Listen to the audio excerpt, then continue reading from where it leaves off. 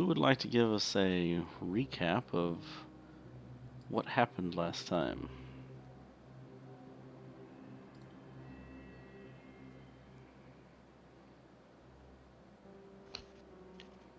I don't remember anything. That's not surprising, considering that you weren't here for, or active for a lot of it.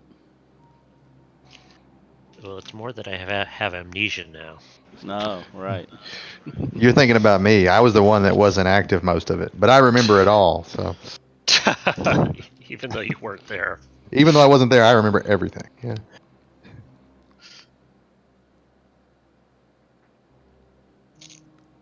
Yeah, it'll take a little bit, and that's even assuming that he even hears what's going on downstairs.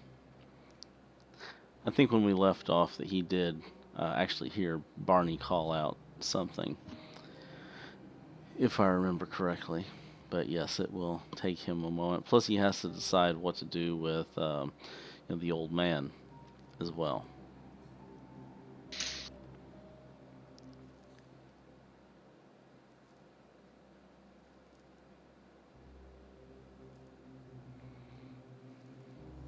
Yeah, he's a creepy fellow. I don't know if I'd trust him too much.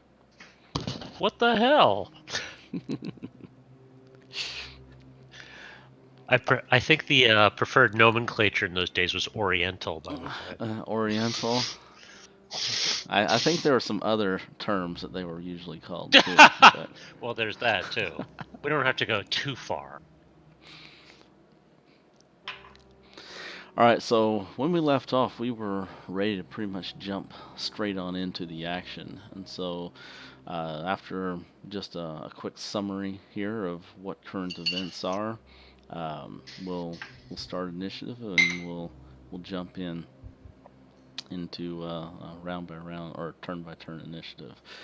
So, what had happened, to clarify, because I think there was a little bit of confusion initially with Kansas falling into the well and all that stuff. So he was walking up to take a look at the curtain, and because of the noise that he made coming up to the curtain, he triggered something.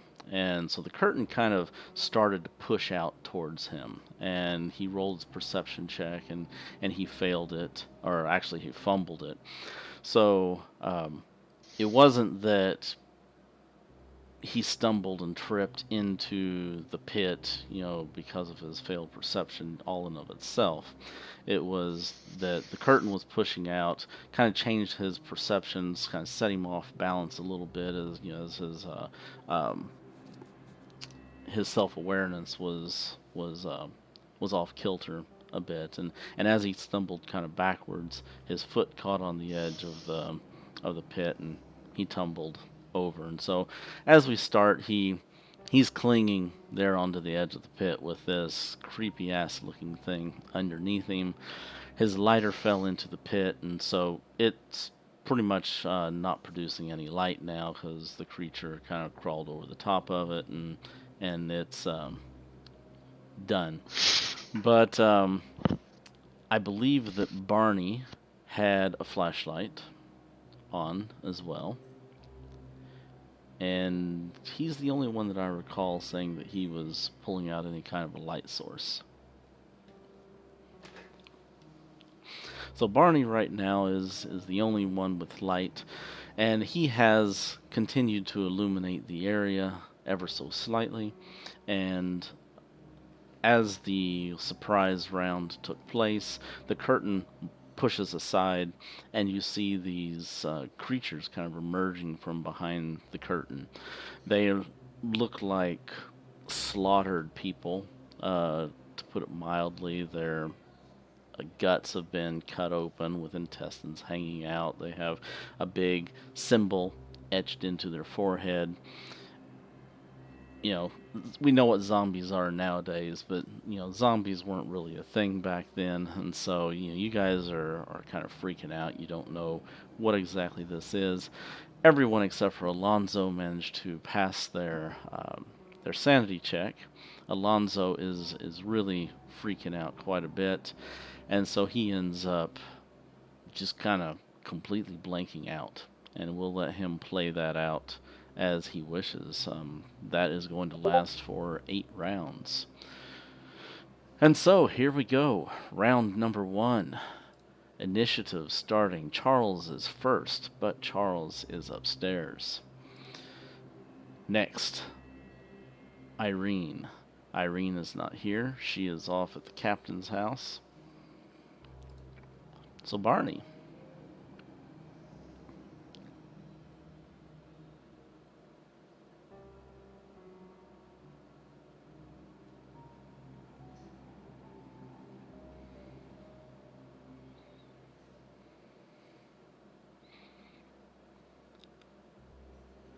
And for Pixel, since you're relatively new to the game system, unlike D&D where you have your fast, your swift action, your standard action, your move action, all that sort of stuff, this game doesn't break it down into various different types of actions like that. You pretty much just have one thing that you can do, and you can kind of move along with that as long as it's within a reasonable distance.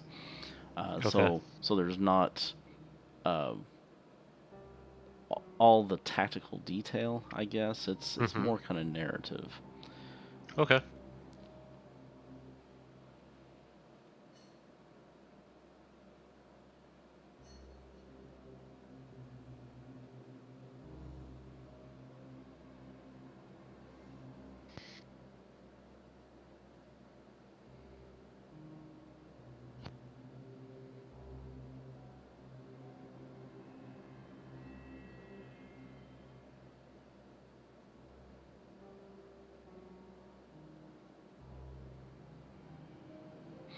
Okay.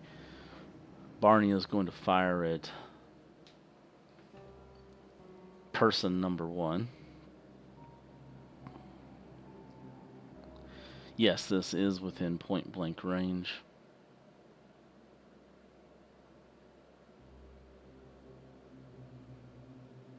You're just a couple yards away from it.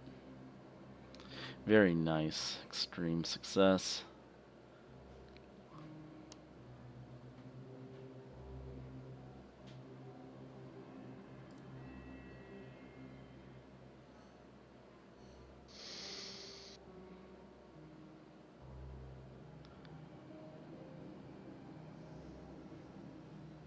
Now remember, just a quick recap, I know that I've only just barely touched on this for you guys, but if you know that you have an extreme success in an impaling weapon, be sure and click on that little, looks like a plus blood mark, a little blood drop down at the bottom of the screen. And when you click on that, it turns red, and red means it's active. And what that'll do is that'll automatically add the maximum roll to your roll for your impaling weapons and automatically figure that out for you. If you forget to do it, no big deal. We can just do the math. So, 23 points of damage.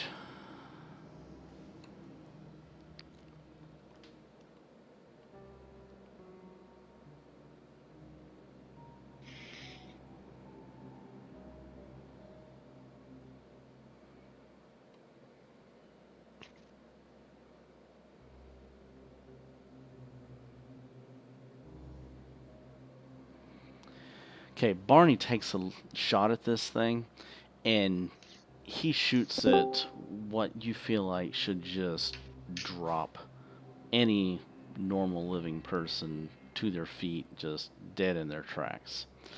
But as he does, you see the bullet kind of enter the flesh, kind of splatters a little bit, but the thing hardly even reacts to it at all.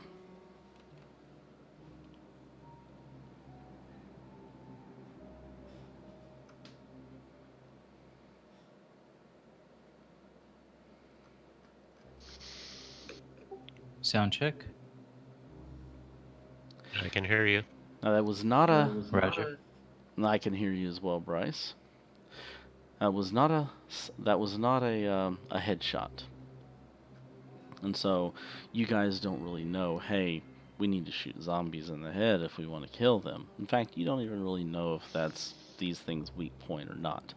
So his first shot is just instinctual. He shoots center body mass just like he would any other person, creature, whatever that he may be shooting at. However, it does seem that it is relatively ineffective.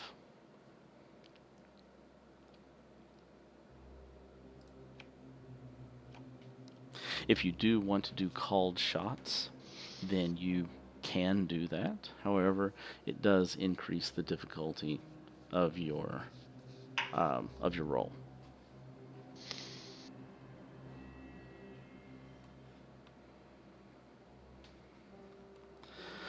All right, next up, Kansas. Kansas, you were dangling on the edge of the pit. There's this stumbling, lurching creature just in front of you, and it seems to be paying little attention to you at this point. You're kind of down in the pit, just barely hanging on with your fingertips. And however, if you do get up out of the pit where you're at, you're going to be like right up in this thing's face. So it's up to you to decide on exactly how you want to handle this situation. These creatures seem mostly right now that they're focused on Barney and the other individuals who are in the room, as they're kind of lurching towards them.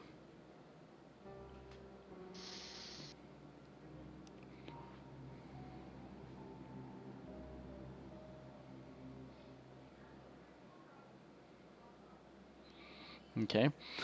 How do you want to handle scrambling up out of the pit? I mean, you have a few options available to you. You can continue to hang there, let them pass by. You can kind of pull yourself up out of the pit a little bit, but just kind of stay laying prone, roll across the ground a little bit, maybe up kind of against the drums on that south wall. Kind of maybe try and hope that you can stay in the shadows a little bit, which would require a stealth roll. Or you can just straight up just climb up out of the pit and stand up in their face.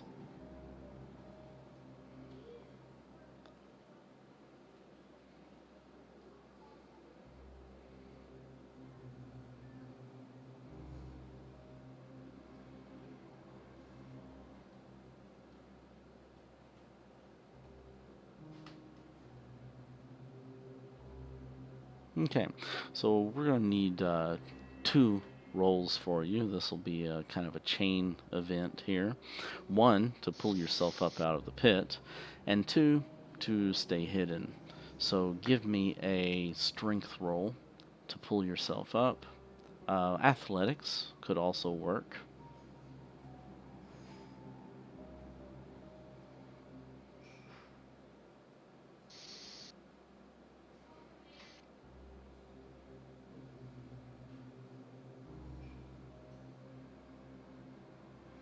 Okay, very good. That's sufficient enough to pull yourself up out of the pit. And now give me a stealth roll to try to stay hidden as you roll to the side. Okay. So right now you pull yourself up, you're laying prone, and you try to roll out of the way a little bit, but you don't feel very confident about the fact that you've avoided their detection. And that'll be it for your action. Now the creature who got shot by Barney, he's also happens to be closest to Kansas as he rolls up out of the pit. And so Kansas kind of, he catches a glimpse of Kansas as he rolls up to the side. And I'm just going to move Kansas right over here. And he kind of diverts over to come up face to face with Kansas. Actually, not face to face. Kansas is prone, but he's going to lurch over towards Kansas, and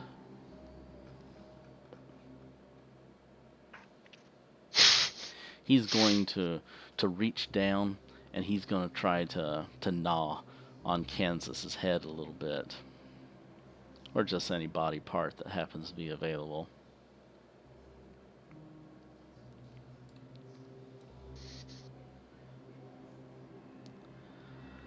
Unfortunately, he fails to get a firm or a bite off on Kansas as Kansas is kind of flailing around a little bit and trying to fend him off.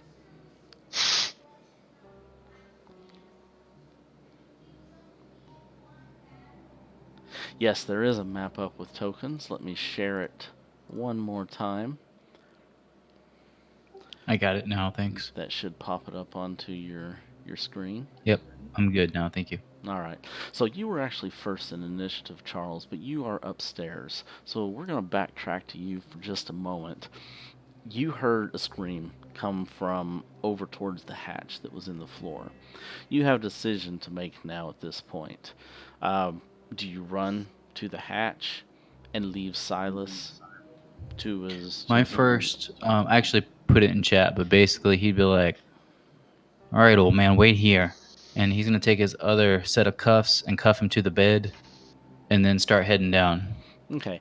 It's going to take you your full action to cuff him to the bed. So Sure. we'll say that's what you do for your first turn. You're going to whip out those cuffs and secure him to the bedpost. All right. And so next we'll move on into the initiative. Now it is the creature number 2. Oh, by the way, Chappie, you had mentioned wanting to grab a crate or something like that, and I had mentioned that there were some crates there. You asked if you could bust them up. There is also a crowbar that is laying by the crates. And if I'm aware of where it's at, I'll take it. Okay, so it is visible. You can see it there. So, as you look over towards the crates and the thought passes through your mind about, hey, I want to bust these things up so I have a big ass stick or something, you see the crowbar setting there right beside the crates. And so when your turn comes up, that will be available to you. I just want to make sure that was in the scene described for you. Okay, thank you. Number 2 is going to move up towards Barney. And he is going to take a nice little bite out of crime here.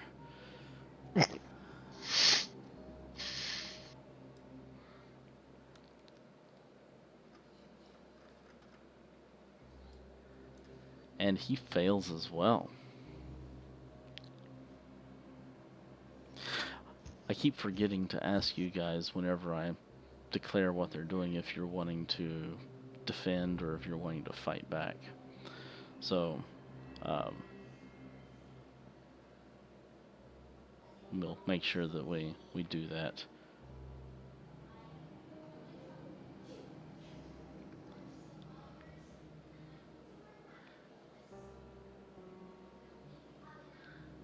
I will assume, for the most part, that you always try to dodge, at least initially, until maybe you evaluate your foes a little bit and you consider the fact that you might actually be better off fighting back against them because they suck so much.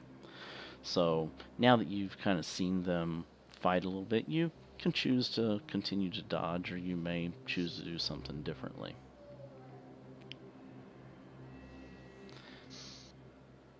All right, next up is going to be Chappie.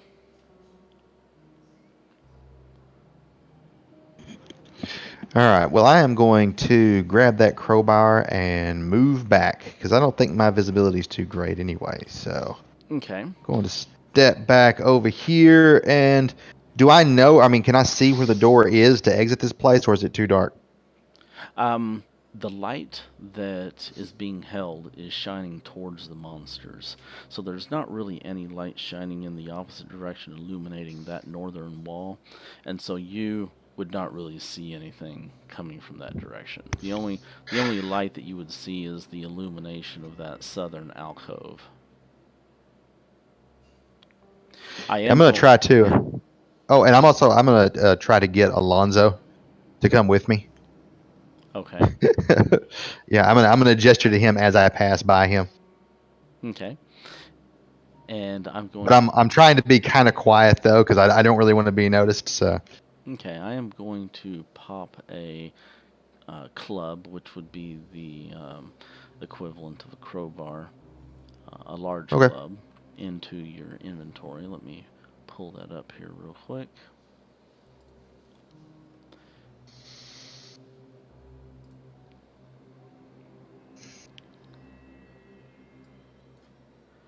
Alright, and we're going to rename that Crowbar.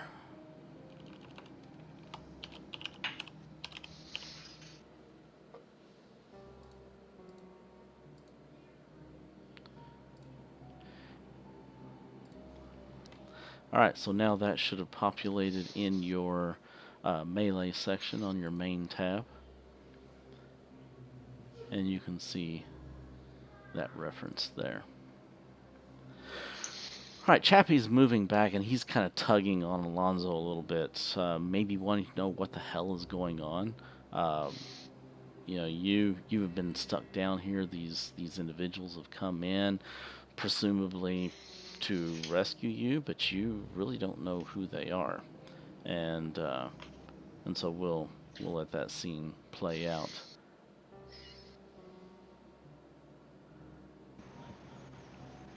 All right, next up, Silas. All right, right now he's getting handcuffed to the bedpost. Okay, number 3 moves into the room.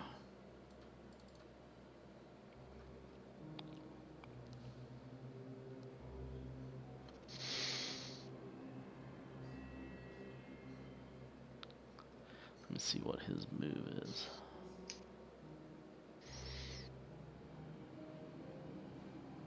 Okay, he moves on over towards Alonzo, who's just kind of standing there, just kind of dumbstruck right now.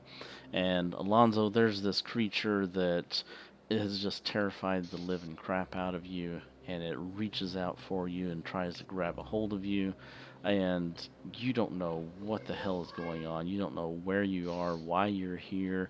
Just you have no idea why you're in this situation.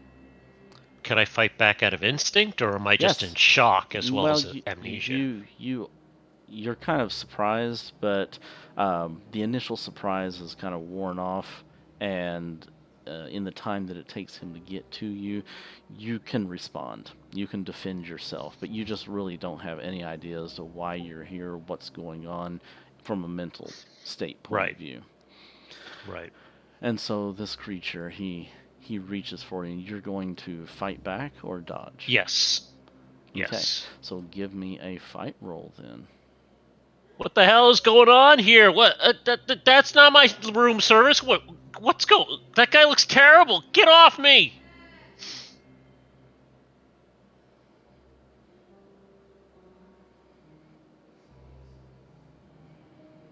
Okay. So you in and take out my blackjack and hit him on the head with it. Yeah, you whack him.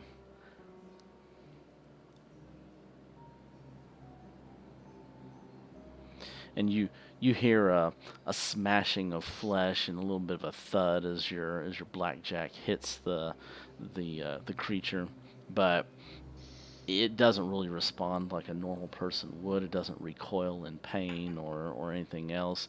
You just kind of see a smashing of flesh and maybe a little bit of a crack of bone or something, but it doesn't really seem to do very much. What the hell is going on? Who are you guys?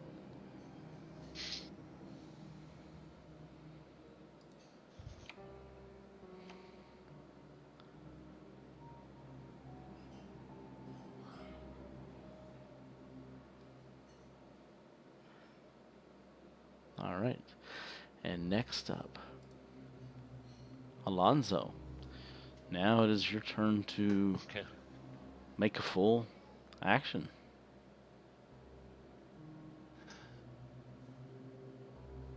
I'm gonna resist Chappie trying to pull me back, and I'm just like, who the hell are you? Just get your hands off me!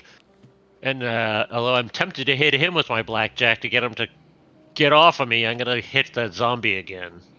Okay. The blackjack. At least the other guy doesn't seem like he's trying to gnaw at your face. Right. And he's not quite as ugly. Just really old. I mean, you gonna beat up an old dude? That doesn't seem to stop anyone here so far. It really hasn't caused any kind of like disruption. And yeah, I know. Yeah. Kind of weak with my blackjack. Okay. At least I'm hitting him.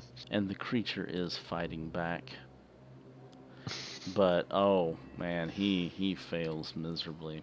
I'm gonna actually let you double your damage there because he like steps into it instead of. But you rolled a big old huge 1 there, so so not really too much. Again, you whack him upside the head again. You hear kind of a pounding of flesh, but doesn't. What really the hell's wrong with you, man? Doesn't Get really away from seem me! to have much effect. And of course, you see that this individual, I mean, their guts are hanging out of their bowel. I mean, out of their sliced open abdomen. And so there's no way from you being a doctor, that a person should be living and still up and coming after people.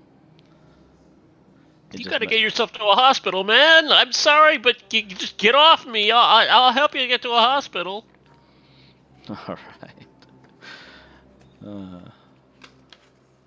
And next up, creature number 4. He lurches out of the room and moves up. And low, he goes for Barney. High, he goes for Alonzo.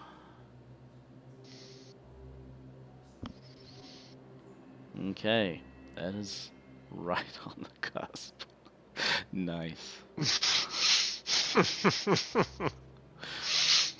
What are the chances of that? Alright, we'll try that again. Okay, low, he's going for Barney. So he moves on up.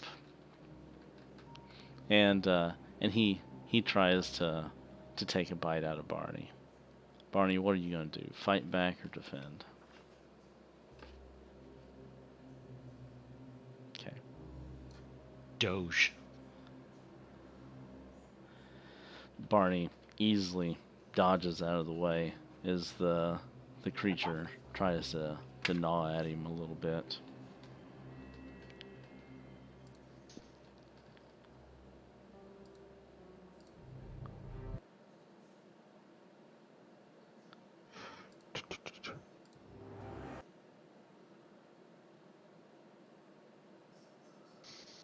All right, the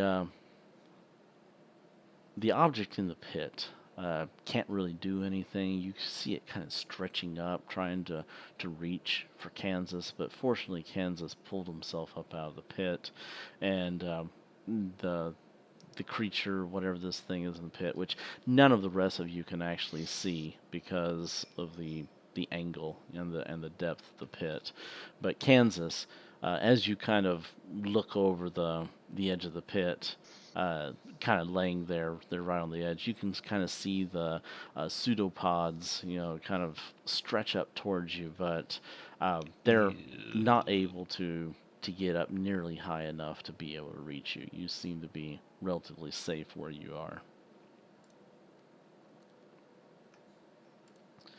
And we're back to Charles. Charles, you have just finished handcuffing Silas to the bed. Would it be an action to do like a psychology roll and see if he looks like he's up to something, or would that just be kind of like a passing act? I tell you what, if you want it to be just kind of a passing thing, I'll let you make a straight roll. If you want to really focus in on it and you want to spend that as your entire action, that's what you're strictly focused. Wait a minute, let's redo that. If you want to do it as something you're strictly focused on, make a straight roll. If you want to be kind of like a passive in passing kind of a thing, you can make the roll with a penalty die. Is it psychoanalysis or psychology? It is psychology. Psychoanalysis is whenever you're trying to help someone with their mental problems. I'll do it with a disability. I have a 10 in it. I don't really expect to make it, but it's Action Jackson, so stranger things have happened.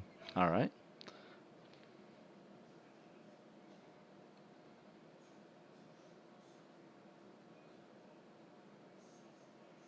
Nah. Okay. He's good. Okay. You wait here. You shouldn't be in any danger. And So I take.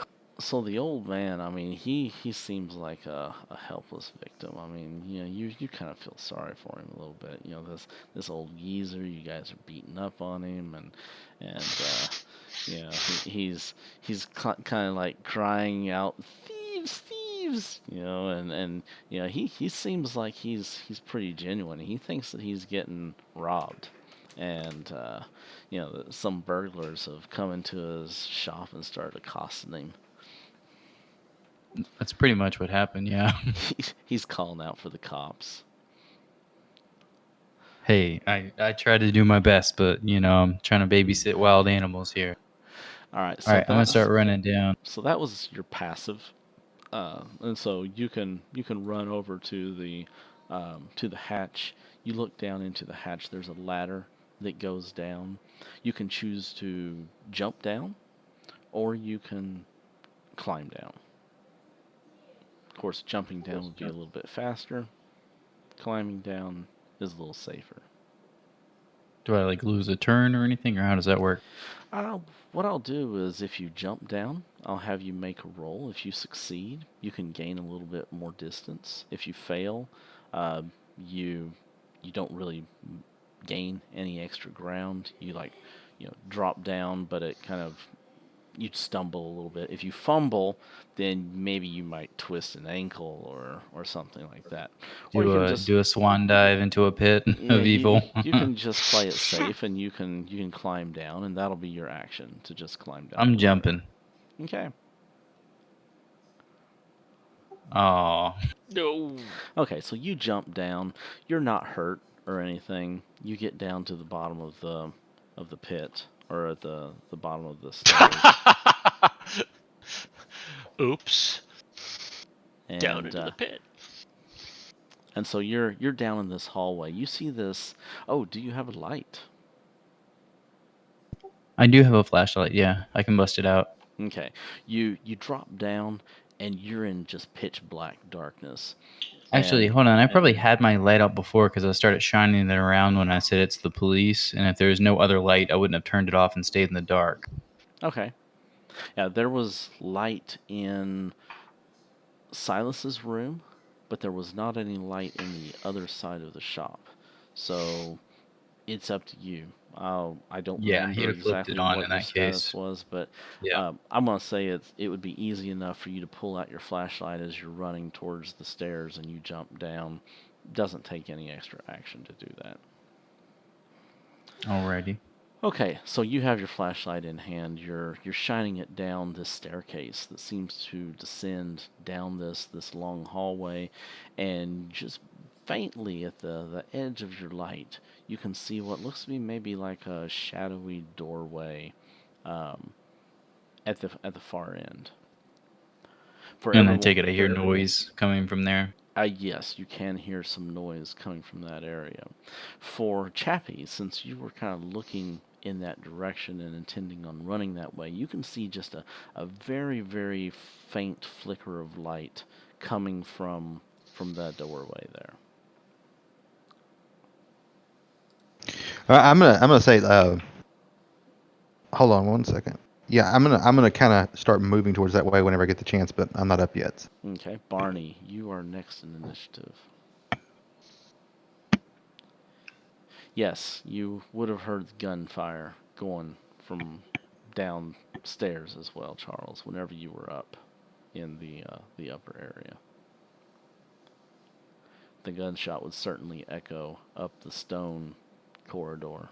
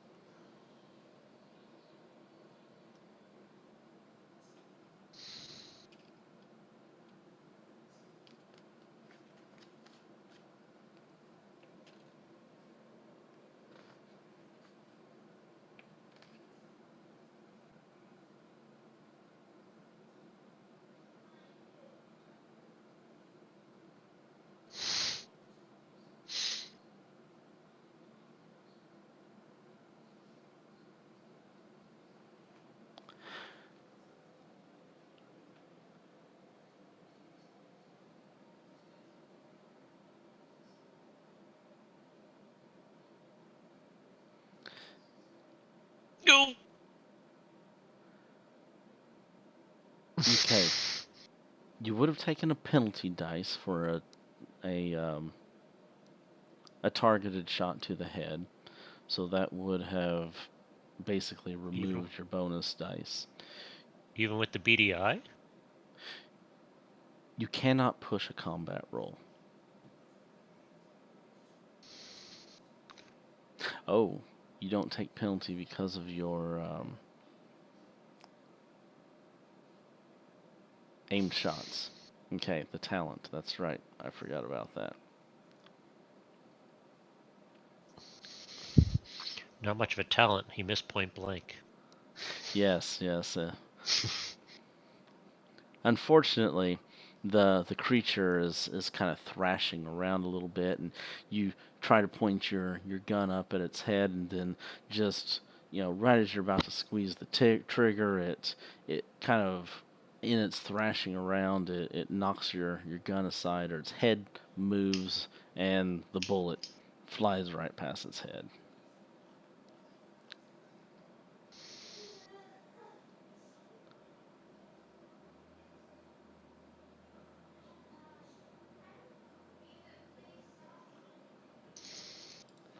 All right, Kansas. You are now prone on the ground. There's a creature kind of leaning over you, trying to nom on you a little bit there. Brains.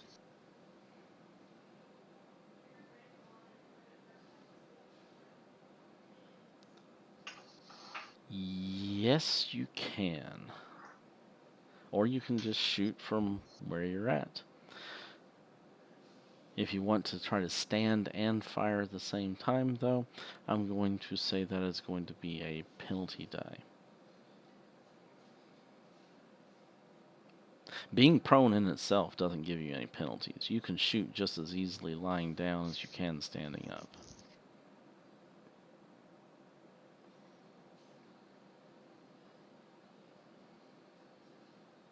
But they do get a bonus to bite you. That is correct.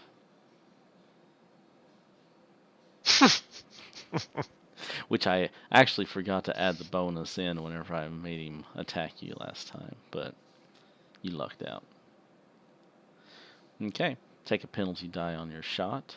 However, you do also get a bonus die because you're at point blank, so they cancel out.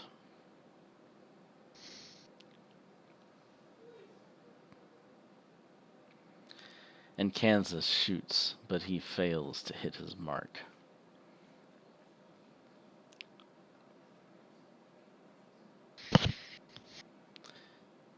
You guys are just true to form here.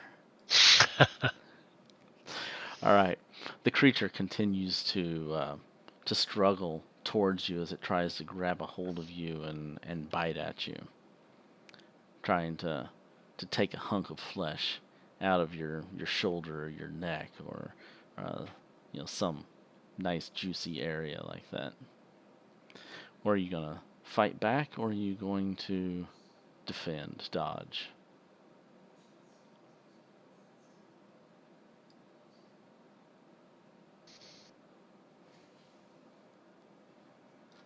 All right, give me a fight roll.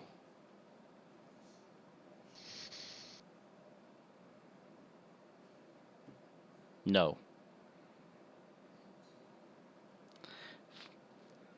Hand-to-hand fighting is assumed to be point blank. There's not really any other way to combat someone hand-to-hand.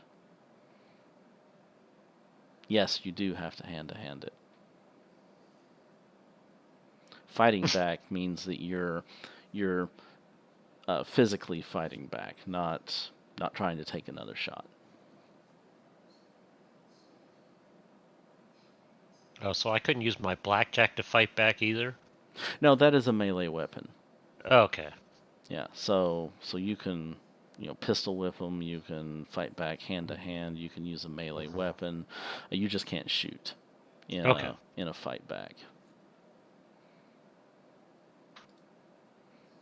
Okay, number 2 is going to try to continue to gnaw at Barney. Barney, are you going to fight back or dodge? Fight, fight, fight, fight, fight. A good English gentleman doesn't turn down a challenge. Okay. So give me a fight roll. Mhm.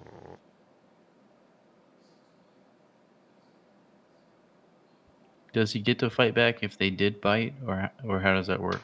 Yeah, so what happens? Oh, this is going to be He just bad. bit his fist. He just bit his fist. So the trick, from the mechanical standpoint, is that if you choose to dodge, if you tie the same level of success, then the dodger wins. If you decide to fight back, then you lose on a tie. You actually have to roll better level of success than your opponent in order to hurt them. Otherwise, they hurt you. Does that make sense? Yeah, is it possible for both people to have their attacks hit, or no? It's just the person that does better. It's the person who does better. Okay. Yeah, so if you don't roll better than your opponent successfully hurt you, but if you manage to roll a better level of success than they did, then you not only fend off their attack, but you also hurt them in the process as well. Whereas you could choose to just simply dodge, which is easier for you to do, but you don't get to hurt them back as like a counterattack kind of a thing. Makes sense. Okay, so this is going to be a successful bite then. And so, Barney, you take 1 point of damage as the creature bites into your flesh.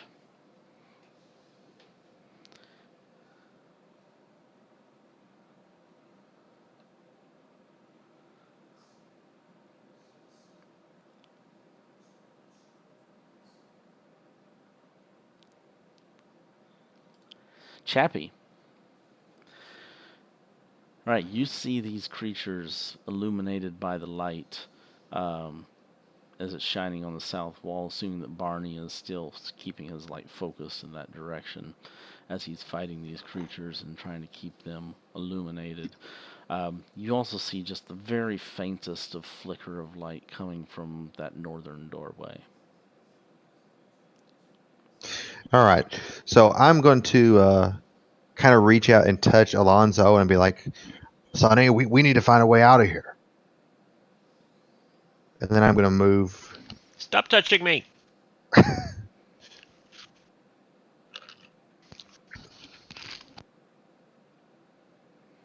you have, And that, well, as part of your action, you can fully move to the door. no, I'm not gonna leave him. I'm actually concerned about the young Asian man here. Okay. I don't want to see the young Asian man get eaten. So I'm actually going to move up into position. Can I take an action that is defensive of him to kind So, or do I, so, or can I so, wait on hold maybe? so you're wanting to try to fend off any kind of attacks coming at him? Yeah, because I mean I see them kind of like they're kind of on top of him, so I want to try to keep them away from him. Okay. He's So, obviously confused. so then what I'll do is I'll allow you to make a fight back roll in his proxy, as if one of the creatures tries to attack him. Okay. All right. Silas is alone upstairs. Poor old Silas. He's chained to or handcuffed to the bedpost.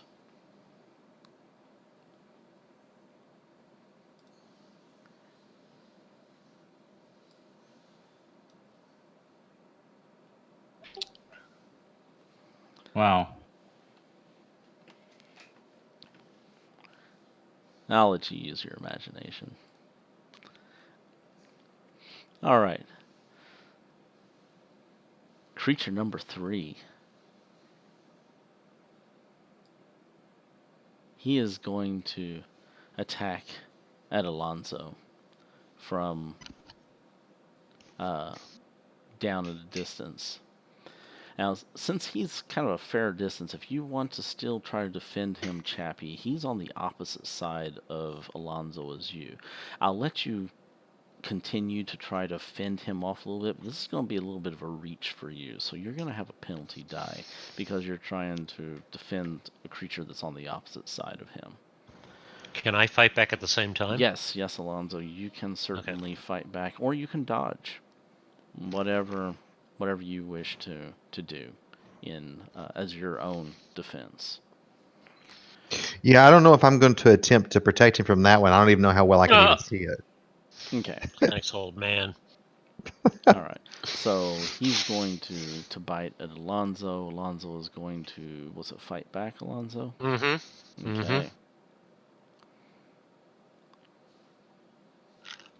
All right.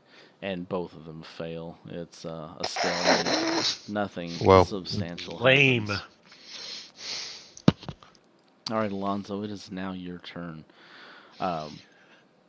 What the fuck is going on? Stop touching me, old man. I don't know who barbecued monsters are. Just get off me. I don't want anybody touching me. I'm going to attack zombie number 4 here. Can I attack and then run away? You can attack and step back. Yes. Okay, so I'm going to attack zombie number 4 Let me with my blackjack again. double check the exactly how that works. I have so many game systems rummaging around in my head that for some reason I think there's actually a specific action to disengage from combat. Look There is in D&D. Look on your action cheat sheet that is on your message of the day. You should have Hold on a second. Combat flowchart. Combat flowchart. Dodge, fight back, maneuver.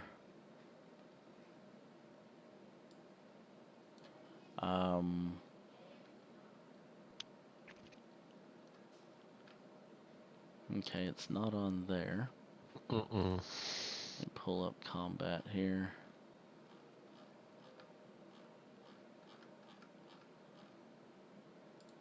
Trying to see what actions are.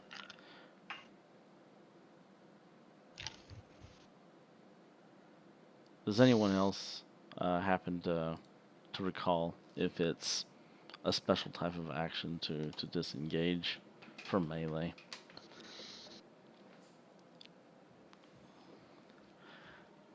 I can look on the PDF here real quick. I just don't want to slow down the game too much while I do that.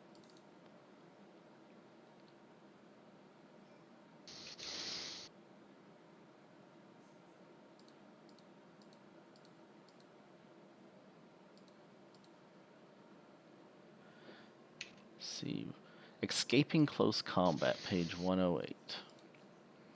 A character can use their action to flee melee combat on their turn in the order of combat, provided they have an escape route and are not physically restrained. So there you go. Okay. So it's basically that's an action. Is as long as nothing is hindering you, you spend your action to run away. Oh, so I can't fight and then run away. Correct. I have to do one or the other. One or the other. I'm just gonna fight then. Okay.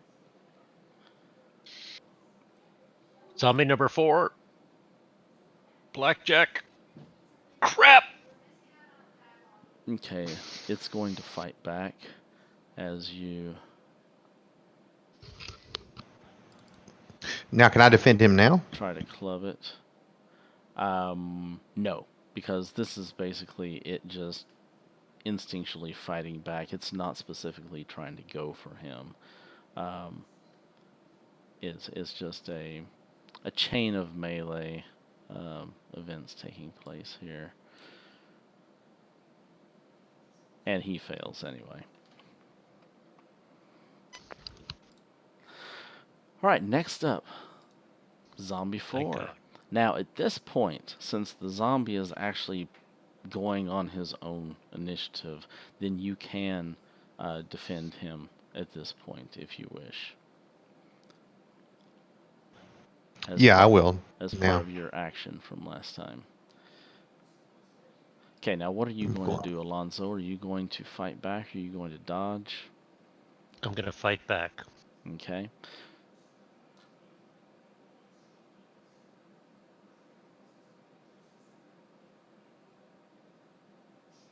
Come on.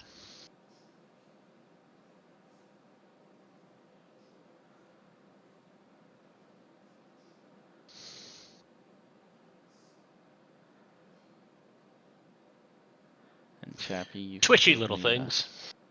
Give it a roll with him. Just do a regular attack yeah. roll, right? Yeah, just give me an attack roll with a penalty dice. Oh, no, wait a minute. No, just yeah, just a regular defend. Just an attack? Okay. Yeah, just an attack. Oh. Ooh, that is bad. Yeah, that was a miserable failure. Give me a damage roll. All right. My I got 1d8. As long as you didn't hit me. Oh, I think he did. Oh. Oh no. Oh. Oh, it's still targeting the zombie though. That's okay. Oh. So Whap. it gave the zombie the damage. Yeah, it did. It transferred the damage to the zombie, but Okay, let me remove the instead damage. when I actually whopped Alonzo upside the head. What the hell, man? Keep looking. So So you may have just become the most racist person in the group. You're beating on the Asian now. It's like, I didn't realize he was Asian until you shined the flashlight on him. I told you I want you I to got come him, guys. with me. Don't worry. Oh damn, Asian. Whap. If it makes you feel hell, better, man? he's a super Okay. racist Asian. So Alonzo, what happens here is as the zombie is reaching for you, trying to grab you and bite at you, you are fighting back this thing, and you fail to really, do any significant counterattack to it. But this guy who's like tugging at you, trying to get you to come along with you, it looks like he's like getting in there, and he's trying to take a whack also, but he misjudges the swing, and he ends up cold cocking you as he as he does this. What the hell, man? And That so really hurt. so you take 3 points of damage. Holy crap.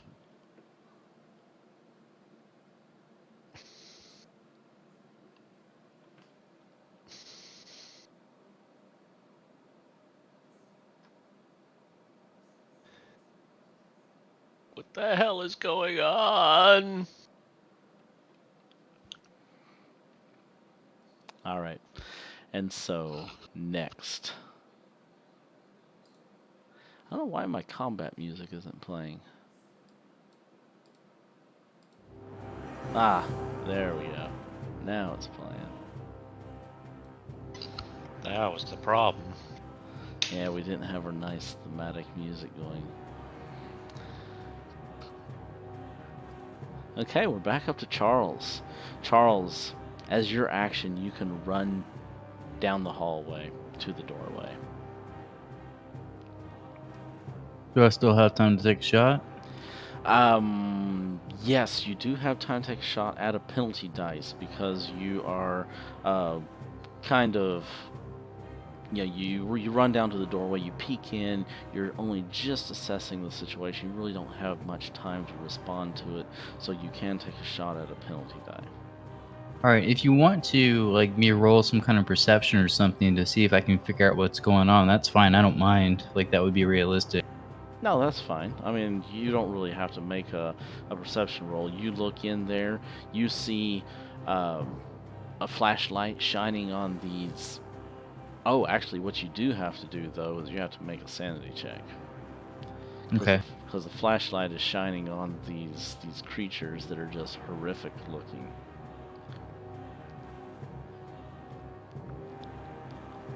Sanity is. Just straight Oh, I up got it. Never mind. sanity roll, yeah.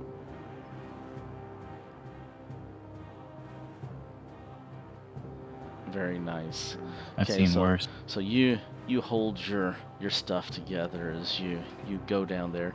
Okay, and what you see is this stone room with drums kind of lining the wall. You see this alcove on the south side with a curtain kind of pushed to the side. You see some old man in here, and as you're shining your flashlight in, you can see the Asian dude down here. Looks like he has one of these creatures that's kind of reaching out, grabbing at him. Barney has one of the creatures reaching out and grabbing at him. And then there's kind of this dark pit looking kind of a hole in the ground. Kansas is on the other side of that, and he has one of these weird ass creatures kind of reaching out and trying to grab him as well. And so you kind of just make this quick assessment of the situation, and you can easily identify friend versus foe, and you can see that these creatures with this big gash across their abdomen with their guts falling out of them, and this symbol etched into their forehead, which looks exactly like the symbol that your friend had etched into his head whenever he was murdered. And but because of the kind of mixed action here, you if you wish to take a shot, you can just kind of make an instinctual shot into the room at one of the creatures at a penalty die. All right, cool. So I'll be at a penalty die, but I still have bonus for being point blank, but I'm not going to risk 3 shots. So I'm going to take 1 careful aim shot. Now, I'm like, metagaming's my peeve, so I don't want to do that. However, we were in Peru before, and I don't know if they are like anything like the vampires, but I know the vampires didn't drop until we started burning them or shooting them in the head. So would that qualify as having an inclining to shoot them in the head? Actually, shooting them in the head didn't really do anything for the vampires. It was... Oh, it was decapitation. Yeah, you had to decapitate them before they stopped regening.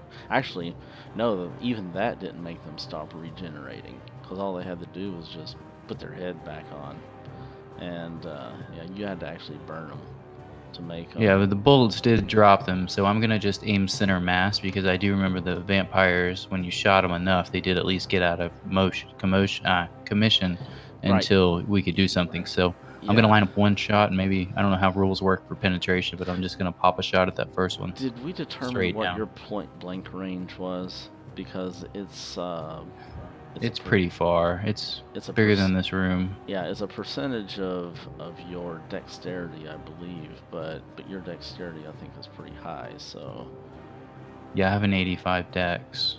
Okay, it's by far my highest stat. It's the 1/5 value of your dexterity is how many yards for your point blank. So whatever that value is. And for everyone else who's wanting to know what point blank is, 17. Yeah, so it'd be 17 yards. So yeah, you're well within point blank range.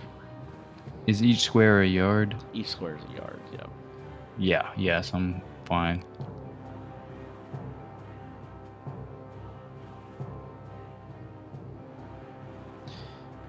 Now, the creatures cannot fight back against a ranged attack. Whew, that teetered off a 90-something. Okay, so which one were you aiming at? The one straight down. I mean, I might get some penetrating damage or something, but number 4. I'm not aiming at an angle. Okay, so go ahead and give me your damage roll.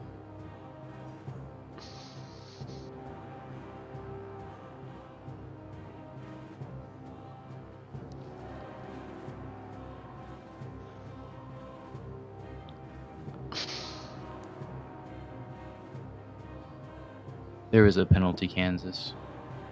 Unless there's bonus for die. Does the hard success do any more damage? No, it does not. Only the extreme does. Still not too bad. Okay, so 11 damage. Down. And so again, just like whenever Barney shot, although you didn't see this in character, what will you think should normally be a shot that should effectively take a normal person down, or at least make them, you know, coil in pain, and just really seems to have no effect on this creature. The bullet splats into the flesh, and it almost seems like it doesn't even care or respond to that penetrating bullet wound. Charles thinks he's really happy he's not up front right now.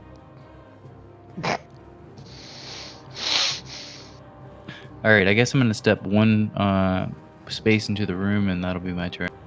Okay.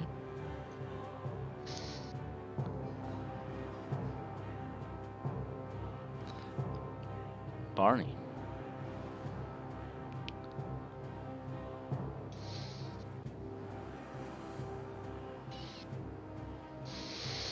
Oh. Nice.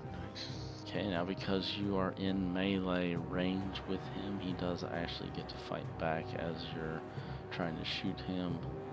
And he's going to...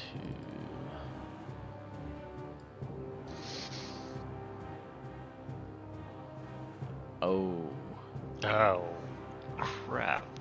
Okay, he does succeed at fighting back, but it wasn't high enough to... he would have to get an extreme success to beat out Barney's hard success. So even though he kind of struggles a little bit, Barney manages to get that shot off on him.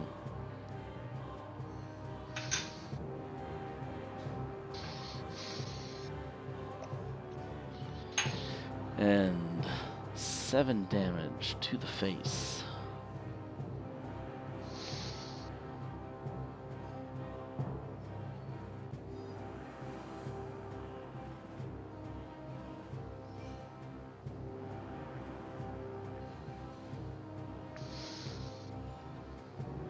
And that was on number 2.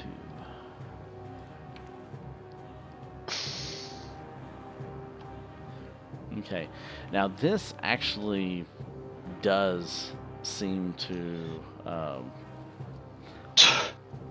do something to it. I mean, face matters, kind of splatters all over the place. The creature is still up, and it's still coming at you, but this definitely does seem like it did do something to the creature as far as, you know, messing up his face quite a bit.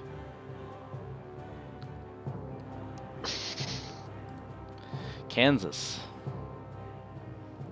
Now for everyone except for Barney, it is a penalty die to shoot for the head, unless you also have the perk that lets you do targeted shots at no penalty.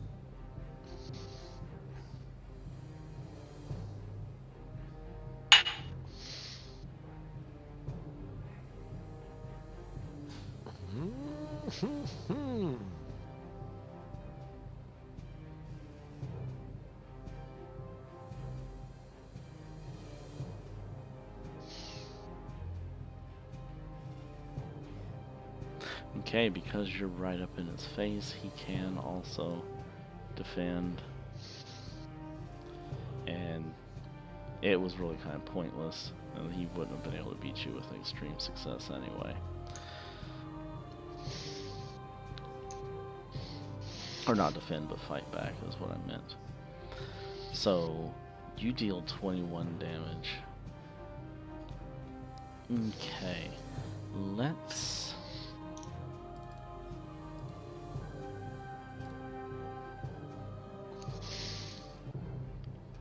Okay, you shoot him in the leg, and whenever you do, because of the impaling shot, just shatters the bone and everything in the leg, and the leg just kind of falls limp as the creature kind of staggers forward and falls down to the ground. Merely a flesh wound. It is still reaching out for you, and it's still trying to grab at your legs and everything, and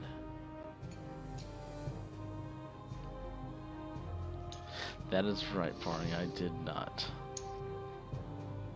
So let me...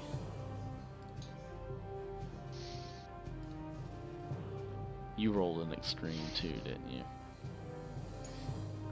So let me...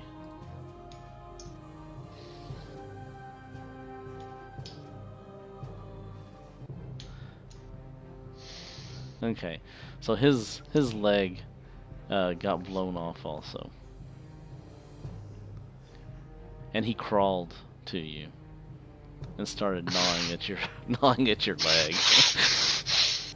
Ankle biter. So we'll back that up a little bit. We'll say that he's prone, and number one is prone, and the two of them are trying to grab at your legs and gnaw at your legs a little bit. No, it is not. It's actually harder to shoot a prone person if they're far away from you. But them being up close, it would be the same trying to shoot them prone as it would be shooting them upright. It's only easier to physically attack someone. I didn't make up the rules. That's the way they are.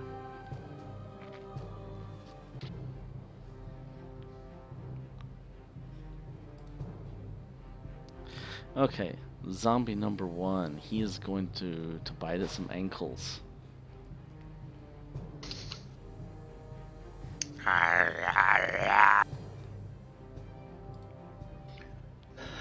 That's the problem, they're already dead. Okay, what are you going to do, Kansas, as the thing is kind of reaching out trying to grab your legs?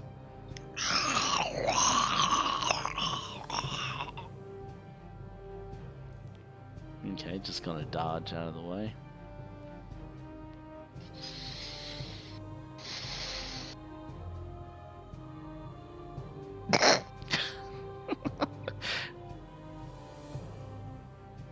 You can as your action, but not as a fight back. A fight back is just strictly a fighting roll. Can he kick? Yeah, I mean, fighting back could be kicking, it could be punching, it could be any number of things.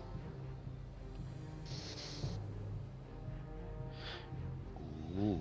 Yeah, but you'd be able to do that as your specific action, but not as a defense.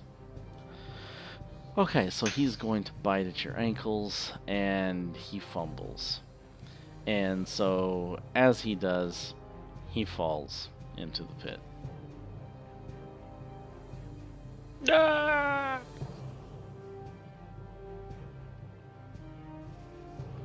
He was crawling on the ground, reaching for you, and he got too close to the edge of the pit, and kind of got, wasn't aware of his precipitous condition, and got overextended, and rolled off into the pit.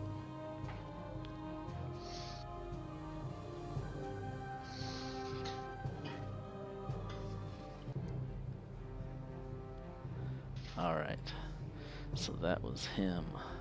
Now number two. Number two is also down on the ground, and he's trying to reach out for Barney's legs and grab a hold of Barney's legs. Barney, what are you going to do? Are you just dodging out of the way, or are you going to try and fight back, stomping on his head and stuff?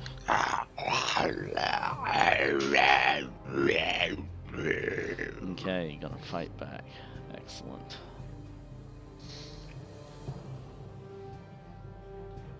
These guys are rolling like crap tonight. These are not my normal dice.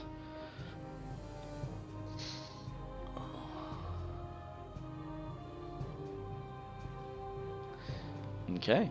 You successfully stomp on his. Curb stomp the zombie.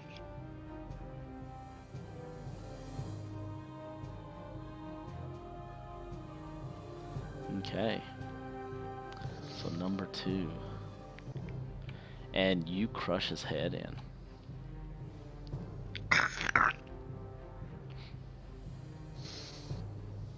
Not as a defense.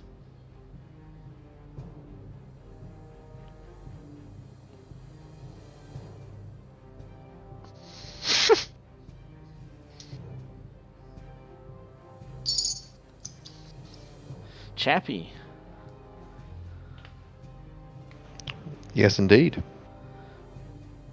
You just hit All right. You just hit Alonzo with your crowbar. What the hell, man? Watch where you're swinging that thing, old man. So I'm going to kind of like, I'm concerned about that, so I'm going to try to get like a little bit better angle on it. I'm gonna try to hit zombie 4 again. I'm gonna Okay. out and attack. I mean, there's nowhere to run, not really. So Go somewhere else and hit him. Okay. So, Are you doing a let's- targeted shot, or are you just gonna try and hit him? I'm just wherever? gonna try and swap him. I'm gonna try to whop him. Okay. Don't you dare fumble. Yes! Roll damage. Yes. Roll damage. Tick your melee 2 on your sheet so you can improve it next time. Okay. It's a pretty cool system. Now you rolled more than that. What was your actual roll? The actual roll for that was 14. No, your You mean damage. the damage roll? Yeah. It shows 1 and -1 on Yeah. it. Yeah, that's not what you rolled. I'm pretty sure that I saw a 4 pop up on your die. Mm. Yeah. So how did it end up with the penalty on it? Well, what this is doing, the system is using I the can't get the answer stats. to that on Apple Watch. What? What is Apple Watch? Yeah. Better invest. It decided it wanted to talk to me. Better So, yeah. invest. Better invest in that company. Mhm. 1920s. Shit. So what is happening is the program is using the armor value for these creatures, which okay, mechanically speaking, a hit by an impaling weapon does only 1 point of damage to a zombie. Damage from other physical weapons is half of that which is rolled. And so what's happening is because you have him targeted, the program is thinking that you're only dealing 1 point of damage. Even though it should be half if you're using a crowbar. Because Let's crowbar see isn't here. an impaling weapon. Well, if we're not sure, I can roll it again and actually pay attention to what I roll because it's not telling me what. I'm pretty. it might tell I'm me. pretty sure you rolled a 4, so I'm gonna give him 2 points of damage. Okay. Now that kind of revealed a little bit the mechanical aspects of the game, but I just wanted to clarify what was going on there from the aspect of the roller. Okay, that was number 4. 2 points of damage. Alright. Okay, next up, Silas.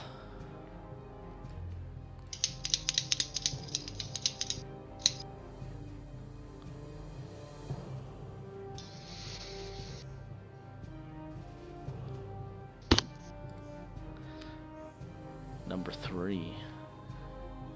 Number 3 is going to attack at Alonzo.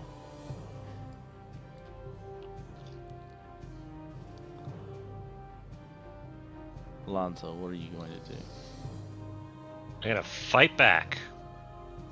Okay. Stop touching me! Nice. Okay. Go ahead and give me a damage roll. Do I get any kind of bonus for a hard success? No, you do not. Okay. Oh, come on. Okay, and again, you thwack him upside the head, but it just doesn't really seem to be making a huge impact, literally, on him.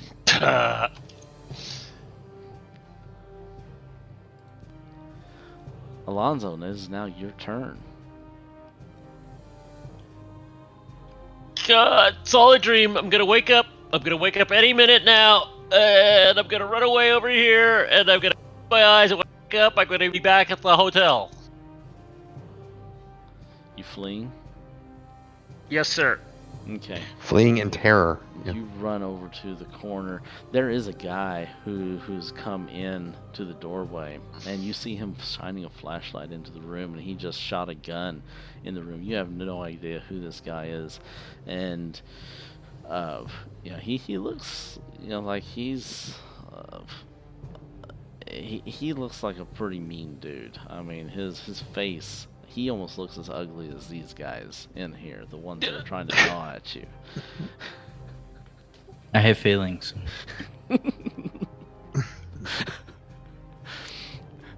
So he's pretty mean looking. This is the worst dream I've ever had. Okay, number 4.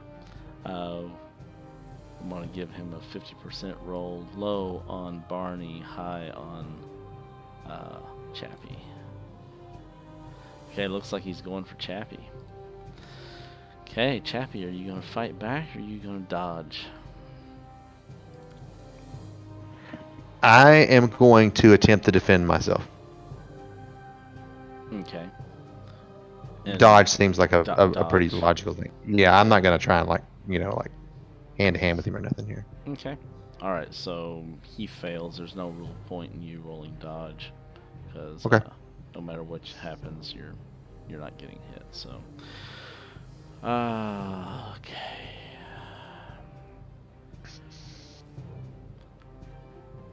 In Kansas, as you kind of glance over into the pit as this thing falls into the pit, you notice the blob looking thing with the many faces and everything kind of emerging from it as pseudopods. Kind of faces form on the ends of these pseudopods, and they start to bite in. They start to wrap around. They start to bite into this creature that just fell into the pit. Now, unlike a living person, the creature just gets gnawed on, and it doesn't really seem to respond to it in really any significant way, whereas you can only imagine if it was a living person, such as yourself, that this would just be an excruciating thing to be happening.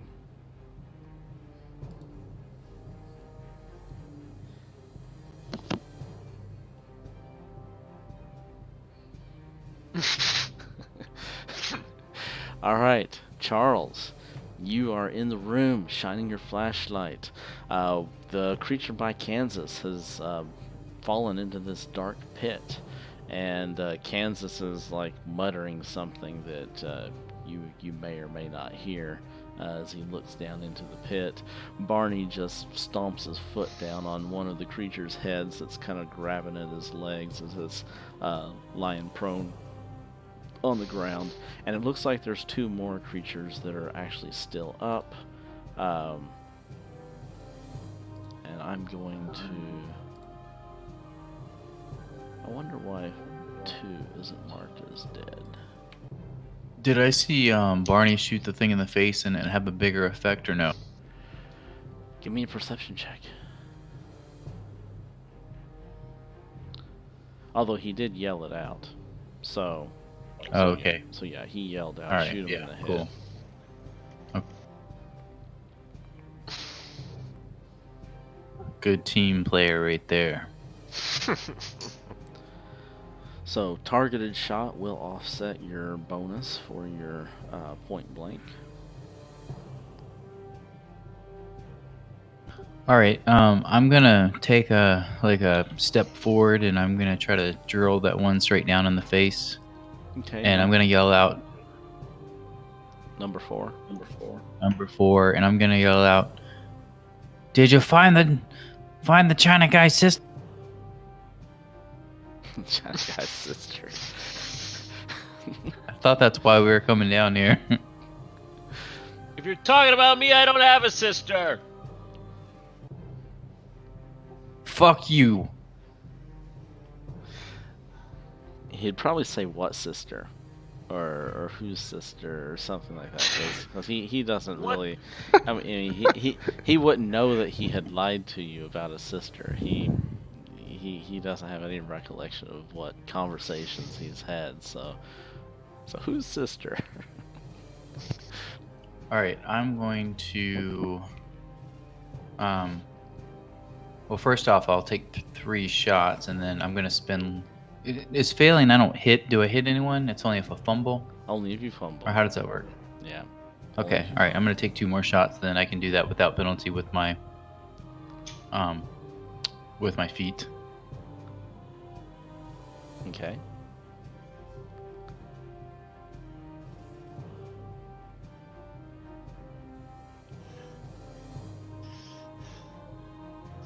All right. So 2 hard successes. So just regular. Let's see. Regular success. 1 was a fail. You're spending 3 luck to turn that into a success. No. No. 2 shots should be enough to take him out. So yeah, regular success and a hard, but 2 regular damage and 1 miss. Or you could spend 3 and make it a crit. So crit's just what, max damage? Yeah. Well, max plus a roll. I don't think they have that many hit points, do they? I wouldn't know. Don't know. I mean, I'm Action Jackson. Let's do it. I'll crit 1 out. I'll do it with the first one.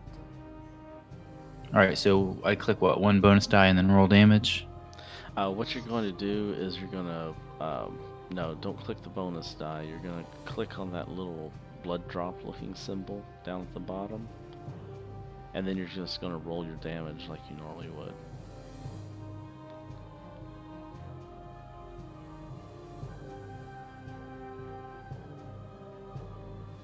Nice.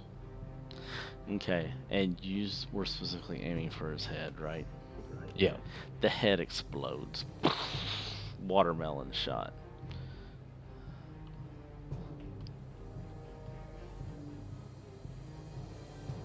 All right, adjusting my luck. So I guess I didn't need to take the second shot then.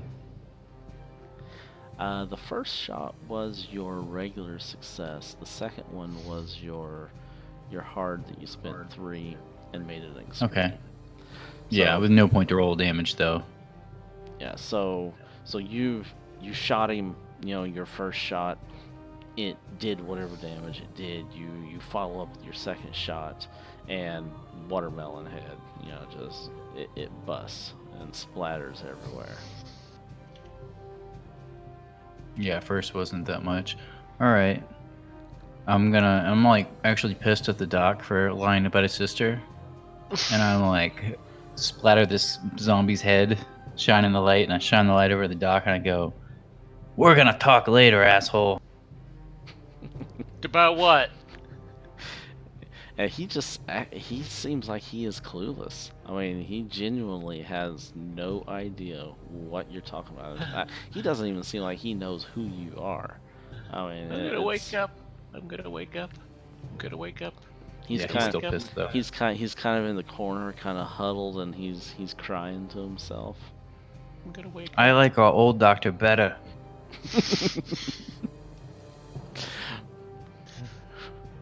Barney.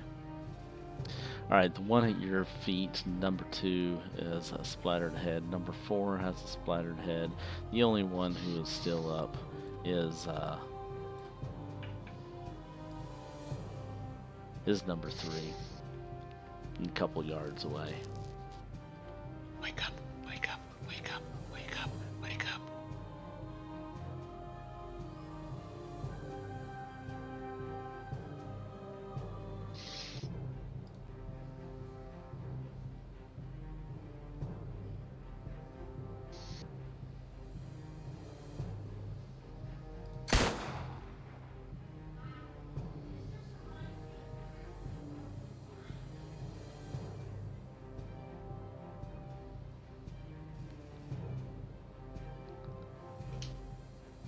No, he failed his role in seeing the zombies.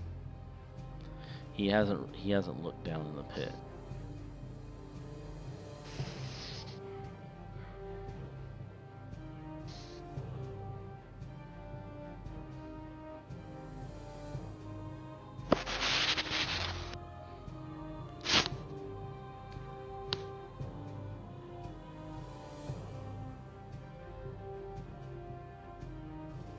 Okay, 6 damage to the head on number 3.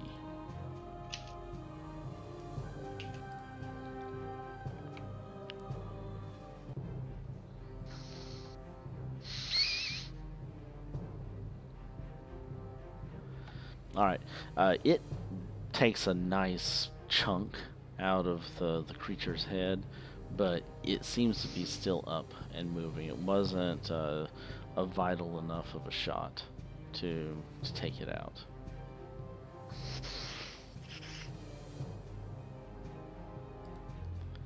Kansas.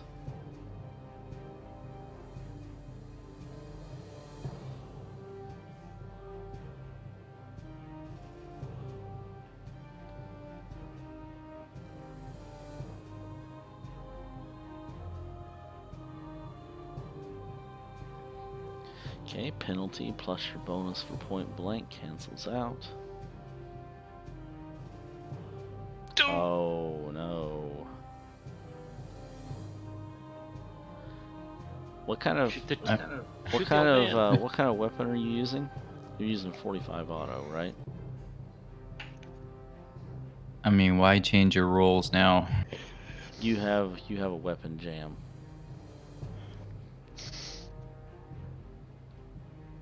Well, that could have been worse. Yeah, he wasn't shooting anywhere in the vicinity. Line of fire wasn't lined up with any friendlies, so it wouldn't make sense for him to do any friendly fire. Okay, number 1 is getting nommed on. Number 2 has a smashed head. Chappie. You got all these people standing around you who are shooting guns, and I'm going to back up against the wall. I'm not going to stand in the middle of it. okay. I'm just going to keep backing up and kind of in this general direction, but I'm not going to take any other action besides that. So this old geezer who's down here in the basement, he kind of is holding his crowbar, and he kind of backs off in a defensive kind of a posture.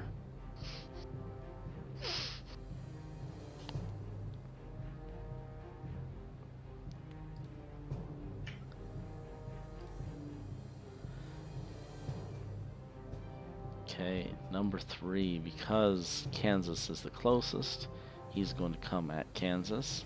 Are you dodging or are you fighting back, Kansas?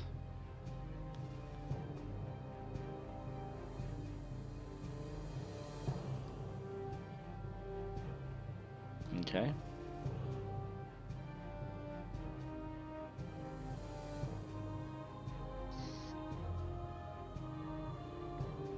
Alright, and he gnaws on you.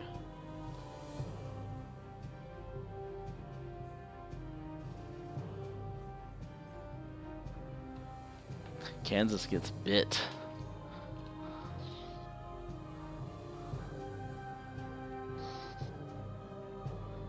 He rips out a hunk of flesh from Kansas's, let's see, just for funsies.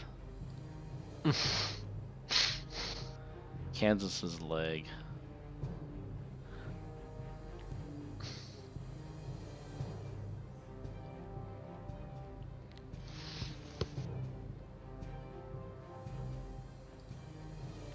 Alonzo, you still huddling over in the corner? We're in round 4, so you still have complete amnesia. I'm gonna wake up. Number 4 is dead. The creature in the pit is gnawing away at the zombie. Charles, you're back up again. I'm really getting tired of all this bullshit. Pop, pop, pop.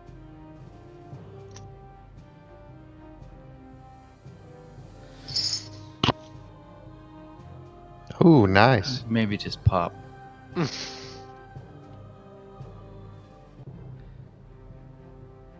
And that was a headshot, right?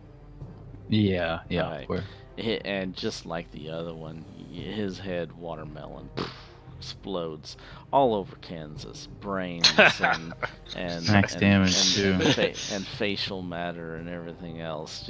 Because his mouth was like right, he had just bit Kansas, and his head was down at Kansas's groin, as he bit him in the leg, and head explodes, and Yeah, Max, that's crazy. Wonder what the odds are. head explodes, brain all over Kansas's crotch. It's a nice sight. Yeah. Yeah, I guess that would be 1 in 10 on that die. I meant like the extreme success and then the 10. Thanks for the math lesson, though. Charles swings his gun to the old guy because he doesn't know who he is. Who the fuck are you? Hold on there, Sonny. It's okay. Who the fuck are you? My name, sir, is Chapman Stevens. My friends, they call me Chappie. Oh, okay. I was just making sure you weren't with these guys. He lowers his gun. Sorry, certainly. Sorry about that. Certainly not. Not with these, whatever they are. Everybody all right? Kansas, he didn't bite you in the dick, did he? No, I'm not all right. What's going on? What's up with him? Somebody slapped me. I need to wake up. The poor young fellow had a bit of a fright, I think, and I think maybe I accidentally hit him on the head. Yeah. Charles looks at him. Hit me on the head. I don't blame you. I handcuffed the old guy to the bed. I heard some screams down here. I felt like you ladies could need some help. He walks over and looks into the pit. Give me a sanity roll. What the hell is going on?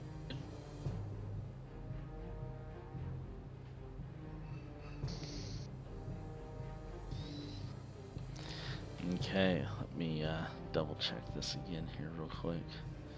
Whoa, what the fuck is that? On a success, you take 1 point of sanity loss.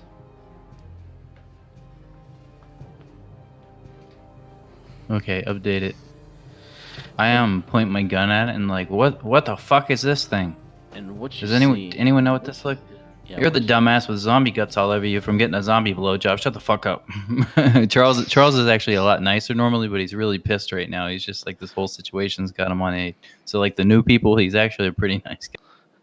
He just has Tourette's in the last episode. What you see in the pit is just like this writhing blob mass kind of looking thing, and it has multiple faces that just kind of seem to push out and emerge from the blob mass and kind of form on the ends of these pseudopod, kind of tendrils, and right now they're kind of in the process of biting at this one of these other creatures that fell into the pit. But doesn't take very long though before the mouths, on the mass just kind of rip the thing to shreds.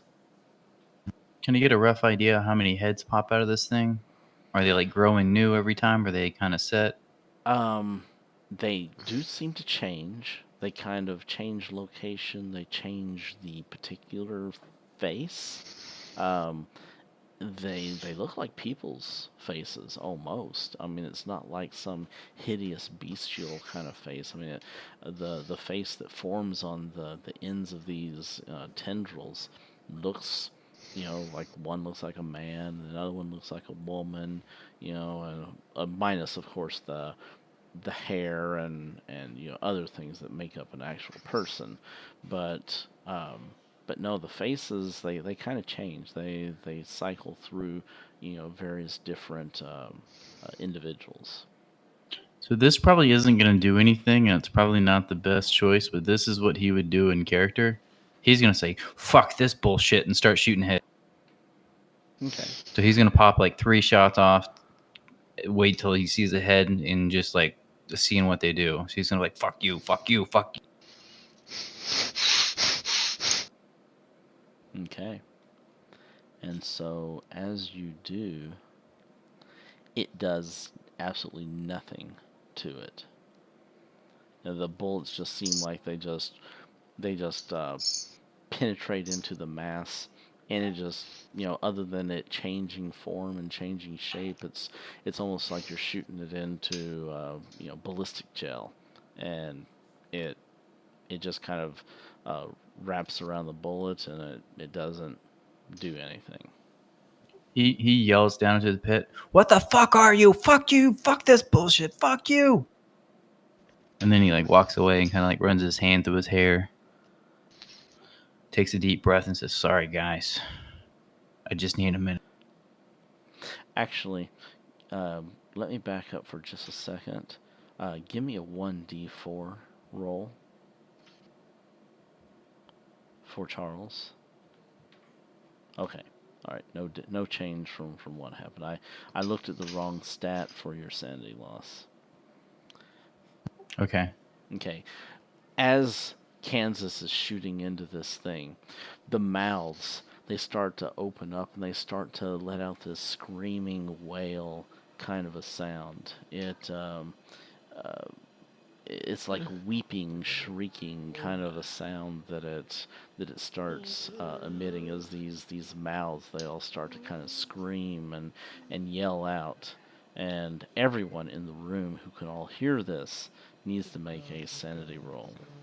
Oh god. Oh god. Oh god. Oh god. Oh god. Oh god. So another one? Yes.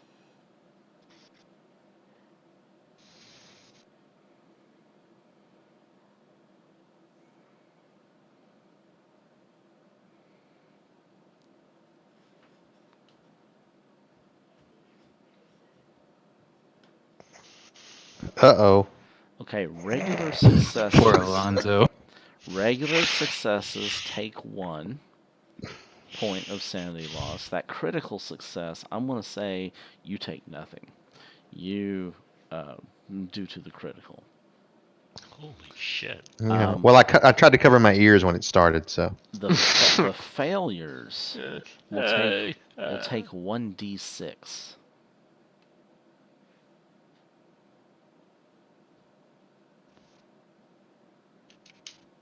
Yeah, I'll go check on the old guy. You see if you can figure out how to destroy this, whatever it is. Yes, 1d6.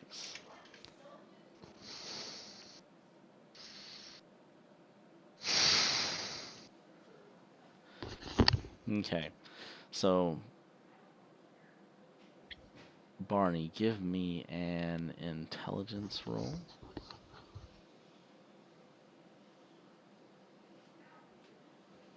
Was there some rule about if you take max sanity or something? Yes.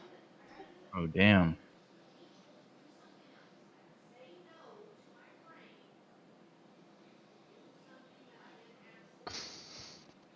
Okay. And so, give me just a second here, Barney. I'm pretty sure this is a roll that you want to fail, but I'm just double checking.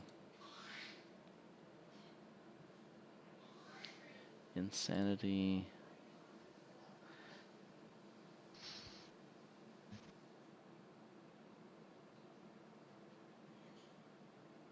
Bout of madness.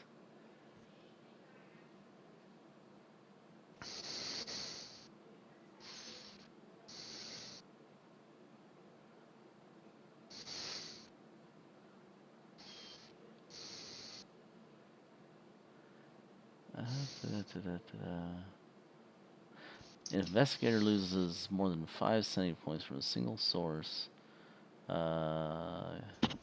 Intelligence roll. If the roll is failed, the investigator has repressed the memory.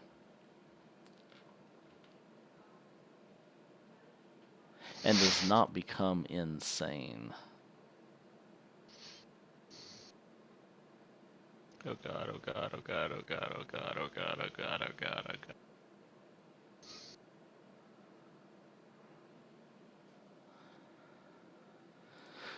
Okay, so Barney, you just take 6 points of sanity loss, but you repress the memory. Your mind kind of shuts itself away from it, and you don't take any permanent effects.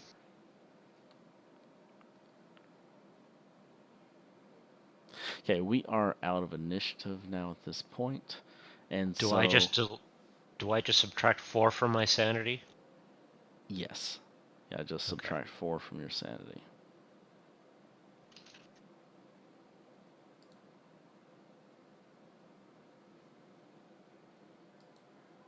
Correct, from current.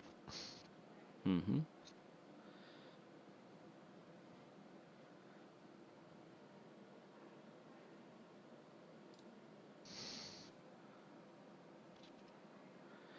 Did it give him indefinite? I don't see where it give him any indefinite. Oh, Alonzo gains an indefinite insanity. Oh, I may have accidentally clicked on that. It's not checked on his sheet. Oh, that's because Alonzo isn't on there. I need to add you guys to the party sheet.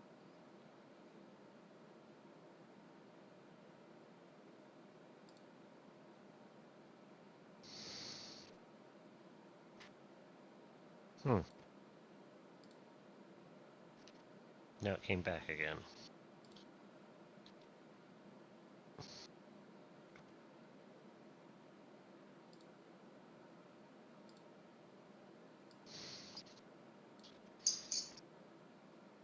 And I need to add Chappie to the party sheet as well. Okay, so what happens here and why you're getting that indefinite insanity is because your sanity points. Let me pull up your character sheet here. So your sanity points were 50 originally, and now you're down to 40, which means you've lost 20% of your maximums of 20% of your current sanity. If you lose more than 1/5 of your sanity in a day's time, then you gain indefinite insanity. And what does that mean? Well, that means that we get to make another roll to find out exactly what happens to you now. Crap.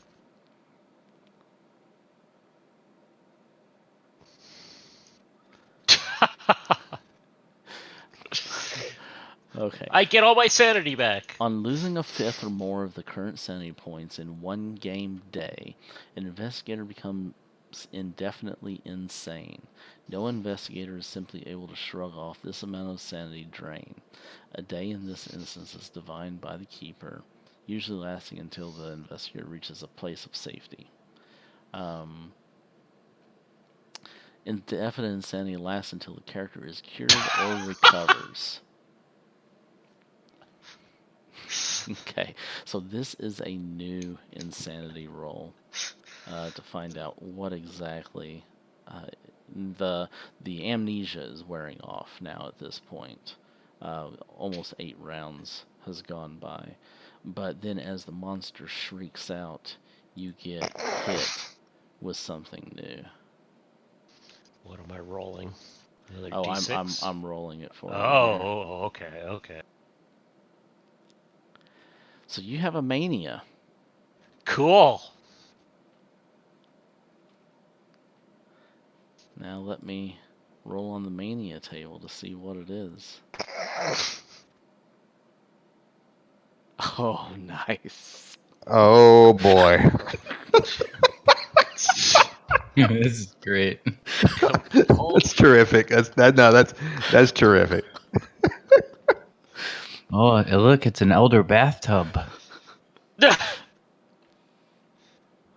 Very nice. Hell. Okay, Oh, so gas station sushi. so as your amnesia wears off, you know this creature is shrieking and wailing and everything, and now Alonzo just has the sudden urge to just want to dive headfirst into anything that just is fearful or Into the well. yeah. I don't know. It wouldn't be to the point of putting yourself in personal immediate danger, but this is something where you're definitely not going to recoil back from something out of a natural fear response. You would go running headlong into a situation that most people would think secondly about. Um, What do you want now, Whitey? Do you want to fight me?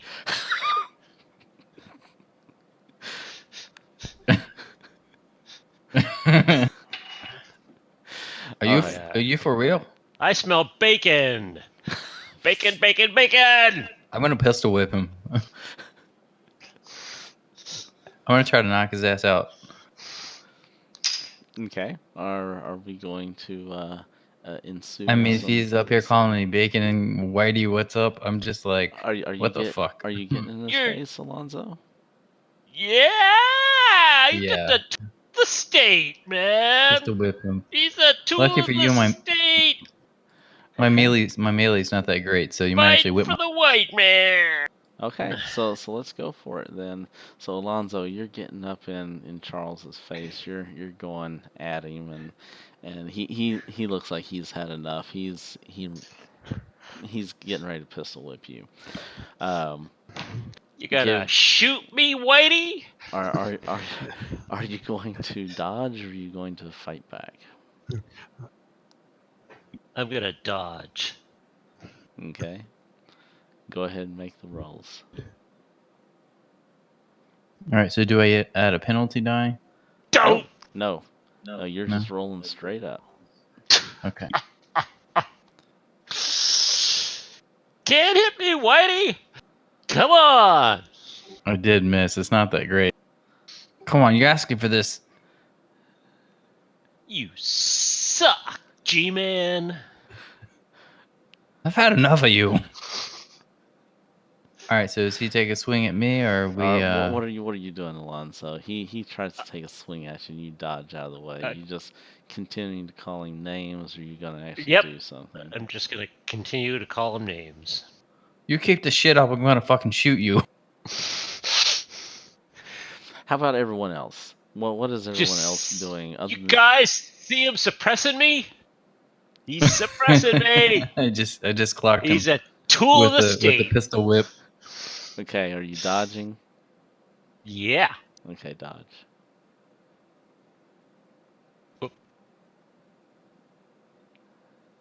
Come on.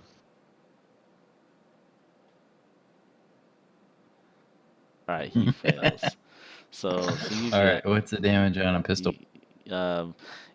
just roll. What's your normal damage? 1d3. Yep. 1d4 plus your strength bonus. All right, so I've got a 55 strength. I don't know if that's a bonus or anything. It would say on your character sheet you've got a I think damage it's- bonus of nothing, so just 1d4. Okay, so just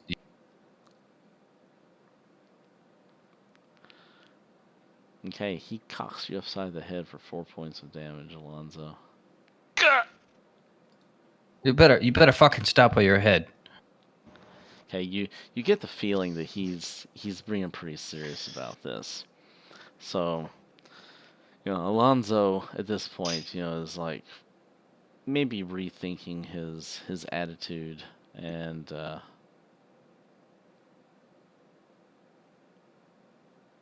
Kansas, the dude is up in my face. Is he fucking on drugs? What the fuck is wrong? Do I know? Does my occult knowledge give me any understanding of the fact that things like this can drive people insane? yes. Yeah, you would know that that there has been a factual incidence of people who get involved with the occult that sometimes their minds aren't really quite right, and you think that perhaps maybe this individual has been kind of shaken up a little bit by what he's seen. Land of the free and home of the brave. I think the young fellow may be a little bit zoozled by what he's seen today. He's like Zizzle. this upstairs too. Zizzle. Okay. So, Zizzle. so we're And go- outside. So we're just going to speed on past this here. We're going to say that because it's 3 on 1, that the individuals managed to get Alonzo under control, kind of subdue him, whether it's knocking him out, whether it's restraining him, or whatever it happens to be. And I'm okay. Get off me. I'm okay. Kansas, you are down in the alcove. We'll get to you here in just a second. Charles, you get upstairs. Silas is nowhere in sight. All right. Do I see broken cuffs, or do you take him with him? No, it looks like he broke the bed. Run, my Negro friend. I'm gonna The go look. way's gonna be. I'm gonna go look out the door and see if I can see him. I've got my gun drawn. You do not see him. You do see footprints. All right. I go back to the top of There's the lots. steps going down, or the ladder, and I say, "The old dude made a break for it. I'm gonna try to catch up with. I'm gonna start running after the footprints. Hopefully, Okay. someone else will come." You actually see several footprints because several people were coming down the alley and coming into the shop. Crunching through the snow. So it's going to take you a little bit to try to pick out which footprints are his and which footprints are yours and your companions and everything else. Unless they head off in some obviously different direction where you never walked. Okay, we're going to pause there. We're going to come down to Kansas. Kansas is looking in this alcove here to see what is there. So, let me give you the description here, Kansas, real quick. The alcove is 6 foot square and curtained from the sacrificial chamber. Along each side wall of the alcove stand, well, never mind, the creatures, they're not there anymore. Most of the things in this room seem to be all kind of wrapped together in leopard's hide, placed against the back wall, out of the way. There looks to be like a priest's robe hanging in here. There's some lion's claws that look like they've been fashioned into some sort of a glove. Like it's a glove that has lion's claws on the ends of it. They hang on a peg on the rear wall. And then there's a modern-looking chronometer that is situated above them.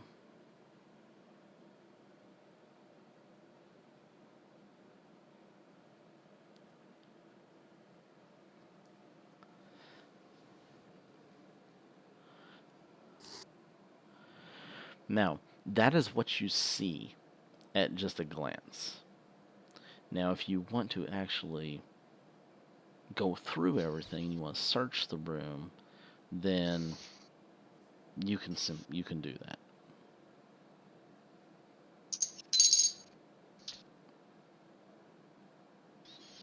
Okay, so you find what looks to be some sort of a mask hat looking kind of a thing. It's a carved wooden mask that has 4 hideous faces perched atop a thick corded neck with a basket-like reed feather and fabric collar that looks like it's designed to hide the wearer's face. You could potentially try to figure out some detailed information about this mask if you wanted to look further into it. You find a book. You find the glove with the lion's claws on it. You find a set of robes that look like they're feathered and kind of a shimmery kind of a feather. You find a copper bowl. You find a scepter. You find a headband made of some sort of gray metal, and you, of course, have the chronometer that is on the wall, and there's also a locked box.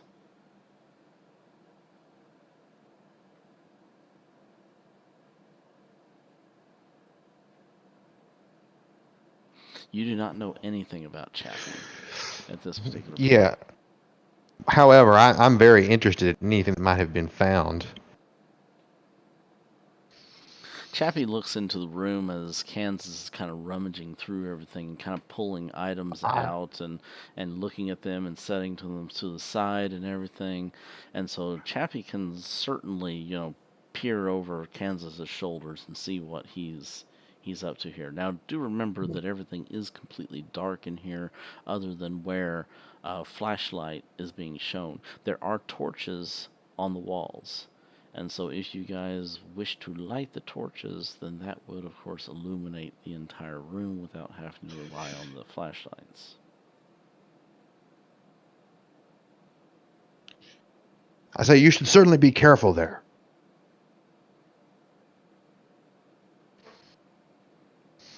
You can attempt to pry the box open.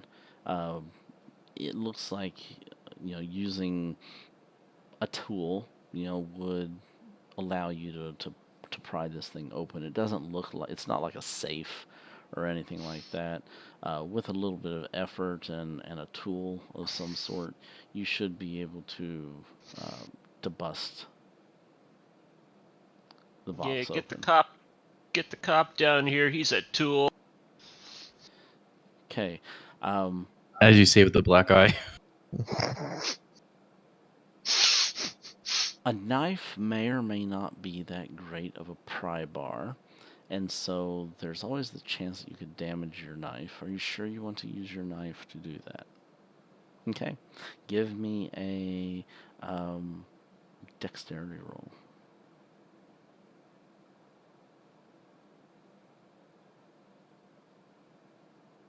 Okay. You successfully pry at the box and you pop it open with your knife. He'd probably give it to you if you ask him for it. Okay. The box is easily pried open, and inside are various pieces of jewelry and items that look to be of personal nature, like some wallets, some watches, some necklaces, rings, different things like that. Several are sufficiently distinctive and or inscribed with particular names.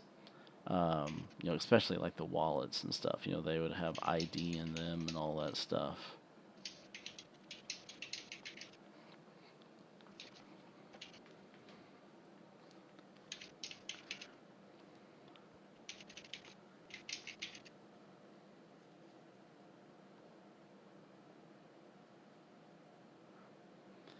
As you rummage through the wallets, there's one that particularly, like one of the first wallets that you open up and you glance at, it has, the person's name and their address, and you notice that the address is just like across the street from here.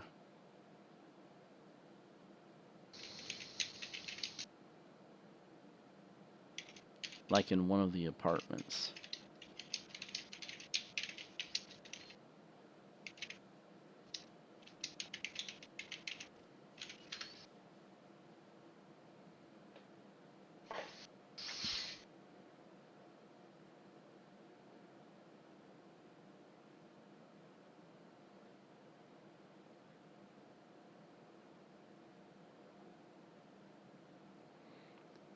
Barney, what are you doing during all of this? You just hanging out back in the back of the room?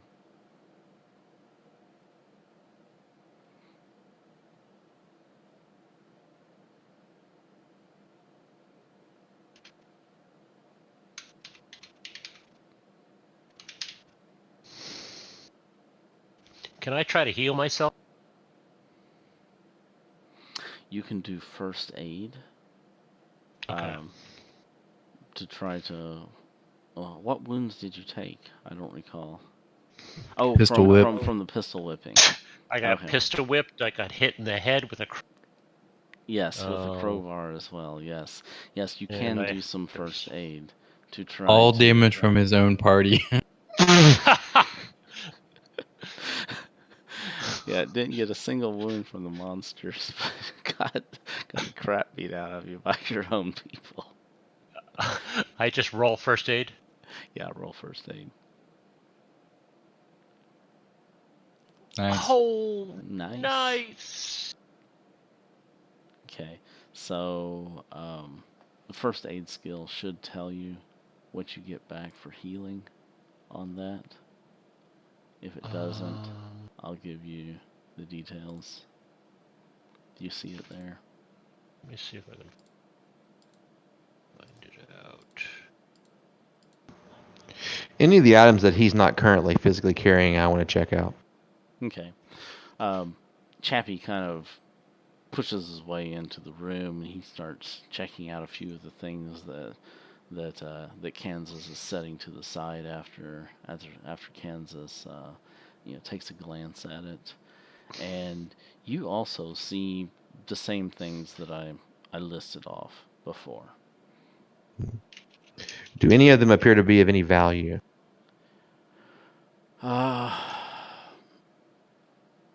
Yes and no. To a person of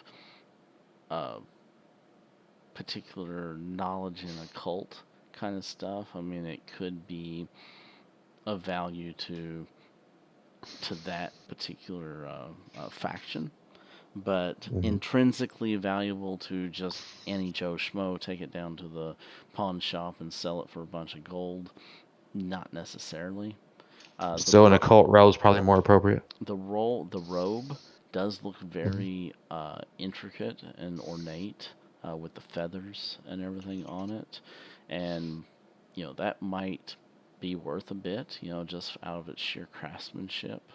The lion claw gloves, those may be worth a bit of money to a collector, who's interested in odd things like that. But most of the other items probably not of any kind of significant value.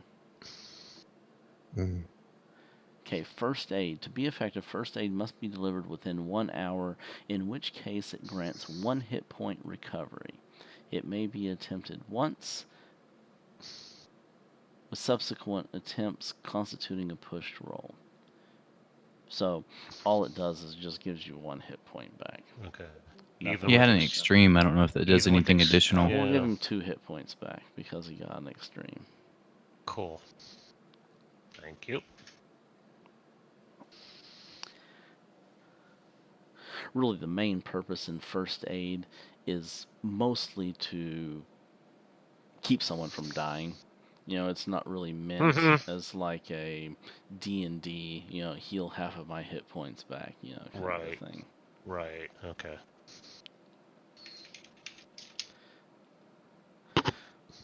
Okay, now as you look closer at the particular items, I'm going to start calling for some specific skill checks, because I don't expect for you guys to come up with this on your own. So, if you're checking out the mask, you can give me a science, botany, or a natural world roll to find out specific details about it.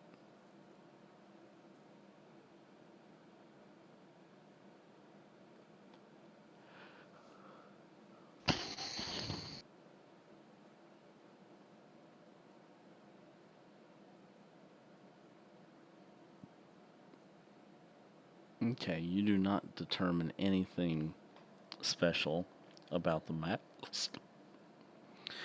Looking at the robes.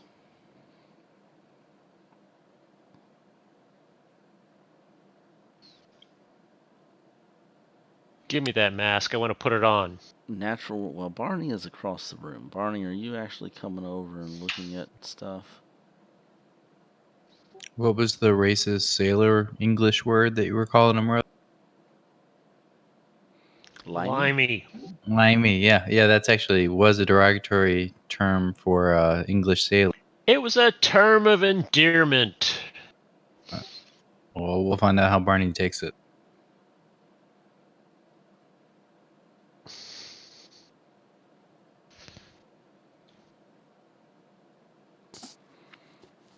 Okay, so Barney, you rolled a regular success on natural world.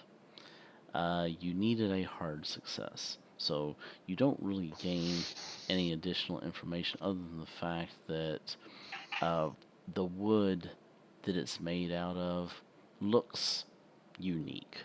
You know, there's but you can't really tell anything more about it other than that. There are feathers and fabrics that are on this mask that seem very similar to the ones that are on the high priest's robe.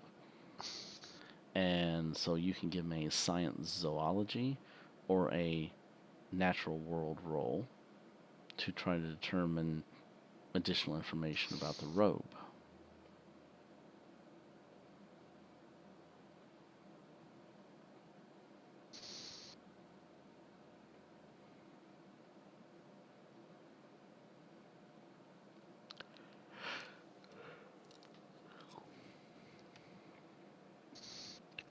Can I try putting the mask on? You sure can. I want to. No, because it wasn't a success.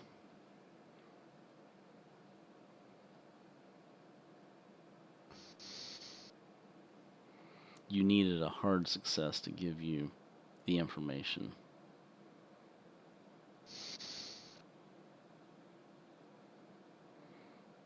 I just kind of gave you some very basic stuff just for your regular success, but it wasn't actually what constituted a success as far as finding out the information that there was to offer.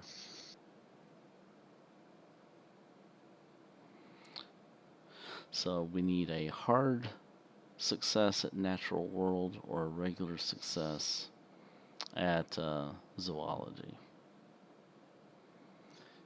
And if no one else has any potential to do that, then you can't identify the type of feathers or anything that that constitute the makeup of this robe. Now, one of the books that are in the room that's kind of set off to the side says Africa's Dark Sex. SECTS. And it's stamped property of the trustees of Harvard University.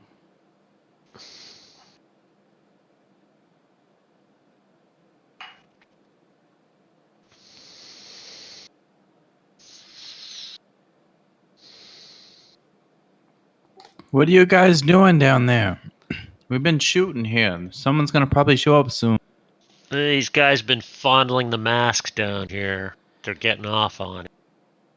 Also, anyone who is messing with the mask can give me a Cthulhu Mythos roll.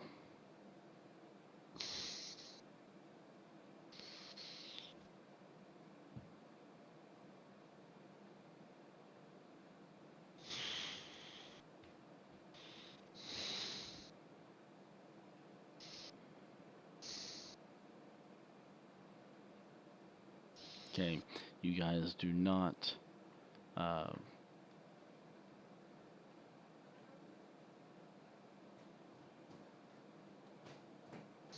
determine anything special about that. You can also give me an archaeology or anthropology roll. Yay, finally Kansas gets something. The mask, the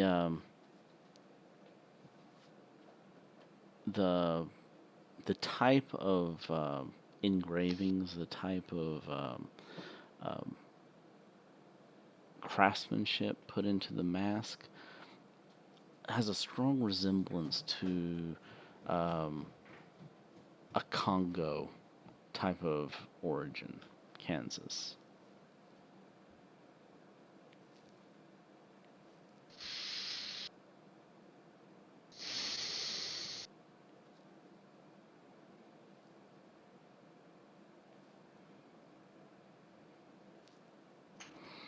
The copper bowl is etched with unrecognizable runes and signs. Anyone who is checking out the bowl can give me a Cthulhu Mythos roll.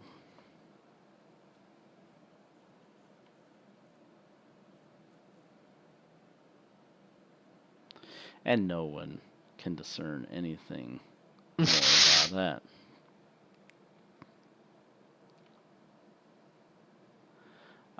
The scepter. Kansas. Do you know Egyptian hieroglyphics as one of your languages? I thought that you did. The scepter is African in origin. It is carved from baobab wood with inset with runes, and it is recognizable to someone who knows the language Egyptian hieroglyphics. The runes mean Nyambi, thy power mine. That is what you translate the runes.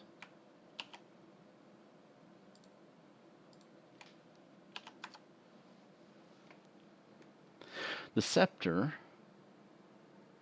you're not really sure of what its purpose is, but you do know that Nyambi is a Western and South African name for a deity.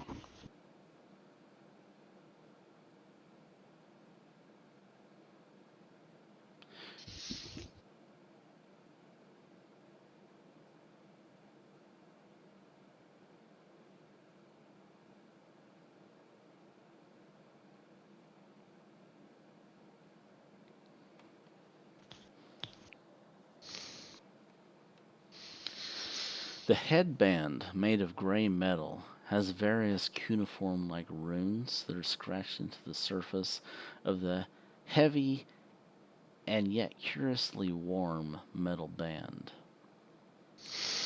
You can give me a Cthulhu Mythos roll for the headband.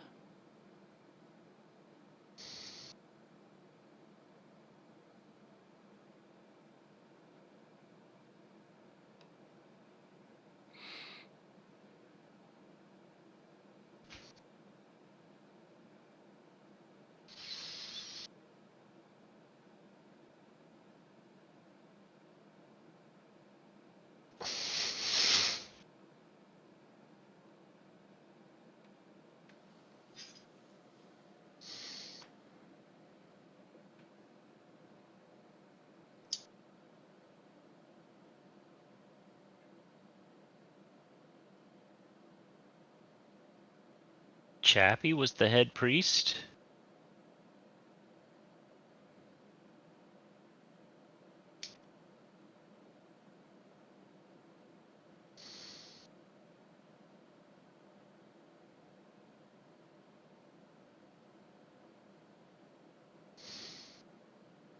Yeah, all you old guys look the same to me.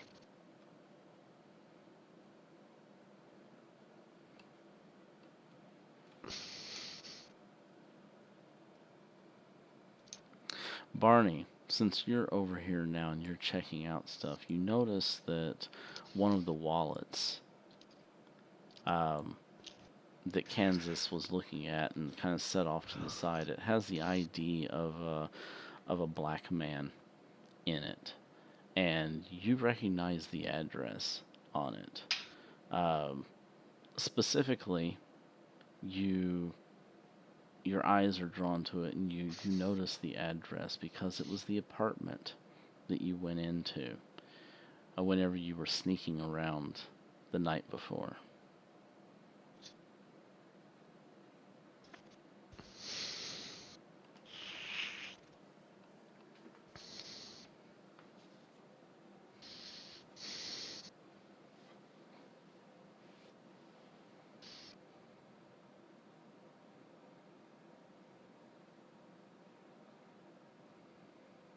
I did say something about a clock. You can give me a knowledge roll.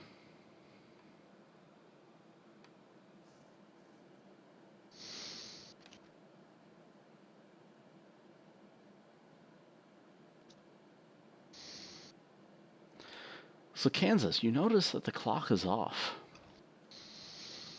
It's not showing the correct time.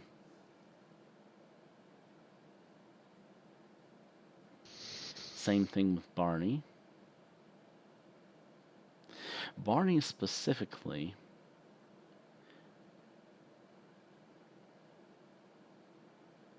yeah, Kansas can come about with the same deduction, or the same conclusion with a little bit of extra mental work. But Barney, because you are specifically from England, you do the math just a little bit quicker than Kansas does. And you recognize that this clock is actually 4 hours ahead of New York time, which happens to also be the same time that it is in England, Greenwich time.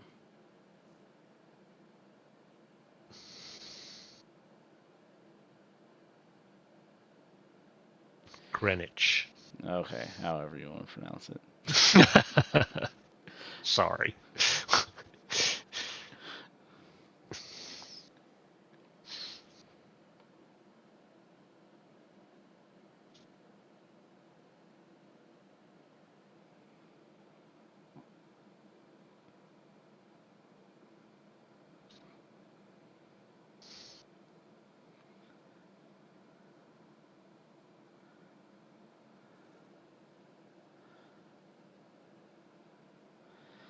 Let me see here. Was there anything else that I missed?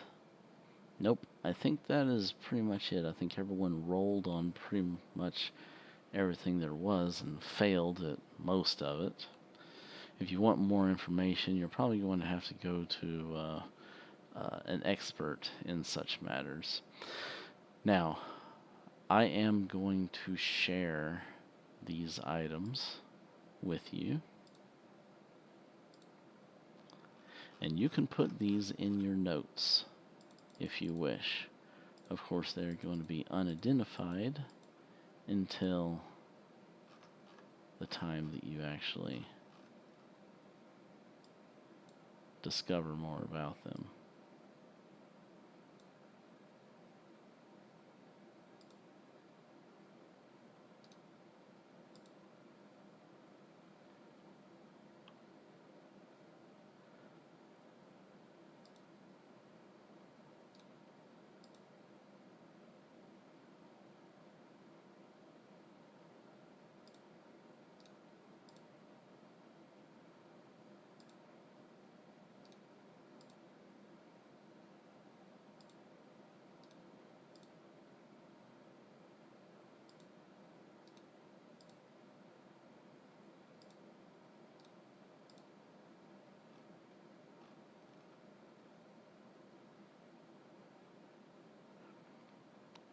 So the scepter was actually identified.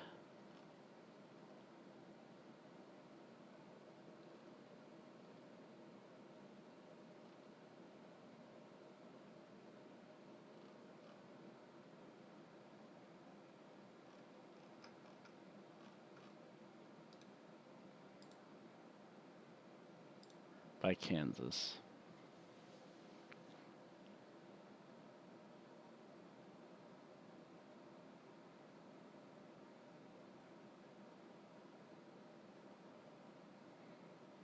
Okay, so all of you should have had those links pop up.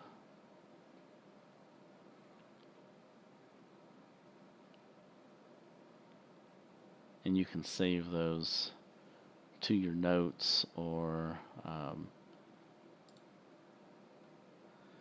you can open up your items tab on the sidebar, and they should show up in there as well. Looks like Cedric's having some connection issues. Okay, you guys gather up everything. Kansas sets the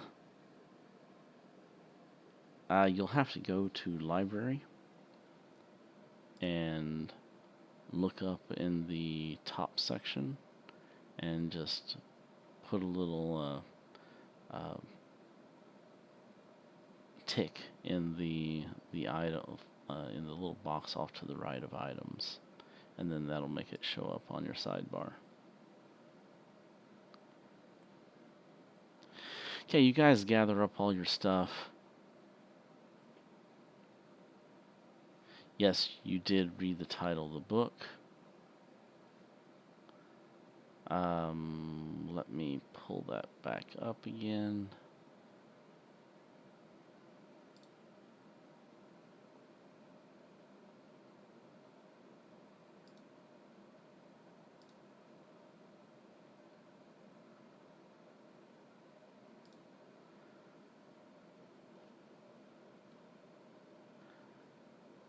No, it is not actually fully identified yet. There's actually more that can be discerned from it.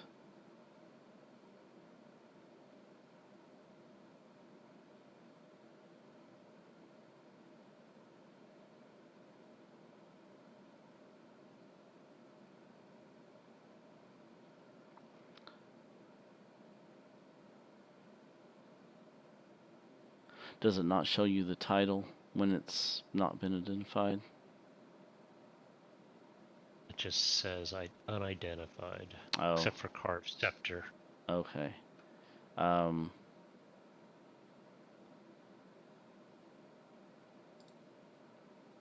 Let me change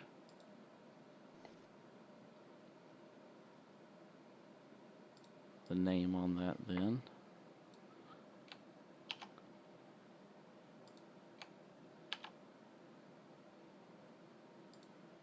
Okay, now it should say the title of the book. Mm-hmm. It does. Okay. I'm going to do one more small change to it as well. I don't know why they don't have this in the common knowledge stuff. Oh, actually it does. It says the book is stamped property of trustees. Okay, so yeah, that is up there. Okay, but no, there's more stuff that can be gleaned from the book if you spend time reading it. Hint, hint. Mm.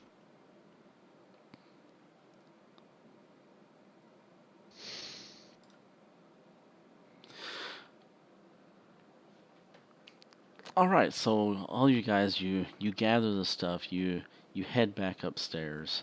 The old man is nowhere in sight, and Charles is nowhere in sight. Okay, Charles, you've had ample time while these guys were going through everything down the basement to have. You're well ahead of the game here as far as the passing of time. So you ran outside as soon as you got upstairs, trying to figure out where Silas went to. Give me a perception check to try to discern his footprints from all the rest of the footprints that you guys made in the crusty snow.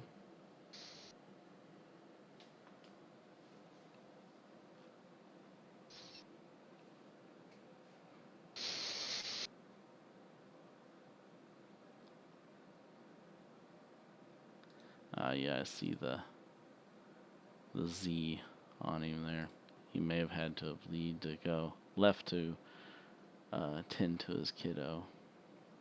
When he gets back, we'll take care of that. You guys get upstairs, and he is not here.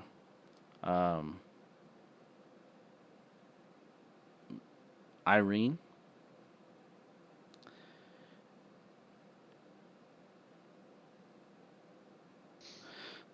You are at Captain Robson's house. It is dark. He seems to be home, as is his family. And what is it that you wish to do?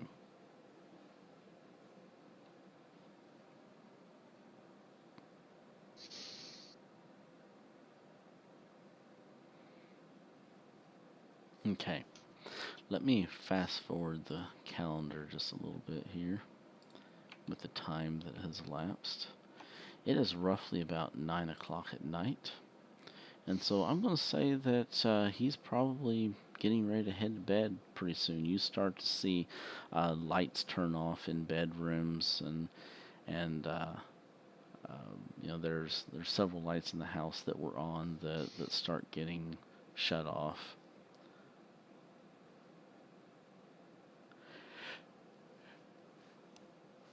Do you want to give it a little bit more time?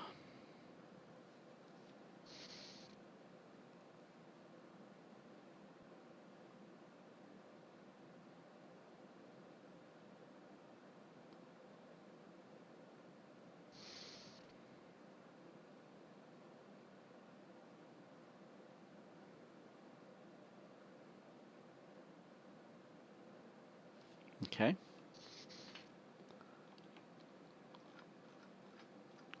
So we're going to fast forward to 9:30. And you feel pretty safe in thinking that the family has went to bed for the night.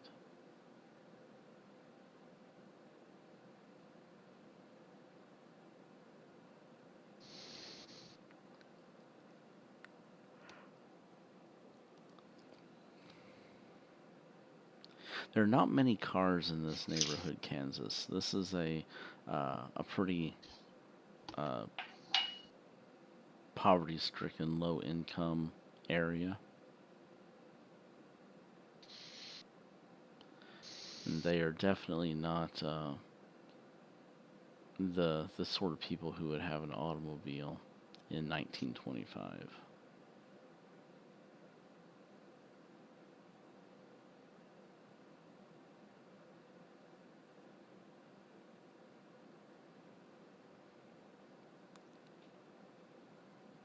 They definitely do have candles. And there's the torches on the wall, too.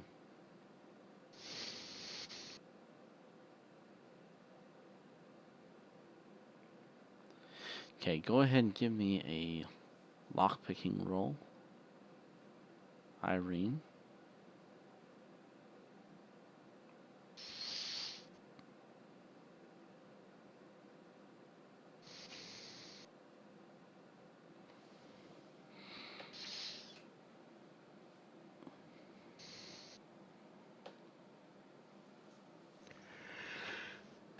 Alright. Because you've already picked this lock once already, you're more familiar with it, and so regular success is sufficient enough to get you back into it again. You manage to pick the lock, and you creak the door open. It doesn't look like there's any sign of activity in the house.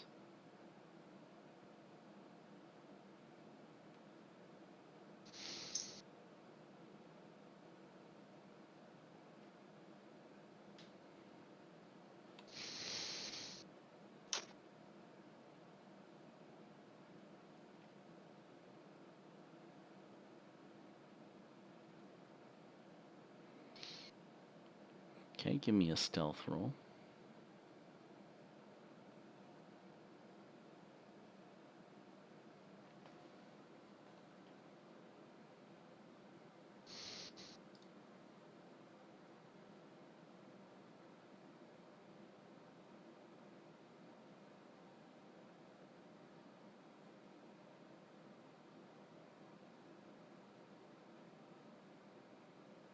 Okay, spend the 9 luck. You sneak into through the front entry hallway, down through a couple doorways, and into the study that you are familiar with from having been here once before. As you're in the study, you hear a sound.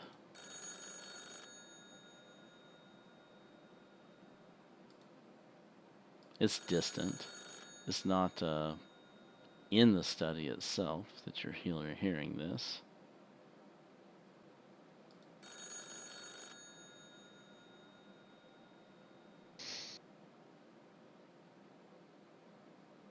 Do you guys hear the sound effects?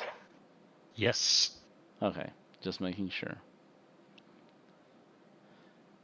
You can hear some footsteps. It sounds like the telephone ringing is in maybe like the kitchen, some central location of the house. Most houses in that era had the telephone kind of in a central location. You hear some footsteps, kind of shuffling towards the into the room, into the kitchen, which you're not in, and you're kind of tucking back into the shadows, and you hear a male voice. Hello, Robson residence. Silas, I told you to never call me here. Slow down. What? There's some people at your shop. You want me to get the cops over there? Yes, I know you're paying me. Oh, okay. I'll give them a call. We'll get some people down there. Click.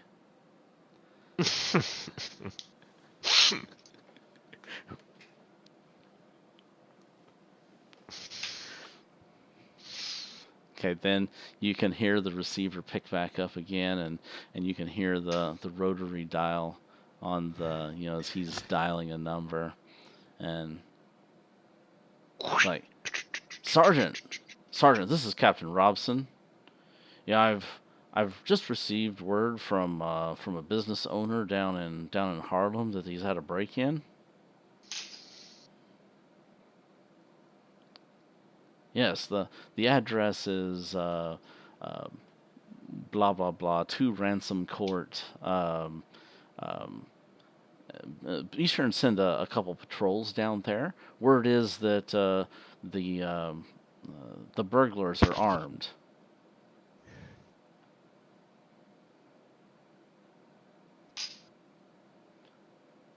Yes.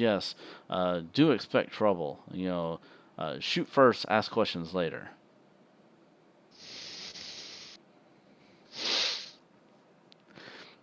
All right, click. He hangs up the phone.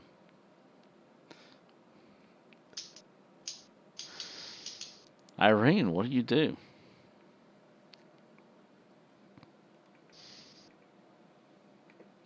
Yes, you managed to get the ledger. If you were continuing to act through this exchange of information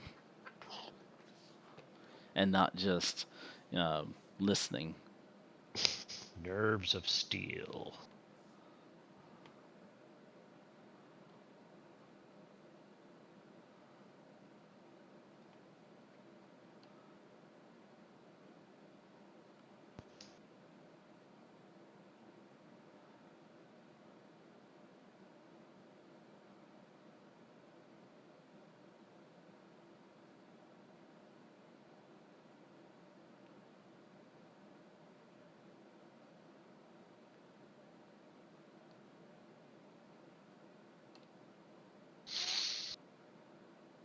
Okay.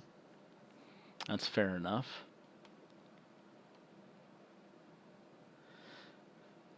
Hey, you are in the room. You have just gotten the ledger out of the desk, and you've closed the desk back up, and you hear footsteps coming towards the room.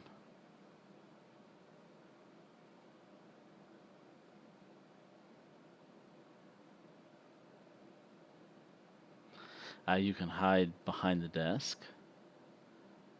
You could hide behind a curtain. You could hide behind the door, perhaps maybe hoping that, the door will just open and you can hide behind it.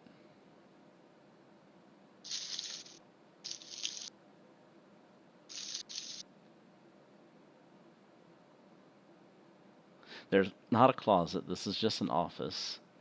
It's not a bedroom.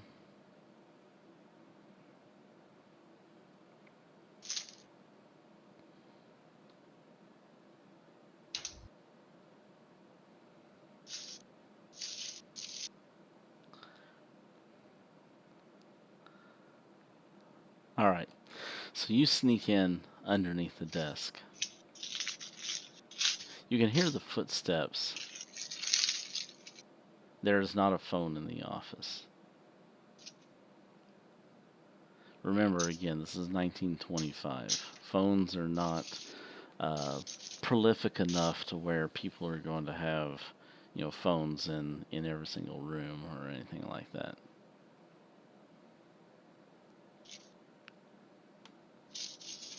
Okay, you can hear the footsteps come into the room.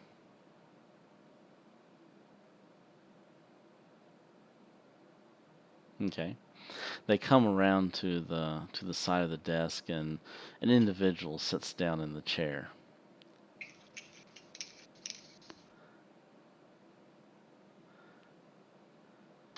Right now, the chair is kind of off to the side. It's not swung around to where, their legs would be underneath the desk. And he pulls open a drawer, and is you recognize the drawer as being the drawer that you had just gotten into. He starts rummaging around a little bit. He's like, What? Where, what the hell?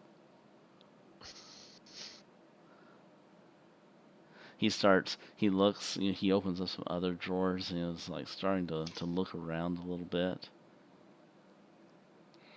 He starts rummaging across the top of the desk. It's like, where the crap? I need that damn book. Where is that?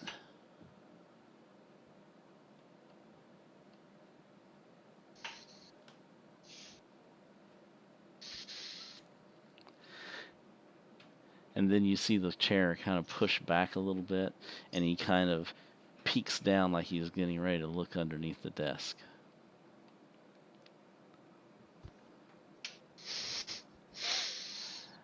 His face is right there, level, eye to eye with Irene. Hello as she's hiding underneath the desk. You blast him with your mace.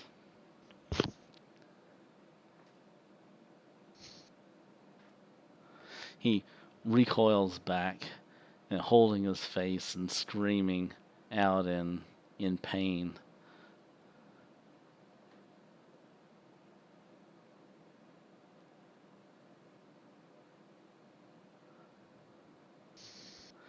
Okay, Irene. As you try to get out from underneath the desk and get past him, you have a couple options. You can either make a dexterity roll to try to weasel your way out. You can make a strength roll to just straight out just shove him out of the way. Or you can make a fight roll to try to punch him out, basically to use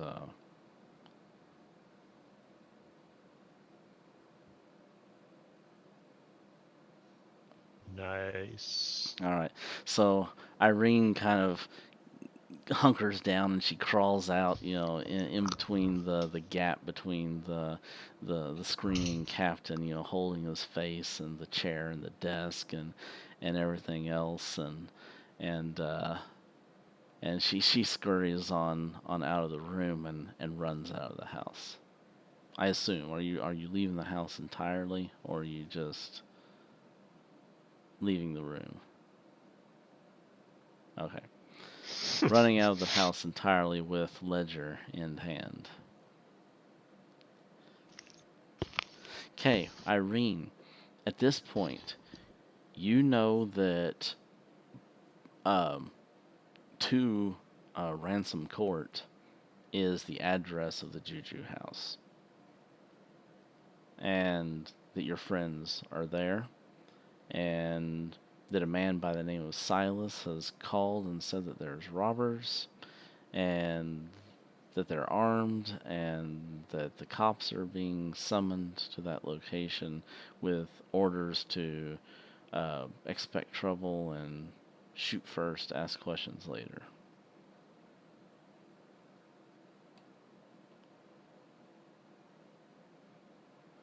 Charles, are you back? I'm I'm back, but I was standing at the top of the steps keeping a lookout. So have we left the Juju house yet, or are we still here? No, we had gone to a scene for you, and you were away, probably taking care of your daughter. Yep. So I jumped over to Irene real quick. So you had gone upstairs. Silas was not up there, and you said that you were going to try and follow his tracks. You were leaving the the store and try and follow his tracks. Everyone else was downstairs, and they were all looking at all of the different artifacts and everything, and they took a fair amount of time doing that. So we have some time to focus in on your particular scene and what you were doing. So what I need from you is you go outside and try and locate Silas is to give me a perception check to try to see if you can differentiate his tracks from everyone else's tracks who has come and gone. Okay, sure.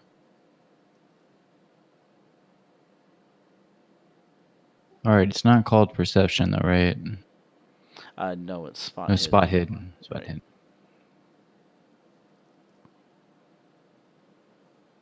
Oh, it rolled off the 40.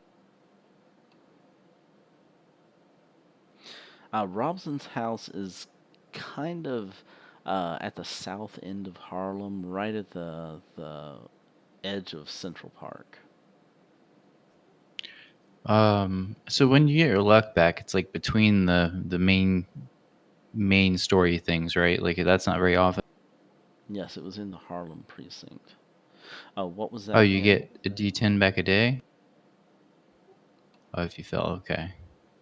I'm gonna spend the luck. Okay.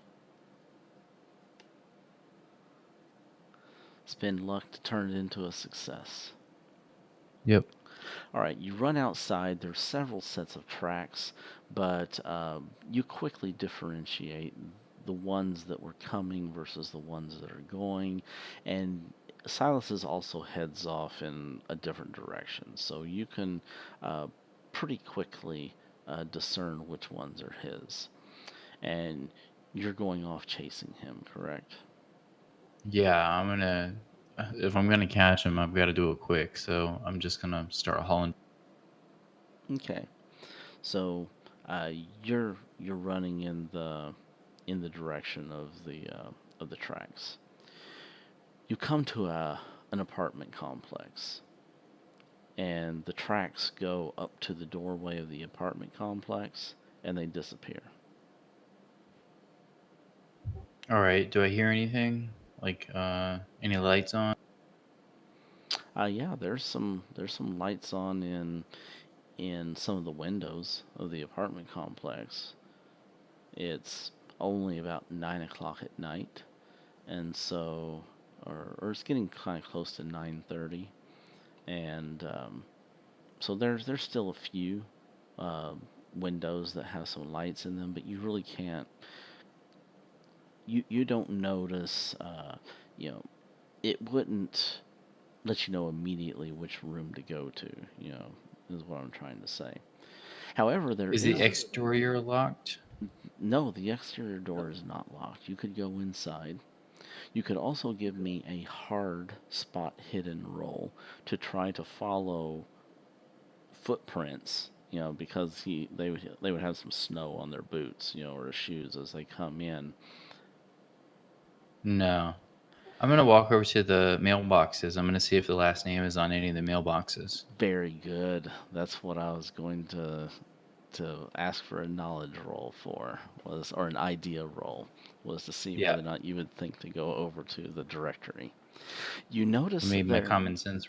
you notice that there is a mailbox over here that has the name um, Madari.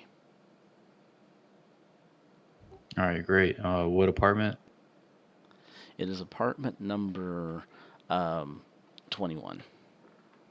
All right. I'll head on up, and I'm going to get my lockpicks ready. And when I get there, I'm going to stop and look through the keyhole and listen to the door and just try to see if I hear anything going on. Yeah, you can hear some people talking inside, and you recognize the old man's voice, and he says, "Makunga, I'm telling you, they just broke into the shop and they went down into the basement.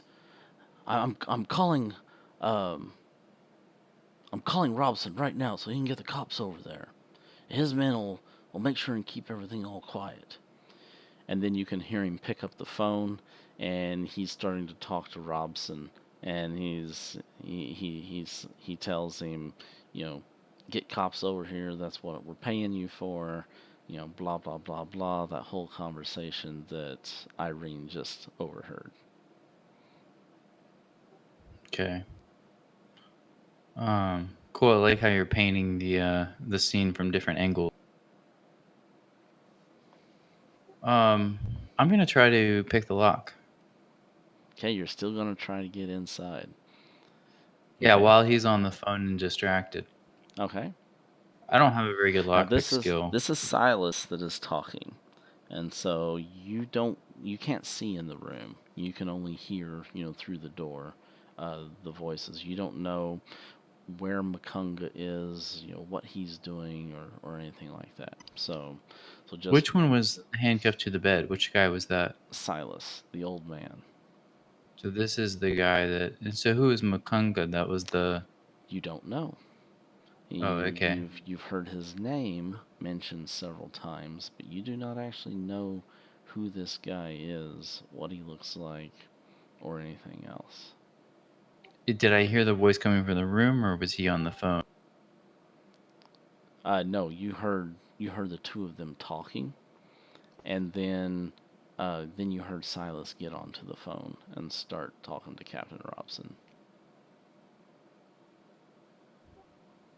Okay, cool. So I heard both of them on the phone at different times in that room. No, you heard Silas on the phone.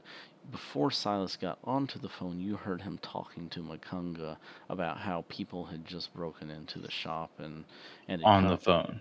No, talking to Makunga. You hear Makunga In the room. talking back to him about, did they find the basement? Did they, blah blah blah. He had a kind of a deep, husky kind of a voice. As opposed to Silas's more kind of elderly sounding voice. Okay. My lockpick skill sucks. I'm gonna try it.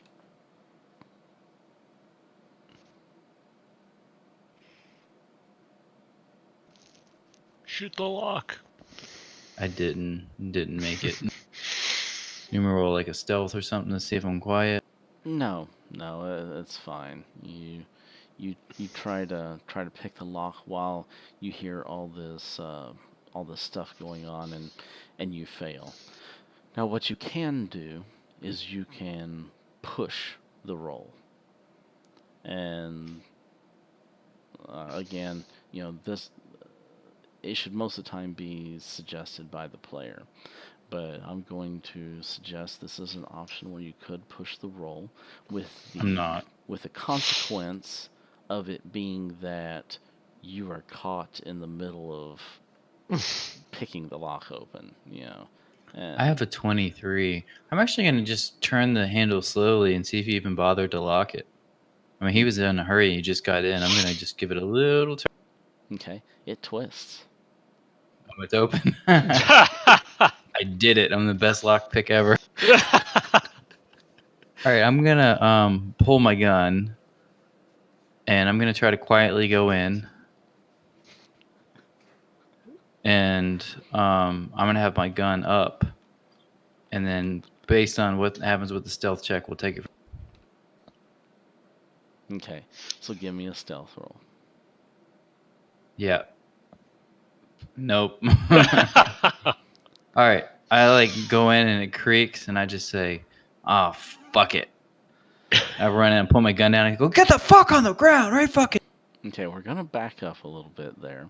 So, Okay. so you're trying It worked last time. So you're trying to sneak in, and as you do, the light from the hallway shines into the door, or shines in from the door, and you can see the light, emanating into what would otherwise be a fairly dark room, silhouetting you behind, right there in the light, that's shining in.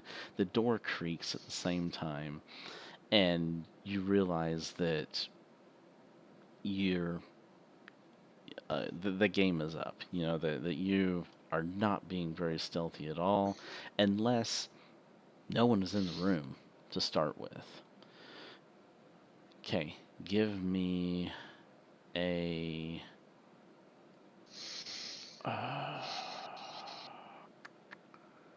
What do I want to do here? Give me a dexterity check.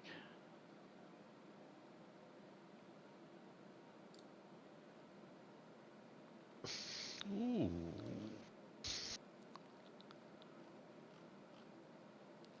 Okay, let me find this here.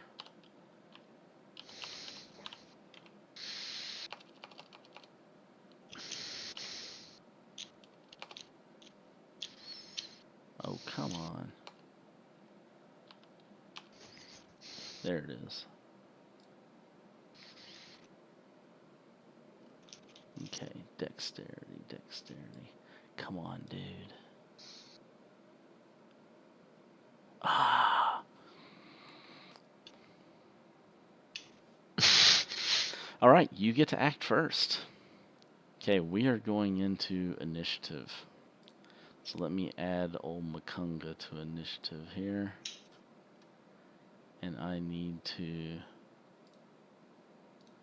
take the zombies out of here. They no longer exist. You guys are turning me into murder hobo. I've so not been a murder hobo.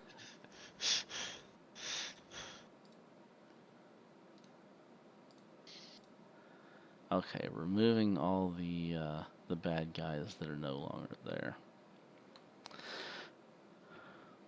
Okay, Charles, you're up first. All right. Do you have a map up? No, I don't. This is all completely narrative because we're completely off script now. None of Okay. this stuff is is scripted. It's all just completely made up. So Excellent. Cool. Okay, so I see two people in the room. The phone is hung up. Do I see any weapons right off the bat? now, what you see as you peek into the room, you see a shadowy, large figure of a man standing in the room, who is looking straight in your direction. Like he knows you're there. The element of surprise is busted. There's no surprise here. It's just that you have managed to react first. You do not see a skinny old man of any sort. It sounds, from the voices that you're hearing from him being on the phone with the captain, sounds like he's probably in another room. And so this room, we're going to say, is roughly about a 20 foot by 20 foot sized kind of a room. Just to make it easy, we'll call it a 15 by 15, so that would make it 5 yards by 5 yards. A relatively small, entry apartment, kind of a room here. I'm so torn. And so there's this big hulking man standing in a doorway, standing in well, not really a doorway, but like an archway, an alcove, kind of an area that is leading into another room, which is where you hear the voice on the telephone coming from. Is there any kind of like cult symbols on his head or anything? He's shadowed. You can't really make out any kind of, other than a silhouette, you really can't see much of him other than just his size. All right, well, I'm and gonna to give you a an idea. His size is 65. Okay. All right. He's a lot bigger than me. My size is 40, but I'm like a wet rat. I'm like a dry rat, actually. All right. So Charles, there's a lot of thoughts going through his head right now, but mainly he's like, okay, well, these fuckers are obviously cultists. There's obviously something from another world down there that's crazy. They're in it with a crooked cop. I'm gonna kill this fucker. That's what he's thinking. So he's gonna go for headshots. He doesn't know if he's a zombie or a vampire or whatever, but he's gonna do 3 called shots to this guy's head. So it should Okay. be point blank, but it All right. should just be regular. Go ahead. Two things factoring in here. It's a very dark, shadowy room, and so all you have is just a silhouette. And so 1 penalty die for the darkness, 1 penalty die for taking a headshot.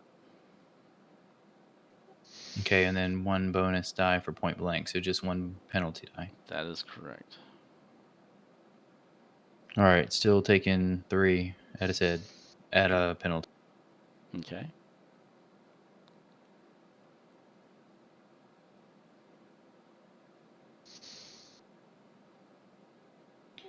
Awesome.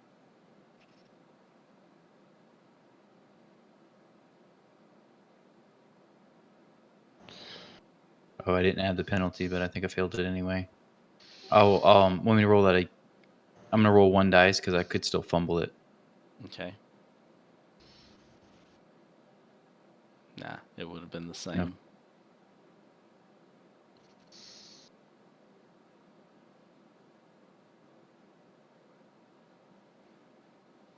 Okay. All right, so 2 Ooh. regular hits. 2 regular hits will give me 2 damage rolls.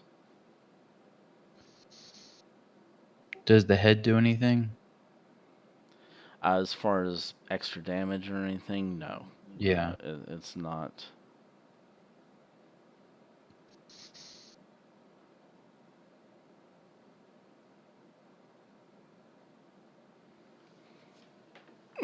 All 2 hits. Let me look at one thing. Fucking here cultist. real quick here.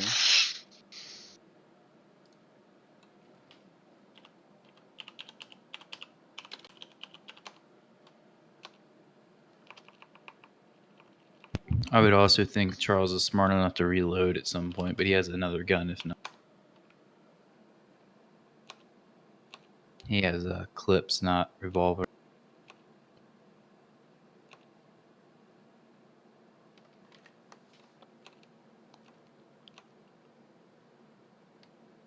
Okay, hit locations, head. How do hit points work in this anyway? How many hit points do we have?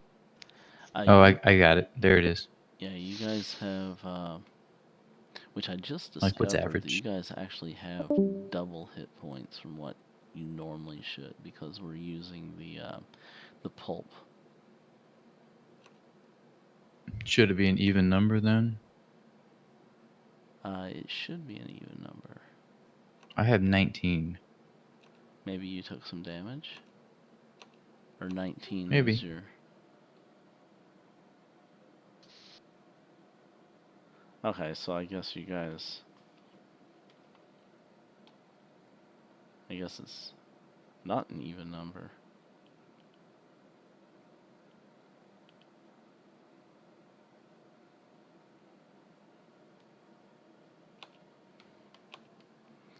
Okay, I don't see where a headshot does any more damage than a body shot.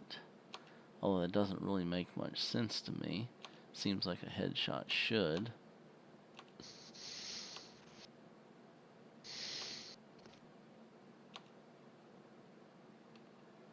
Because otherwise, what's the point in aiming for Zombies. But yeah, that whole brain thing. the issue that there's not armor there is, of course, one factor. All right, so what was your 2 shots? Your 2 shots were Total 10. is 10. To the face. Or the head.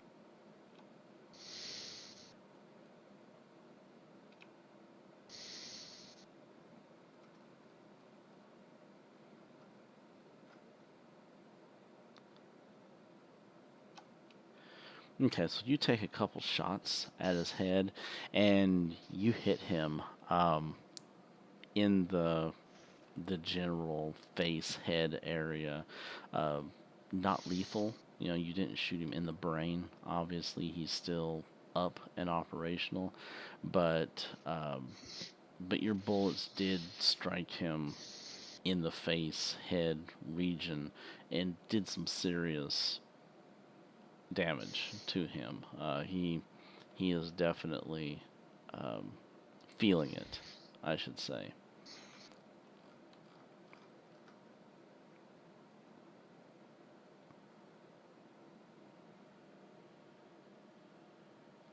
Well, if someone can find a rule where it says, if you guys want to look in the rule book while I'm running the game and find a reference saying that headshots do double damage, then I'll be happy to do that. I'll take a look. Okay, in the meantime, though, he gets shot in the face. There's this guy standing in the doorway who is holding holding the gun, doing the shooting. He is going to just full out charge and Oh shit.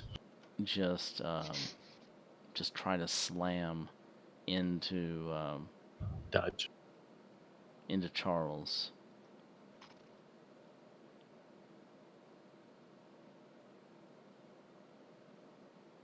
Actually, We might actually need another Charles. let me rethink that here. I'm actually gonna look something up here real quick.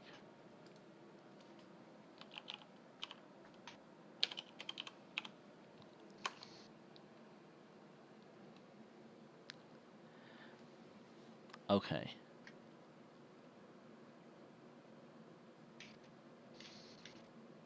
Actually, that's what we're gonna do.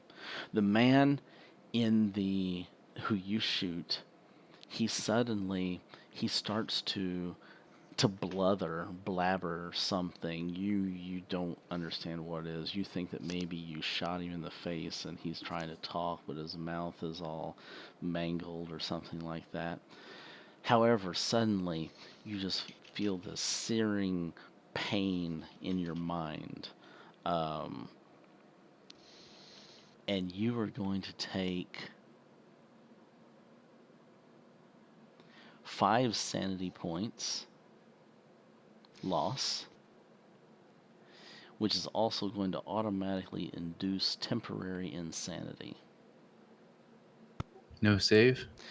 There is. We must do an opposed power roll with the target. Okay, so I'm going to do a power roll. You're going to do a power roll. Oops. Someone was connecting in the middle of that. This is why you don't split the party. Oh, that was a sucky roll. Oh. So does it go to the defender? Charles manages to resist it. All right. You feel this burning, sensation in your mind as you feel your mind being assaulted, like just a pressure. It's like this massive headache is starting to come on in your mind, but you manage to resist it and you push it away with your the power of your will. I say, Japanese doctors are more annoying than you when I shoot. So I'm gonna shoot one to the chest, and then I'll shoot the other 2 to the head. So the first one's gonna be to the chest. Okay. So I think that one will be a bonus die. No, that'll just be regular, and the other 2 will be disadvantage unless there's more light now. There's not more light. All right, so the first one will be regular, and the next 2 will be disadvantage.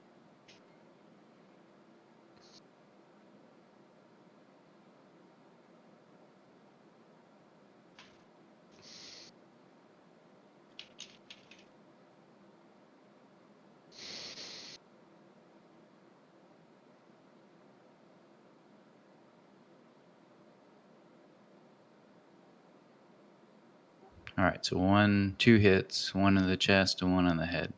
Okay, go ahead and roll it.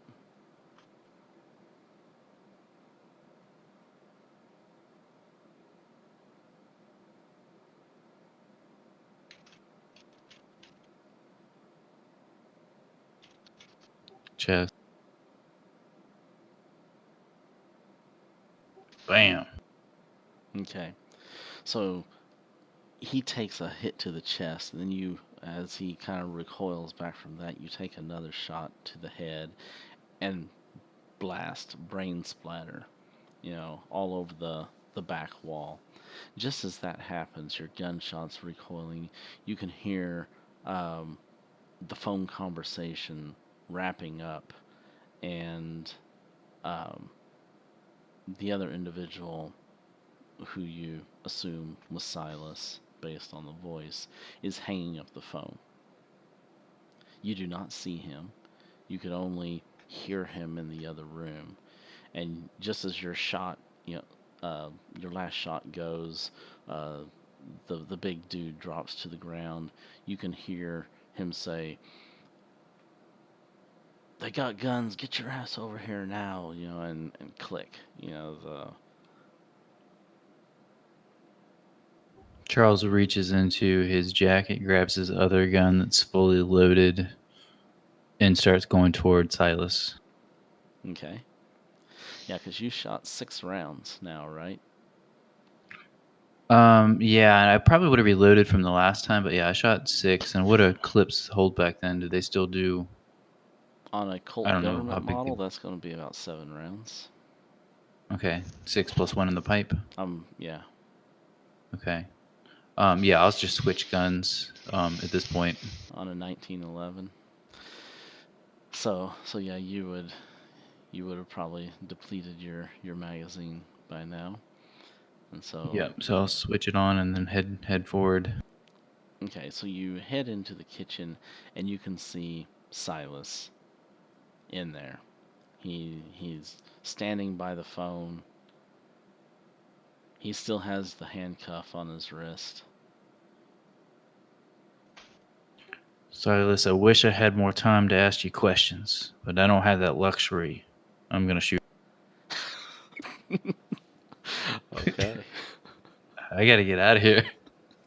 I'm gonna just I'm gonna do 1 to the chest and 2 to the. Holy murder, hobo Batman. Yeah, you Yeah, really dude. are a Well, these are murder all hobo. cultists. These are proven cultists. Like these guys broke handcuffs. So much for upholding law and order in the American Dude. justice system, right?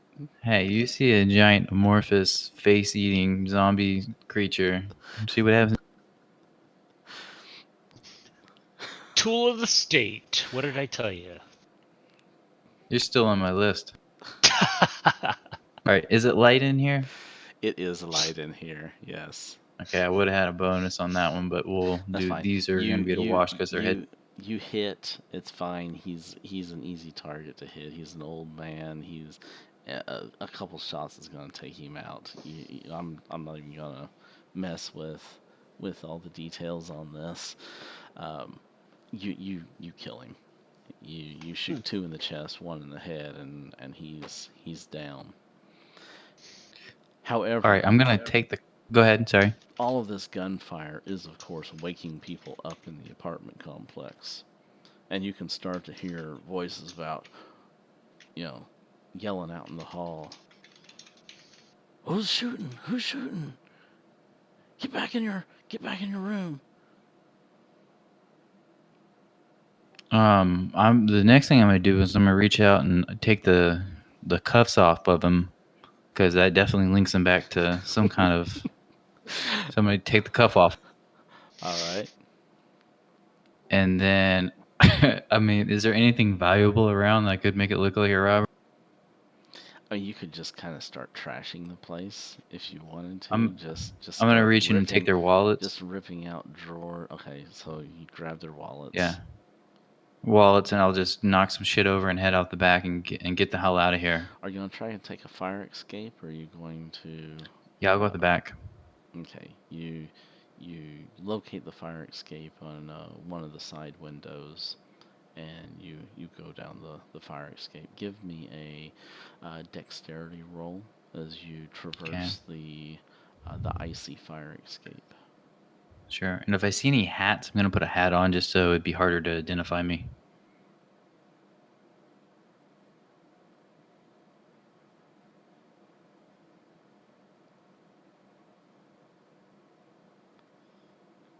Okay, give me a luck roll. Oh, I've been spending that like I have any.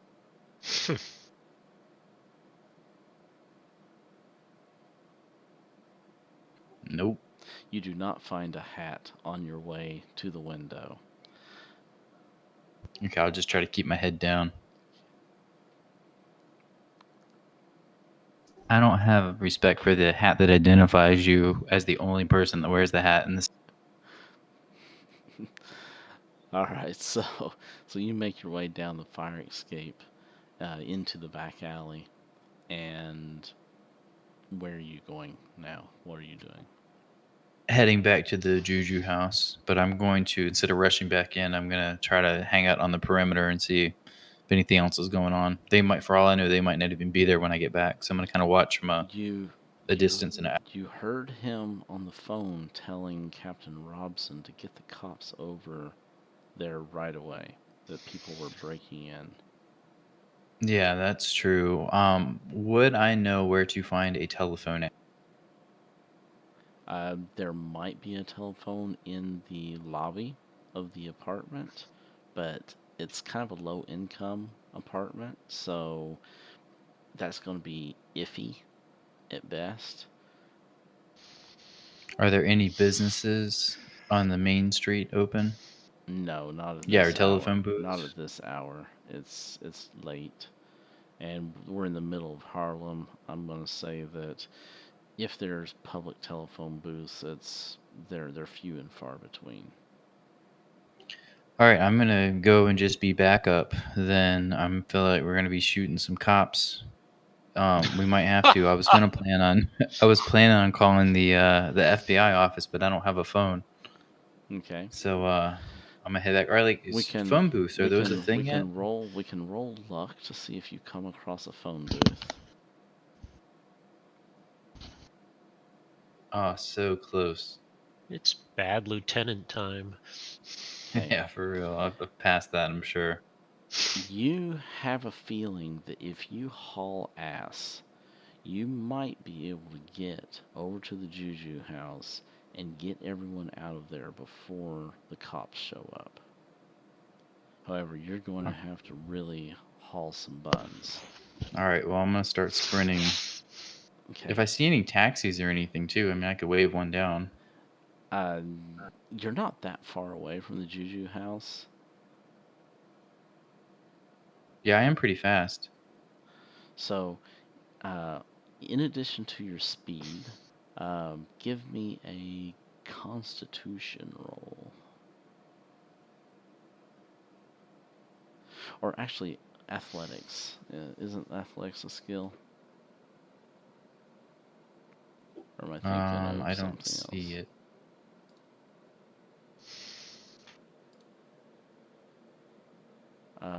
Okay, No. I made the con. No, athletics isn't a skill.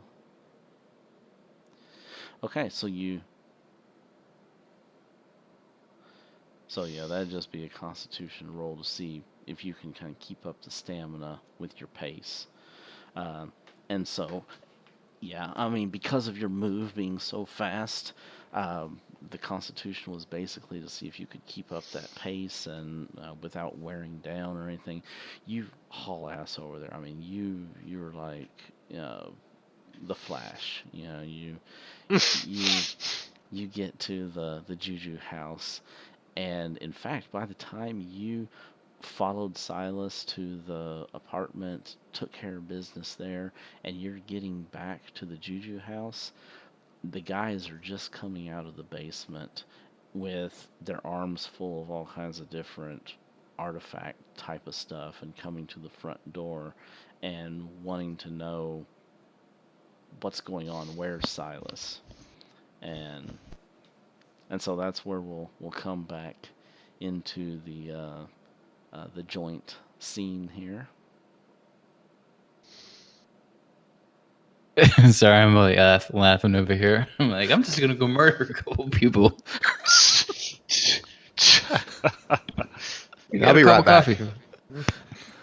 Charles, he's showing up, breathing really hard. Yeah, he's huffing and Hey. puffing. You know, of course it's cold We gotta outside. You know, We got to get out of here and get out of here now. Those crooked cops are on the way. I don't think we have time. I'll fill you in. I'll fill you in a little bit.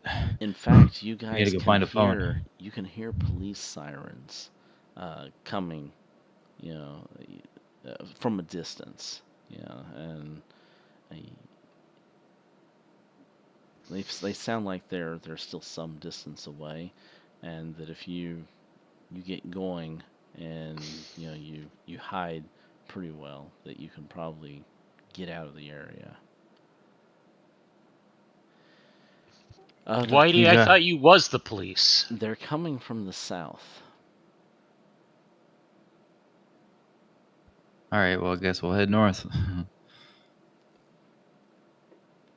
Quit telling all my secrets. Damn, you guys talk too much. All right, we're just going to settle this through a series of a couple different roles. First off, are you trying to stay together as a group, or are you just all splitting in whichever direction you can? I'm gonna try to stay with somebody. That's for sure. Yeah, I'm gonna stay with the group. Even though Yeah, they it's hate not me. like they have street cameras now. You know, we got a lot better chance to get away. But yeah, I say we make a beeline for the train too. Okay. So you have a couple things. You can try to roll stealth to try to avoid the cops if you're just wanting to hide from them.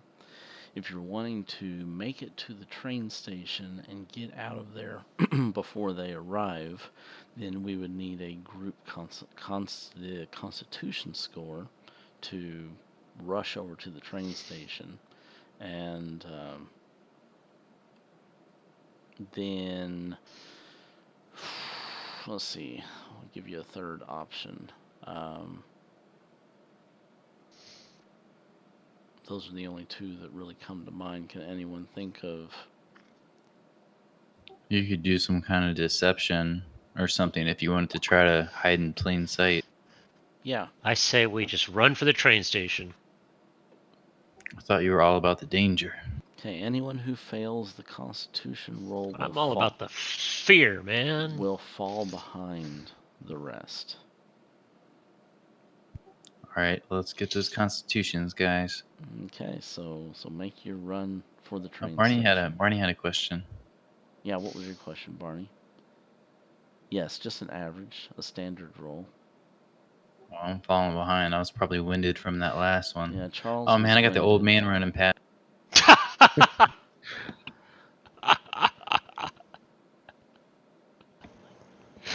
tell you, the old getaway sticks aren't what they used to be, but you know. That's funny. Power walked right past me. Hey Got man, like I did just run. 2 runs and then a cane hits. Chink, chink. That's it. You know. So I'm the only one that fell back. Like, man, you are having a day. What? You're not really Every day's like this from lately. this area, Barney. So you don't really know the area well enough to. Now, if we were in London, it might be one thing, but here you're not really aware of a whole bunch of shortcuts and cutbacks and stuff like that. You were mostly just staking out this particular spot. You weren't really investigating the entire neighborhood.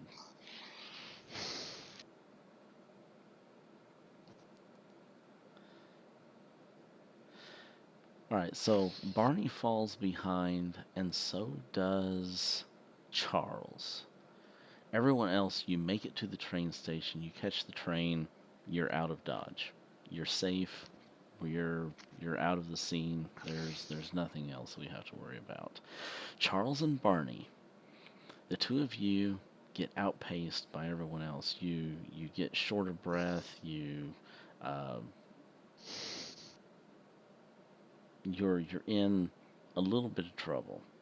What is your backup method for trying to escape discovery by the police? Probably duck into an alley or something. Yeah. Shoot them all. Both of you are going to hide. Yeah. With Barney falling back, I just think he's being a gentleman and seeing that I'm winded. So you just Okay. got some points for failing. Okay, so the two of Yeah, you. we're just being rich, my guy. So the two of you try to duck into an alley and hide. So give me a stealth roll.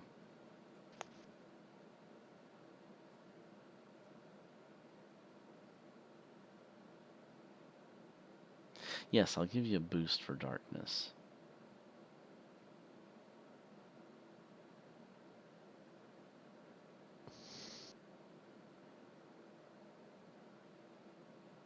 Okay. As you fall behind, you can hear the police cars coming closer to your location. Just as they're upon you, you try to jump into an alleyway. However, one of the... oh, you're going to spend luck? Hold on, I'm trying to figure out how much luck I need to spend. How much was it? Barney 7? needs to Man, spend I'm like running out of... Barney needs to spend 7. How much luck do you have, Barney? Kansas, Okay, if you're spending Charles, 7 and Charles 7 and needs to 19, spend I'll spend 7. it. Yeah, I'm gonna spend it too.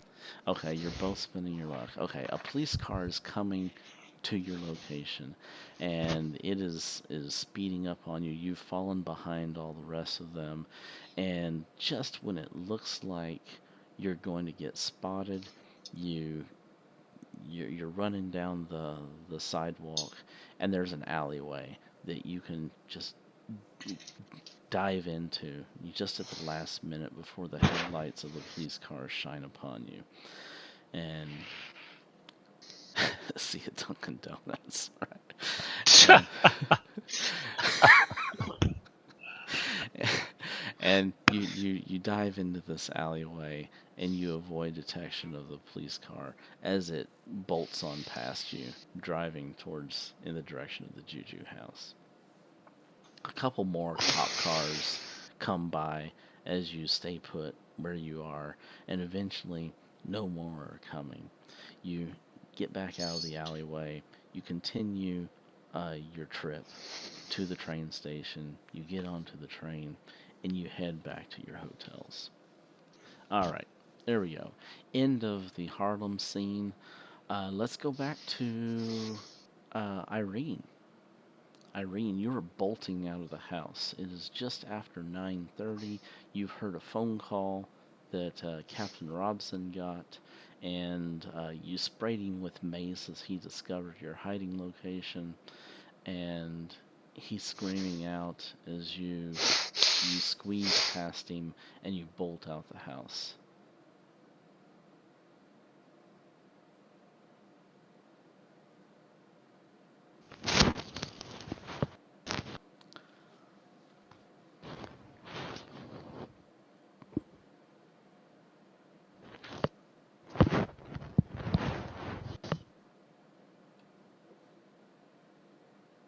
Okay.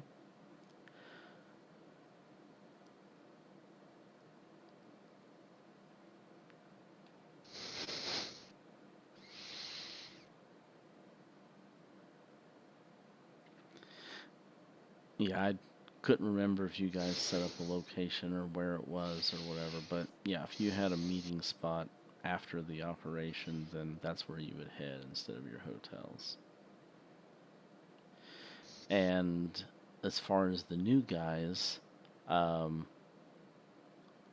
Kansas, you better remember where it is. are you tagging along with these hoodlums that have just caused all kinds of mayhem in Harlem, or Well, I'm going to tag along for now, just because, Yeah. well, they took those interesting artifacts with them. I want to know what they are. Although I'm not going to say that. okay. Yeah, I'm And just following Kansas. Alonzo, you you know that whatever is going on here, it has some sort of involvement in the occult, which of course is something that you want to kind of look into and find Yep. a little bit more about as well. So Yes, sir. So you have a little bit of a personal interest in staying with these guys as well. Covered in zombie brains. Yeah.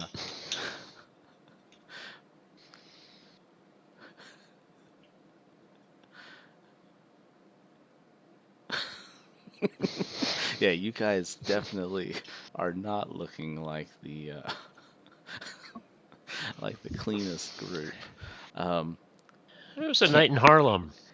Kansas, are you doing anything to try to cover your appearance, your blood-soaked groin?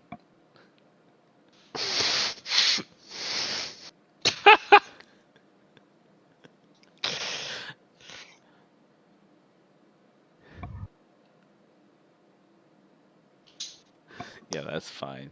You can tie your jacket around your waist, or lay your jacket across your lap as you're sitting on the train or whatever else, just so you don't attract attention. Um, this late at night on a weeknight, it is Wednesday. Probably not a whole lot of activity on the train. There are some people on here. It's not like it's completely vacant, but it's also not a rush hour crowd or anything like that either. Taking the A train out of Harlem.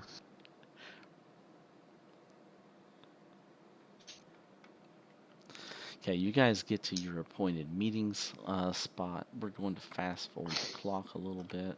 We're going to say that it is getting close to around 11 o'clock by the time you get to your meeting location and everyone is all there. Okay, we're going to enter into a in-character narrative scene. You guys can divulge information, discuss the night's events with each other, and decide what is your next course of action.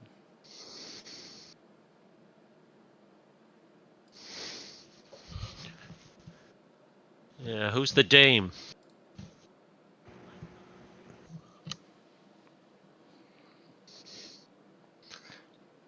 And where are we meeting? In an all-night diner?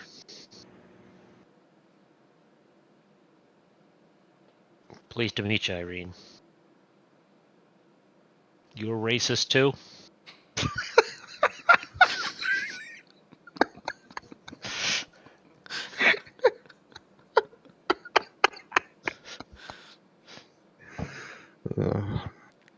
Yes, Barney and Charles have caught up. You guys catch the next train, after the one that the other guys took, and you arrive at the meeting location, just, you know, 15 minutes after they do.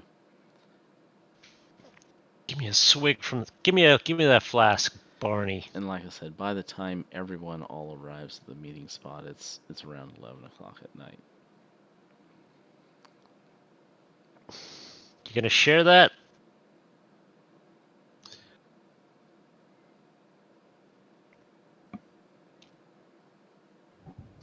How was your night, Irene? Ours was a little dull.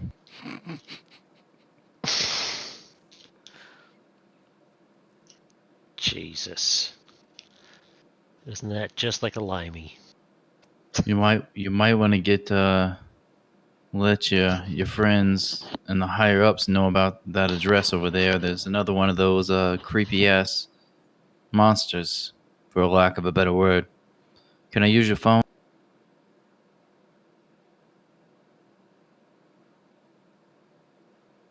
I think we need to get the hell out of the city and get out of it quick. Chappie's going to speak up. Well, where were you thinking of heading? Out of the city, quick. And who are these higher ups? People with the government? You sure ask a lot of questions. Yeah, and nobody gives me any answers. You know what you tell a Chinaman with one black eye? I wouldn't know, because I'm not a Chinaman. I'm really tempted to pistol whip him. Oh shit! he shrugs it off.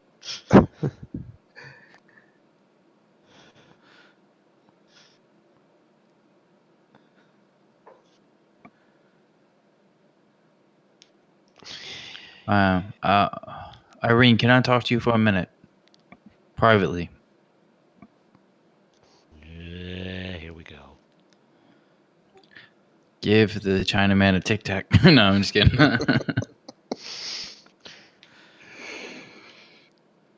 Okay, so Irene and Charles are stepping off for a private conversation.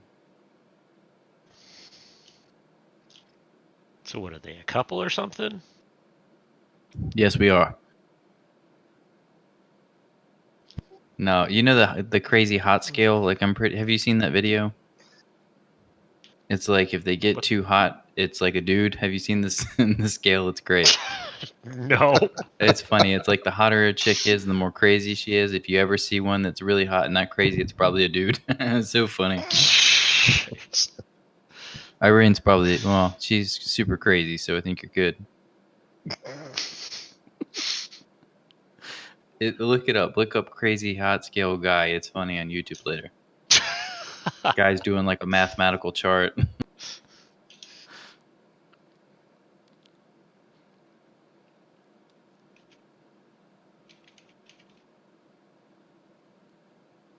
He just doesn't even care if the other ones hear him. He's just trying to, I don't know, his nerves are shot, but he's like, Irene, there's some big shit going on here. Like Peru level big shit.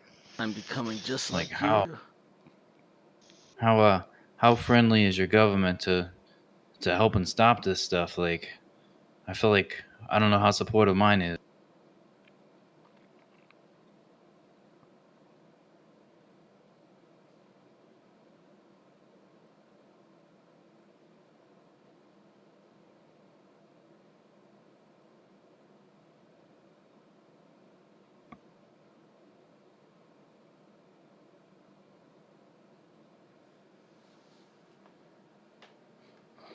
Uh, it is a book talking about various different cults and sects and stuff like that. Barney, you need to give me an English roll.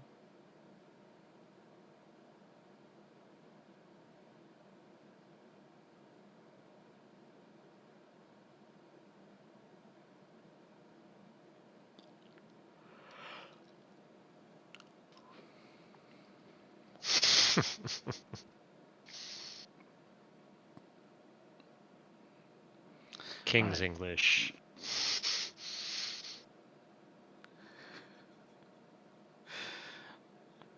All right, so you glance through the book, and let me flip to the book here.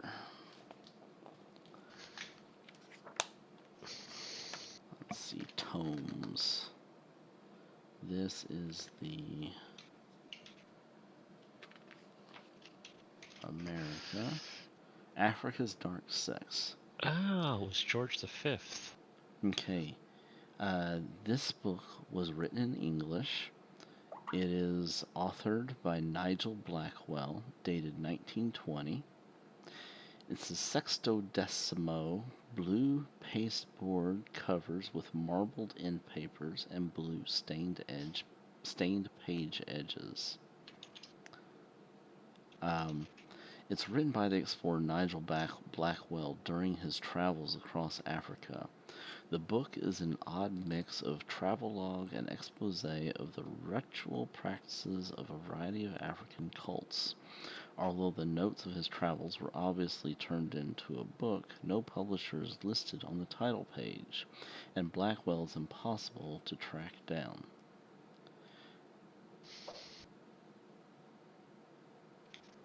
Which, Iris, whenever she was trying to find this book earlier, I think that she did share the information with you guys that she thought that maybe Blackwell was a pseudonym for some other person, because this person doesn't really seem to have existed in any other incidences.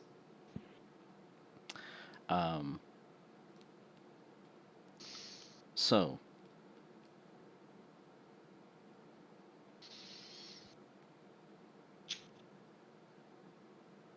give me a 1d10 roll.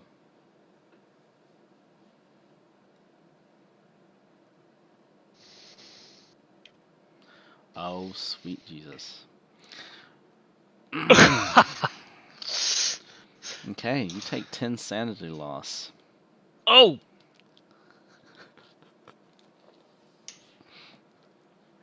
As you're reading through this book, the words just pop out at you, and you get glimpses of various different spells, the context of the book, and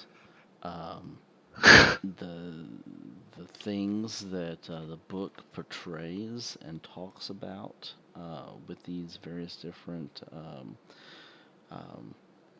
African sects. It says that it talks about the bloody tongue. It talks about some creature by the name of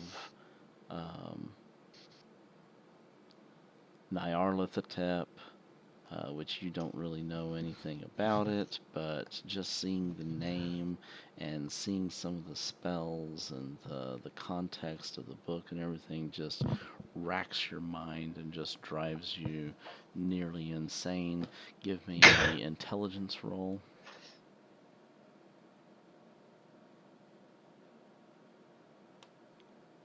No, it's like it hits you all at once. You can't. Oh my gosh. Holy shit. I put Barney on suicide watch. He's obviously trying to kill himself.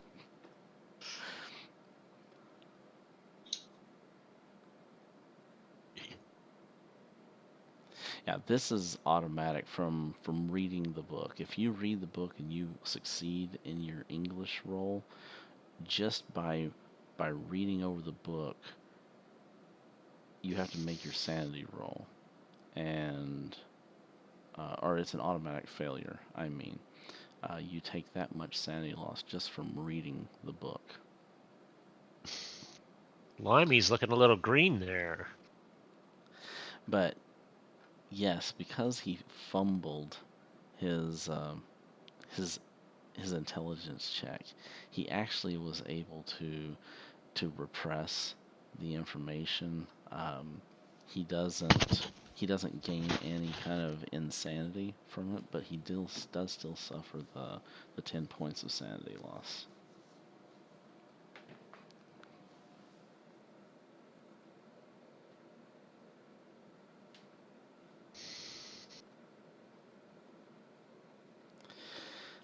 So it's going to take you roughly what you would guess to be about a month and a half or so of detailed reading through this book to really get down the essence of what this book is trying to teach you.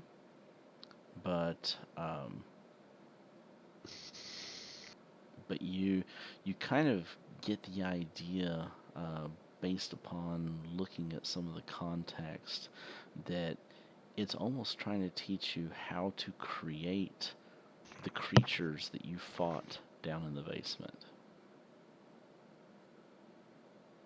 It talks about taking a knife and cutting across the abdomen and letting the gut spill out and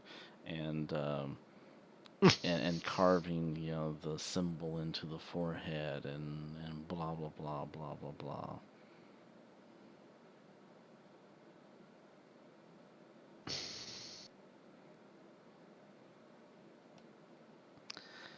And so your mind has already been racked. Your sanity has already been racked by that. But if that's something that you do not wish to pursue, then it is definitely something that you don't have to read any further about. Hey, Barney, you're looking a little ill there. Want to share what you're reading there? Increase your Cthulhu mythos by 2 points.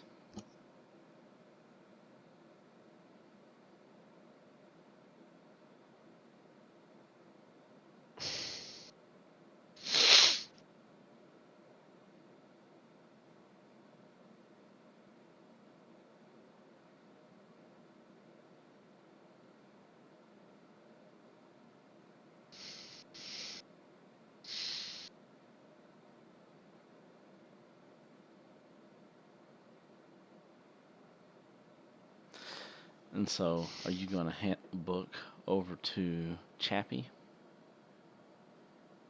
Was it Chappie who asked for it? I just wanted to know what I wanted to know what he read.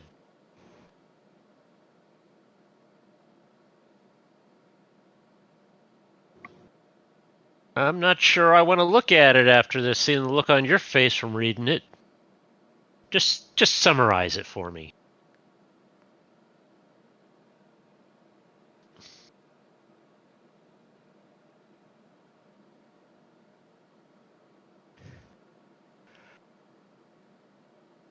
Oh, he does. It is there indefinitely.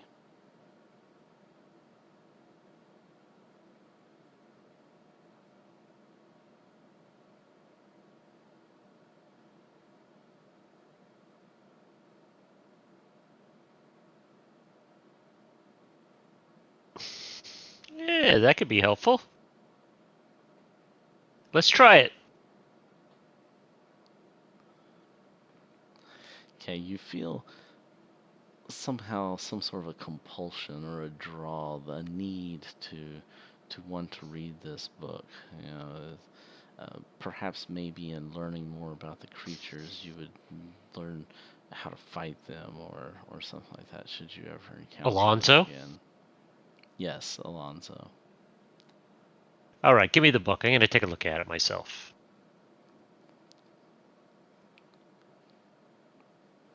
I'm going to start reading this thing.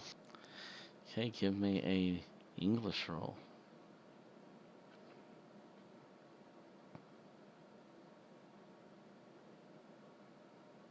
Hold on a second here.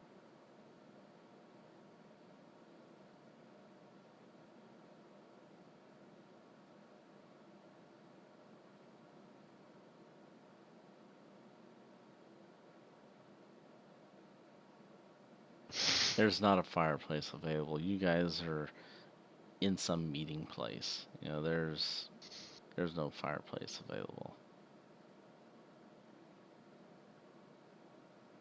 Hey. I was born in this country.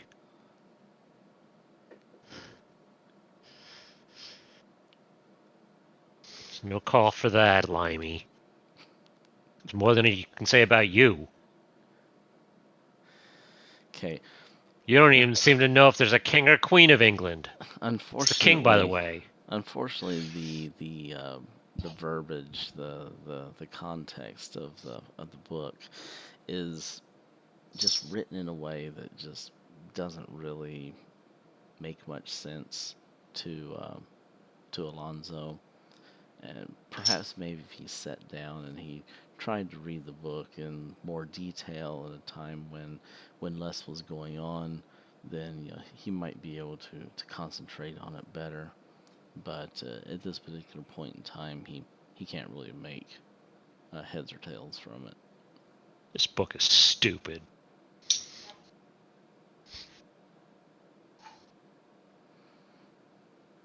Okay, so as we move on closer to midnight, what is the consensus of what everyone wants to do, given the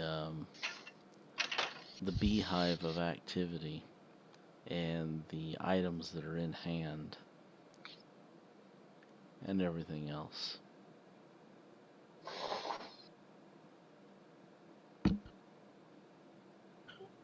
I say we take a late night train and get the hell out of here before it gets any worse. I can report this to the local agent's office and try to get some witnesses on that thing in the basement. You want to lay low here in the city, Barney? We can turn that stuff into my director too. He seems like a stern guy, but I don't think he's on the take.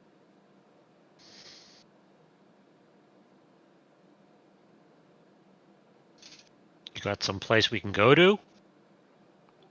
Yeah, we're going back to the group. I was talking to you while they were reading the book.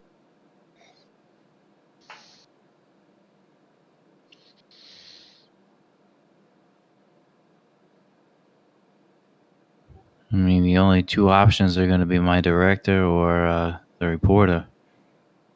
I'm fine with whatever. Oh, by the way, I killed a couple people tonight. I guess I should probably put that out there. that old man and that Mufasa guy, or whatever his name was. Mufasa. Yeah, You killed Simba's dad? Oh my god. Yeah, that's he just like threw that name out there. Oh, I knew it was wrong. I knew it was wrong completely, but he didn't catch the guy's name. So is your name Scar? Yeah. Yeah. He had a really evil voice, and bad music played when he was in the room, so he had to be the bad guy. Man, I thought you were supposed to be a cop. And now you're just killing people all just random? He looks at the doctor, and he's gonna try to intimidate it, and says, "Yeah, that's fucking right." Whoa, whoa, whoa, whoa. Hold on, I'm gonna roll. I'm probably not gonna make it. I'm not very intimidated.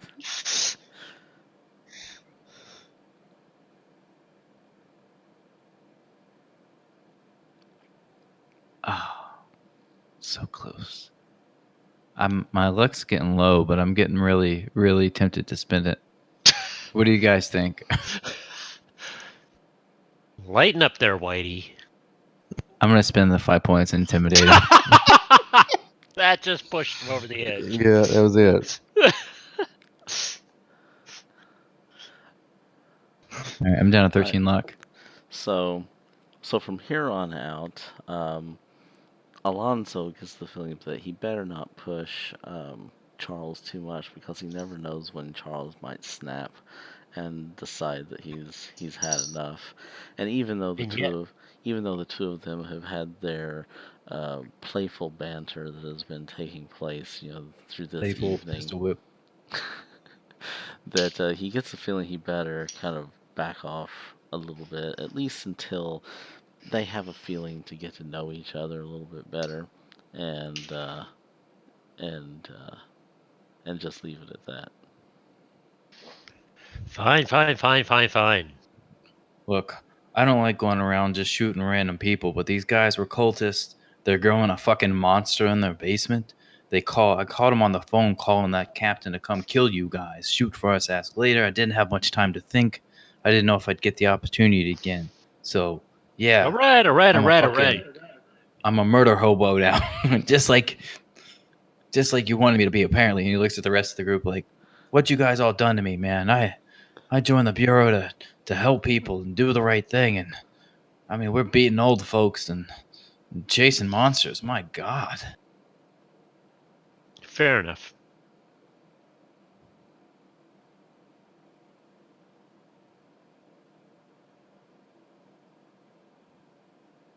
Whose hotel are we in right now? I'll stop calling you Whitey if you stop calling me Chinaman. Deal? He'll put his hand out. He'll say, deal. I'll shake it. You can keep calling him Limey, though. Yeah. What's your name there, Limey? Nobody ever told me his name. What am I supposed to call him? Barney? Barney. Fine. I'll stop calling you Limey, and I'll call you Barney. Sir Barney?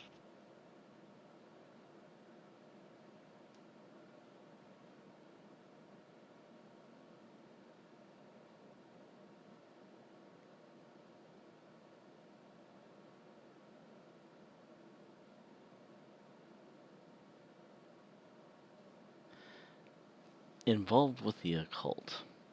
His family Yeah. is known to be involved in an occult. They're on the wrong side, he thinks.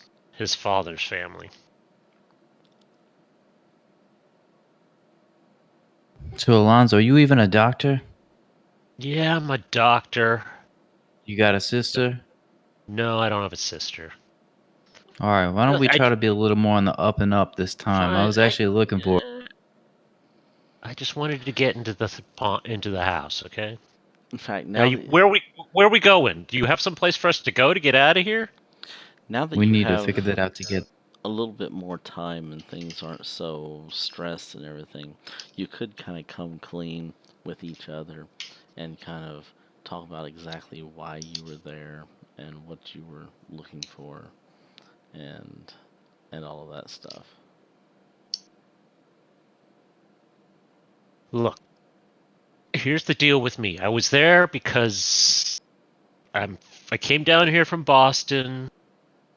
I read some things in the newspaper. I think my father's family is involved in the occult, and I thought maybe there was some cult activity going on down here, so I was just wanted to see inside that Juju house place and see if there was any connection there. That's all it was. I'm sorry.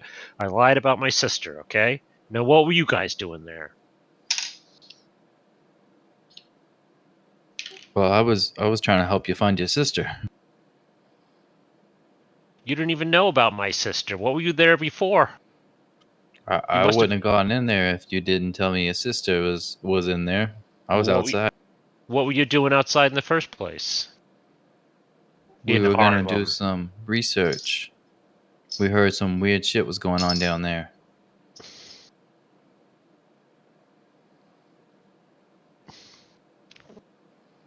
Okay.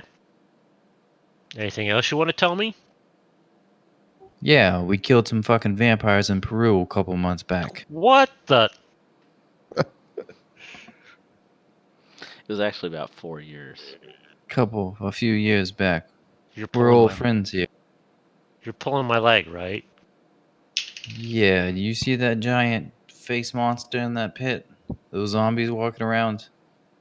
I'm believing about anything these days. Didn't look down in the pit. I saw the meat things walking around. I don't know what did you call them? Zombies? I actually don't know if that's metagaming or not. I don't know what he would call them. Yeah, I mean... Those dead guys? Yeah, The Walking Dead, something or other, walkers.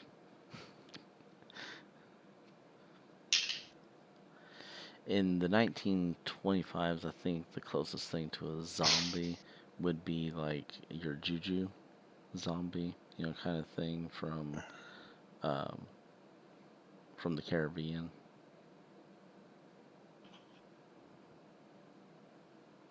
Drop that reporter shit, Irene. You've already dropped me under the bus several times now. FBI agent Charles. Irene, I don't even know her real name, but she's working for the British government or something. And it seems like she's trying to get rid of me. You trying to get rid of me, Irene? We're still deciding what to do with you. She ain't wrong if she wants to get rid of you. You're the new kid on the block. Hey, I thought we were all friends now. You thought wrong. Oh boy. Look, I ain't your enemy, but you're just some dude that was hanging outside and almost got us killed. I almost got you killed. Yeah, you remember when you came through the back and knocked that shit off the counter there? Made all the noise? Yeah. Yeah, but I didn't make those meat puppet things downstairs. You remember when you lied about your sister, so I went and checked the basement out? Yeah, I still don't believe that's why you were checking out the basement, because you thought my sister was down there. Has Pearl Harbor happened yet? No. Okay. I was gonna tell you. Remember when you dropped some bombs in Pearl Harbor? Never heard of Pearl Harbor. The term zombie is actually pretty old, so earliest English usage is 1819. Yeah, but that'd be your voodoo zombie, and the voodoo zombie was quite a bit different than the modern take on zombie. They weren't like the Walking Dead kind of a thing. They were people who were kind of mind controlled, and were kind of soulless, I guess, would be the best way to describe them. They kind of just acted without any kind of they had no personality. It was like just like all emotion and soul had been drained from them. They were just a mindless walking creature. Whereas your modern zombie is like the Walking Dead. They are all rotting and corpse, flesh, hanging off of them and stuff like that. So a little bit similar in the fact that they're mindless, wandering, kind of stuff, but complete difference in the undead aspect of it. Irene, look at it this way. I was just witness to a cop telling me he killed a couple people. I'm FBI, and they were crooked cultists. I'm still not sure that gives you the right to kill. What I'm saying is you might want to keep rather than making me walk away here. I've got an interest in here. No, I'm not threatening you. Can I do a fast talk roll? Sure. All right, what's that contested by?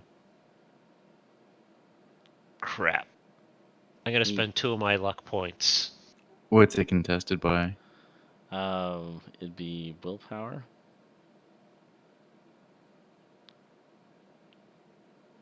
Or psychology, yeah. Do you want me to reroll psychology or go with willpower? Do psychology. Nice.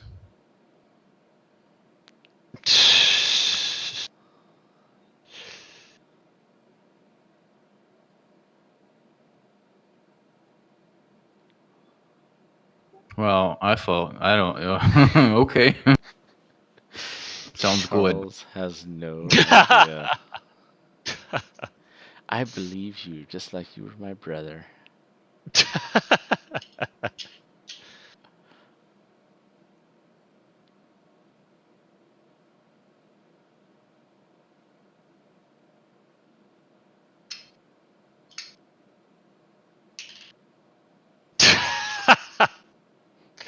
Look, I'm a doctor, okay? You guys seem to get into you get a lot of injuries.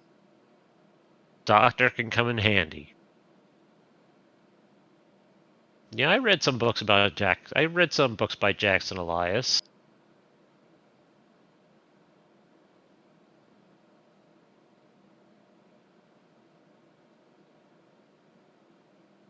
You want me to take a look at those bites, Kansas? Oh, you got bit too, Barney? Must have happened before I got down there. 1 point, that's not too. I could do some first aid. Give me a medicine roll. Okay. First aid is more like just trying to stabilize someone. You're actually trying to decide whether or not they have any kind of We're disease. gonna call bullshit on him being a doctor after he fails. I didn't say I was a good doctor. All right. It looks like a bite wound. It doesn't look like there's any kind of disease that's setting in or anything like that. It looks like, given some time, he's going to probably heal, just like everyone who gets bit would heal. I suggest you go see a doctor. You are a doctor, right? You just told him to go see a doctor, and you are a doctor. It's kind of dark here, okay? It's been a long day. I'm tired. I lost half my day. You guys don't from know seeing that monsters. You guys don't know that he rolled a fail on his doctoring roll. He takes a look at it and he gives his assessment of the wounds. You're gonna be fine. Says that they look like they're normal bite wounds, and normal bite wounds. and that given a couple months, they should heal and. Stop being such a baby. Oh man.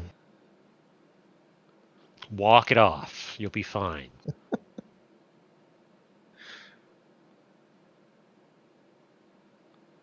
But if you get shot or something, you're gonna be wishing I was around. The last doctor I knew actually pulled a live alien organism out of my my guts with an emergency surgery. If it came down to that, do you think you could do this? And what interview for a job? And what happened to that doctor? I Just shoot believe he him had an argument with someone in the group. I'm not exactly sure what happened. and they shot him, right? As far as you're No, aware, I like to- aware of, he's back at the hotel with Iris. Yeah. Although Irene did advise for them to maybe leave town or something like that, but you don't actually know where Iris and Cecil are right now.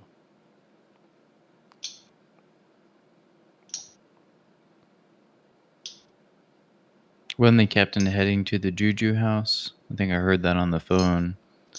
Not the captain himself. The captain was whoever was talking to the guy. You overheard the guy talking to the captain and telling him to send the police to the Juju house. Maybe we should go kidnap this captain and get some answers. Hey, by the way, I don't want to keep calling you old man. What's your name? Chappie. And why were you handcuffed in the basement? Were you going to be like second breakfast for that thing down? It's a funny thing, really. I actually came into the gentleman's store looking to buy some antiques, and, some damn fool whopped me over the head. That's funny. Next thing I knew, I was all in the dark and laying around and couldn't really move very well with my hands and legs tied. So I heard some pretty horrible things, but I really couldn't see much, at least not before you guys showed up. How long were you down? It's hard to say, really. I'd say at least a day or so.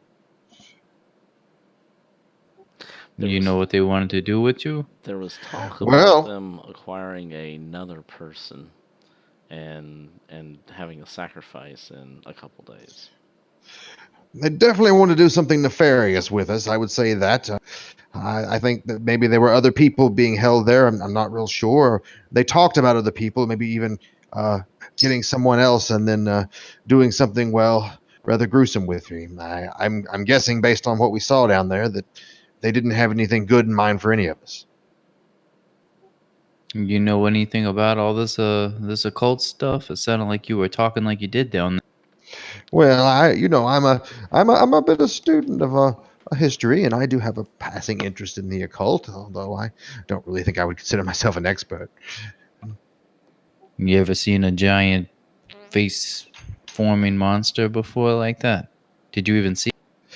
You're talking about the thing down in the pit. I think I have a good enough idea to know that not to stick my big nose where it doesn't belong. Well, I did, and I saw it, and that shit's scary. It can be a very difficult thing to get over when you have a direct encounter with the occult. Hey, Barney, you read that?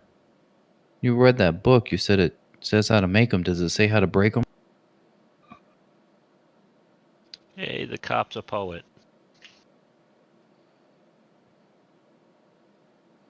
I'm thinking a high amount of explosives, which I don't know how to do. Oh yeah, sure. Let's just leave that for someone else to clean up. You know anyone with some explosives? Yeah, I wonder what those cops are gonna do.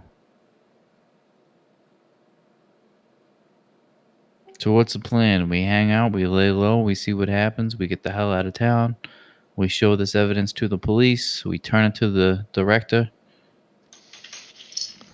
It would be hard to move. I would think, do I know anyone who is perhaps an expert and might could give us some information, maybe even someone outside the city. It might give us a destination that could look at these artifacts that we've got and tell us something about them. You know that there's some people up at Miskatonic University that could potentially help. There's there's some people at Back up. Arkham who could potentially help. Back up my neck of the woods. Yeah. Well, far be it from me to make a suggestion as I'm new here, but if we're really just wanting to get out of town, maybe we should take some of the things we found up to Miskatonic and find out what they make out of them, since none of us really seem to know what they are. In fact, they haven't really talked very much about Iris at this point. You've heard the name Iris, but no one has ever said anything about her last name. Has anyone used her full name that I'm unaware of? I mean, we are pretty good about dropping everyone's secret identity, so. Alright. So, at this point, the other two, they don't really know who Cecil and Iris are.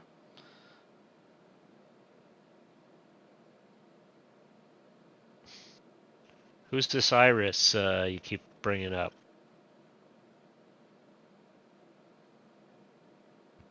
She was in Peru with us, but I think she might be getting cold feet and wanting to part. Which I don't blame her.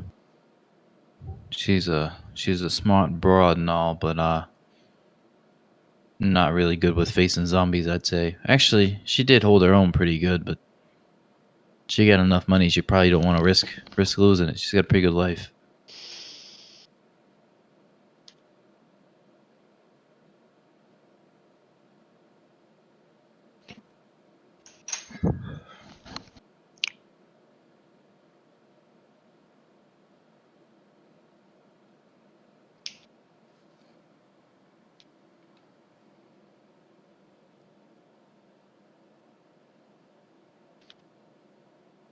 And you think I'm a liability?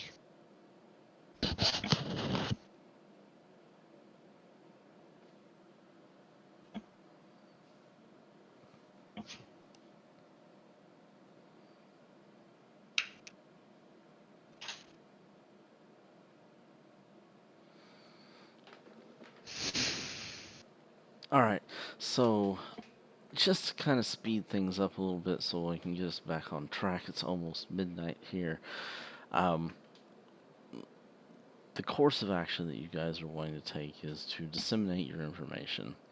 You want to get the evidence to the powers that be, whether it's to Miss Schoenberg or to Lieutenant Poole. You could even split the information between the two, or try to make copies of stuff, photographs, and send it to one, send some to another, and so whatever it is that you guys are wanting to do there, aside from getting the information to, I know there was no money in the wallets. It was just identification, pictures, things like that.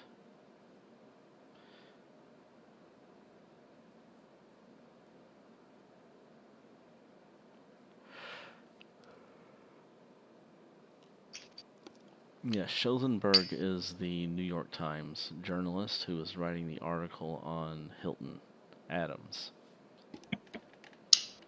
who was trying to get him off of death row, who was kind of like his biggest supporter into the fact that there was some corruption and that he wasn't truly guilty or anything like that. As she had kind of given up on the case a little bit because no one was talking to her anymore and it wasn't really the big news.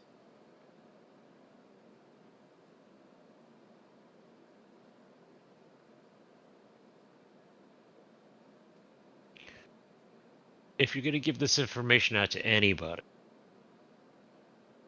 I'd give it to the reporter before I'd give it to the police.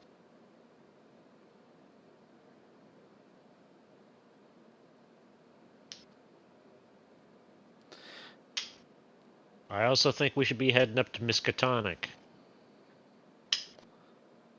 You guys want to let my FBI director know about any of this so they can get involved, or no? Just go straight to reporter.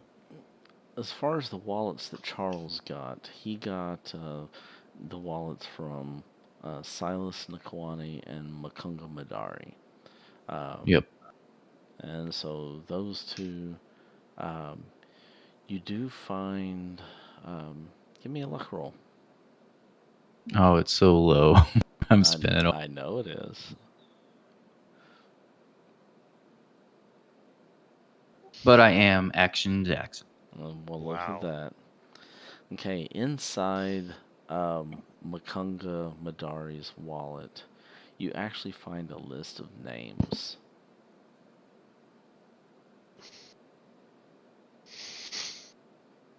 All right. Can I tell what the names are? No, not at a glance. I can't believe I made that. I hold it up and I say, here's a bunch of names. Let's make a copy of it. Maybe we can give that to the reporter too. Maybe that'll have some kind of connection somewhere. Yeah, for sure. Maybe they'll piece together this puzzle later. Any Dexterhavens on that list? Take a look. Any Dexterhavens?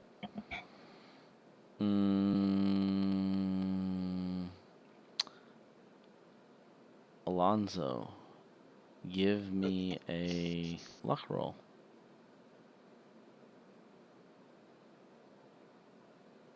Okay.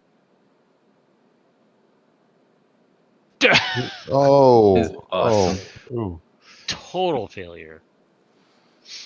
Okay. So, no, there are no Dexterhavens on the list.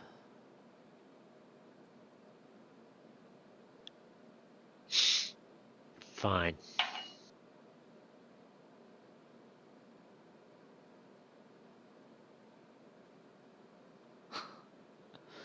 Well, we don't know what the list is for, so we won't know that. Do we recognize any names on the list? You do not. Yeah, well, I don't know. We'll make a copy and Actually, then there we is can put it in one. this. There is one name that you do recognize on the list, and it's Silas Nakwani. Oh, these might be informants. Or cultist. Yeah.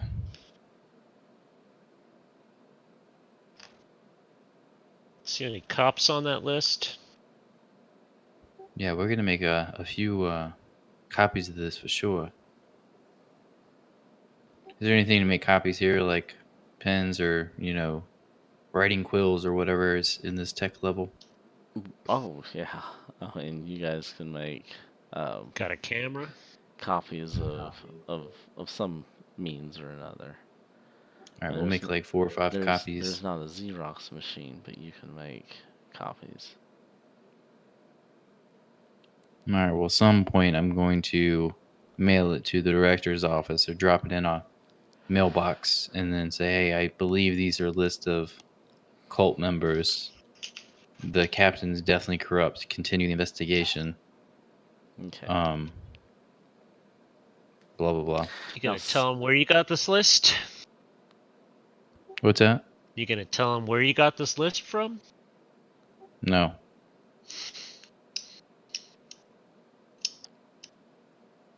Okay, so secondarily to you disseminating your information, you've got to start making plans for your future. And so, what are you planning to do over the course of the next couple weeks? Start an IRA. There you go. Dangerous. You're gonna start up the Irish Resistance Army. Holy cow!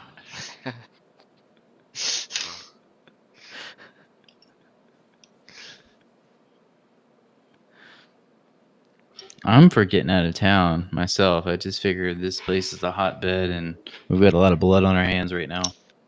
Telling you, Miskatonic. Oh, we can do that too. We do that and then get out of town. Well, that is out of town. Oh. Where is it at? Miskatonic is up the coast. Oh, okay. Up in Massachusetts. Yep.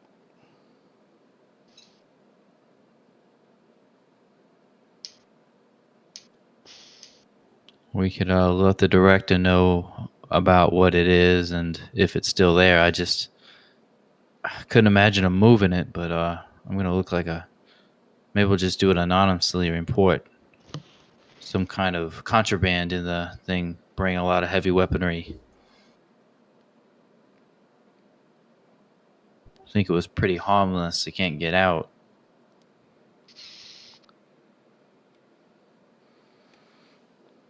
All right.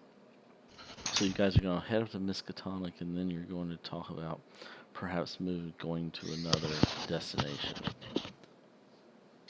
Kansas is on board for going to London. Anyone else have any input?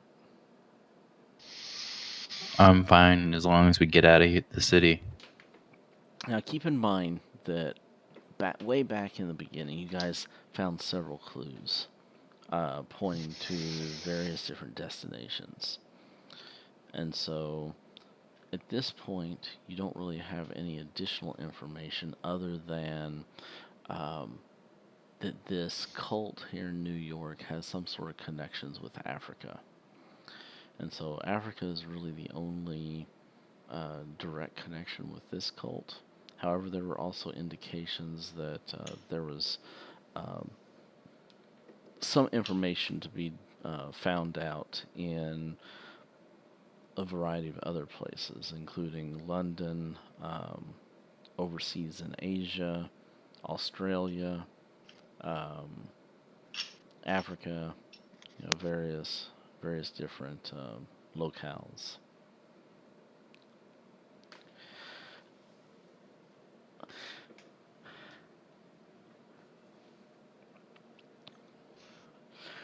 And that is one of the key aspects that you guys may want to share with the other two guys. Not only are you initially your initial thing was to look into the guys who killed your friend, but in the process, the bigger picture is not just that you're wanting to find the guys who killed your friend, because that has been accomplished. The bigger picture is that there's some mystery surrounding the Carlisle expedition, and that is what ended up getting him killed, was because he was snooping around and asking too many questions and looking into the activities of the Carlisle expedition. So there's some mystery behind the Carlisle expedition that is really the driving force behind all of this. And that is probably what needs to be stressed towards Alonzo and Chappie as they contemplate whether or not they want to pursue any kind of activities along with the others.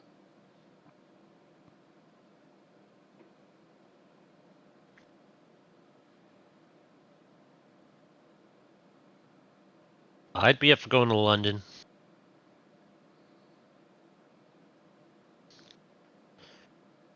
What do you say, Barney? You gonna show us around? Irene is also a Brit. She has a British accent as well. Hmm. Sexy Irene. Still waiting to hear my voice. I don't think Taragnor can pull off a female British accent. Me either, but I want to hear him try.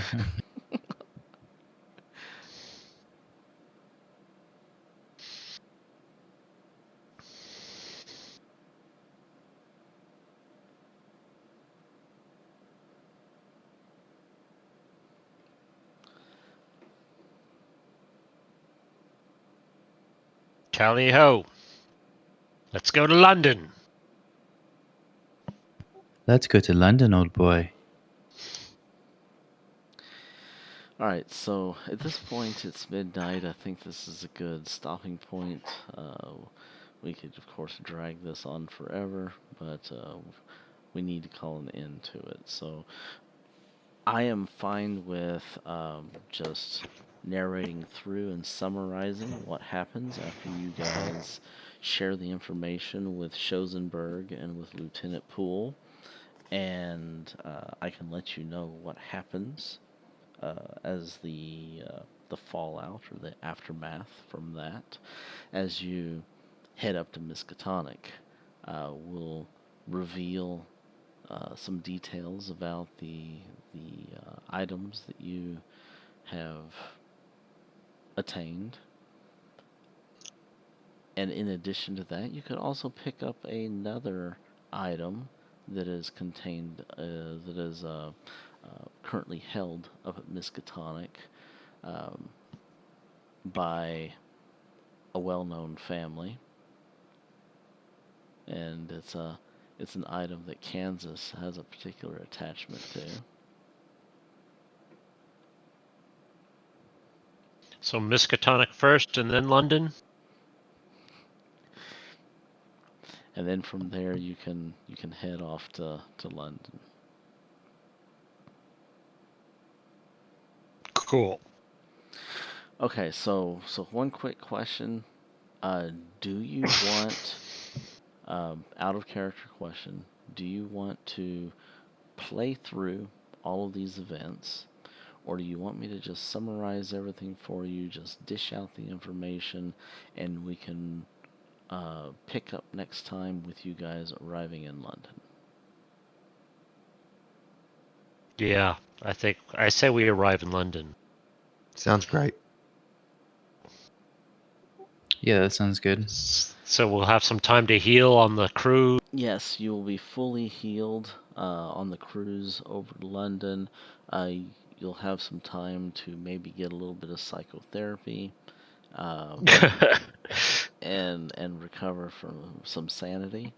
You're also going to get some sanity bonuses for successfully completing everything, or several things that was here in Chapter 1. I'll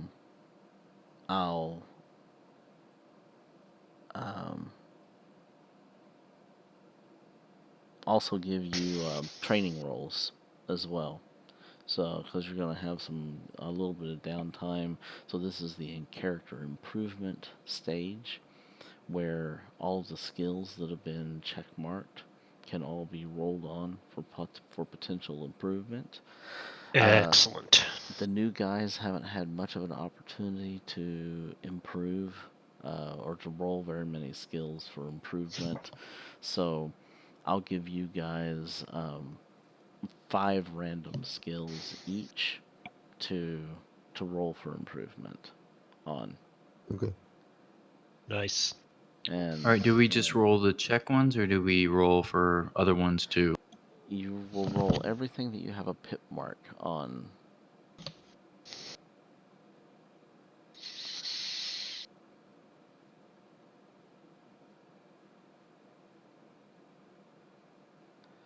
You can do it now, or you can wait and do it later. It doesn't matter to me. Yeah, I'll do it next time. Yeah, But I'll see you guys. Yep. I'm Yeah, gonna sign up for a nap. All right, Me later. too. Have a good I'm evening. out. Guys. Mhm. Thank you and good night. Good night.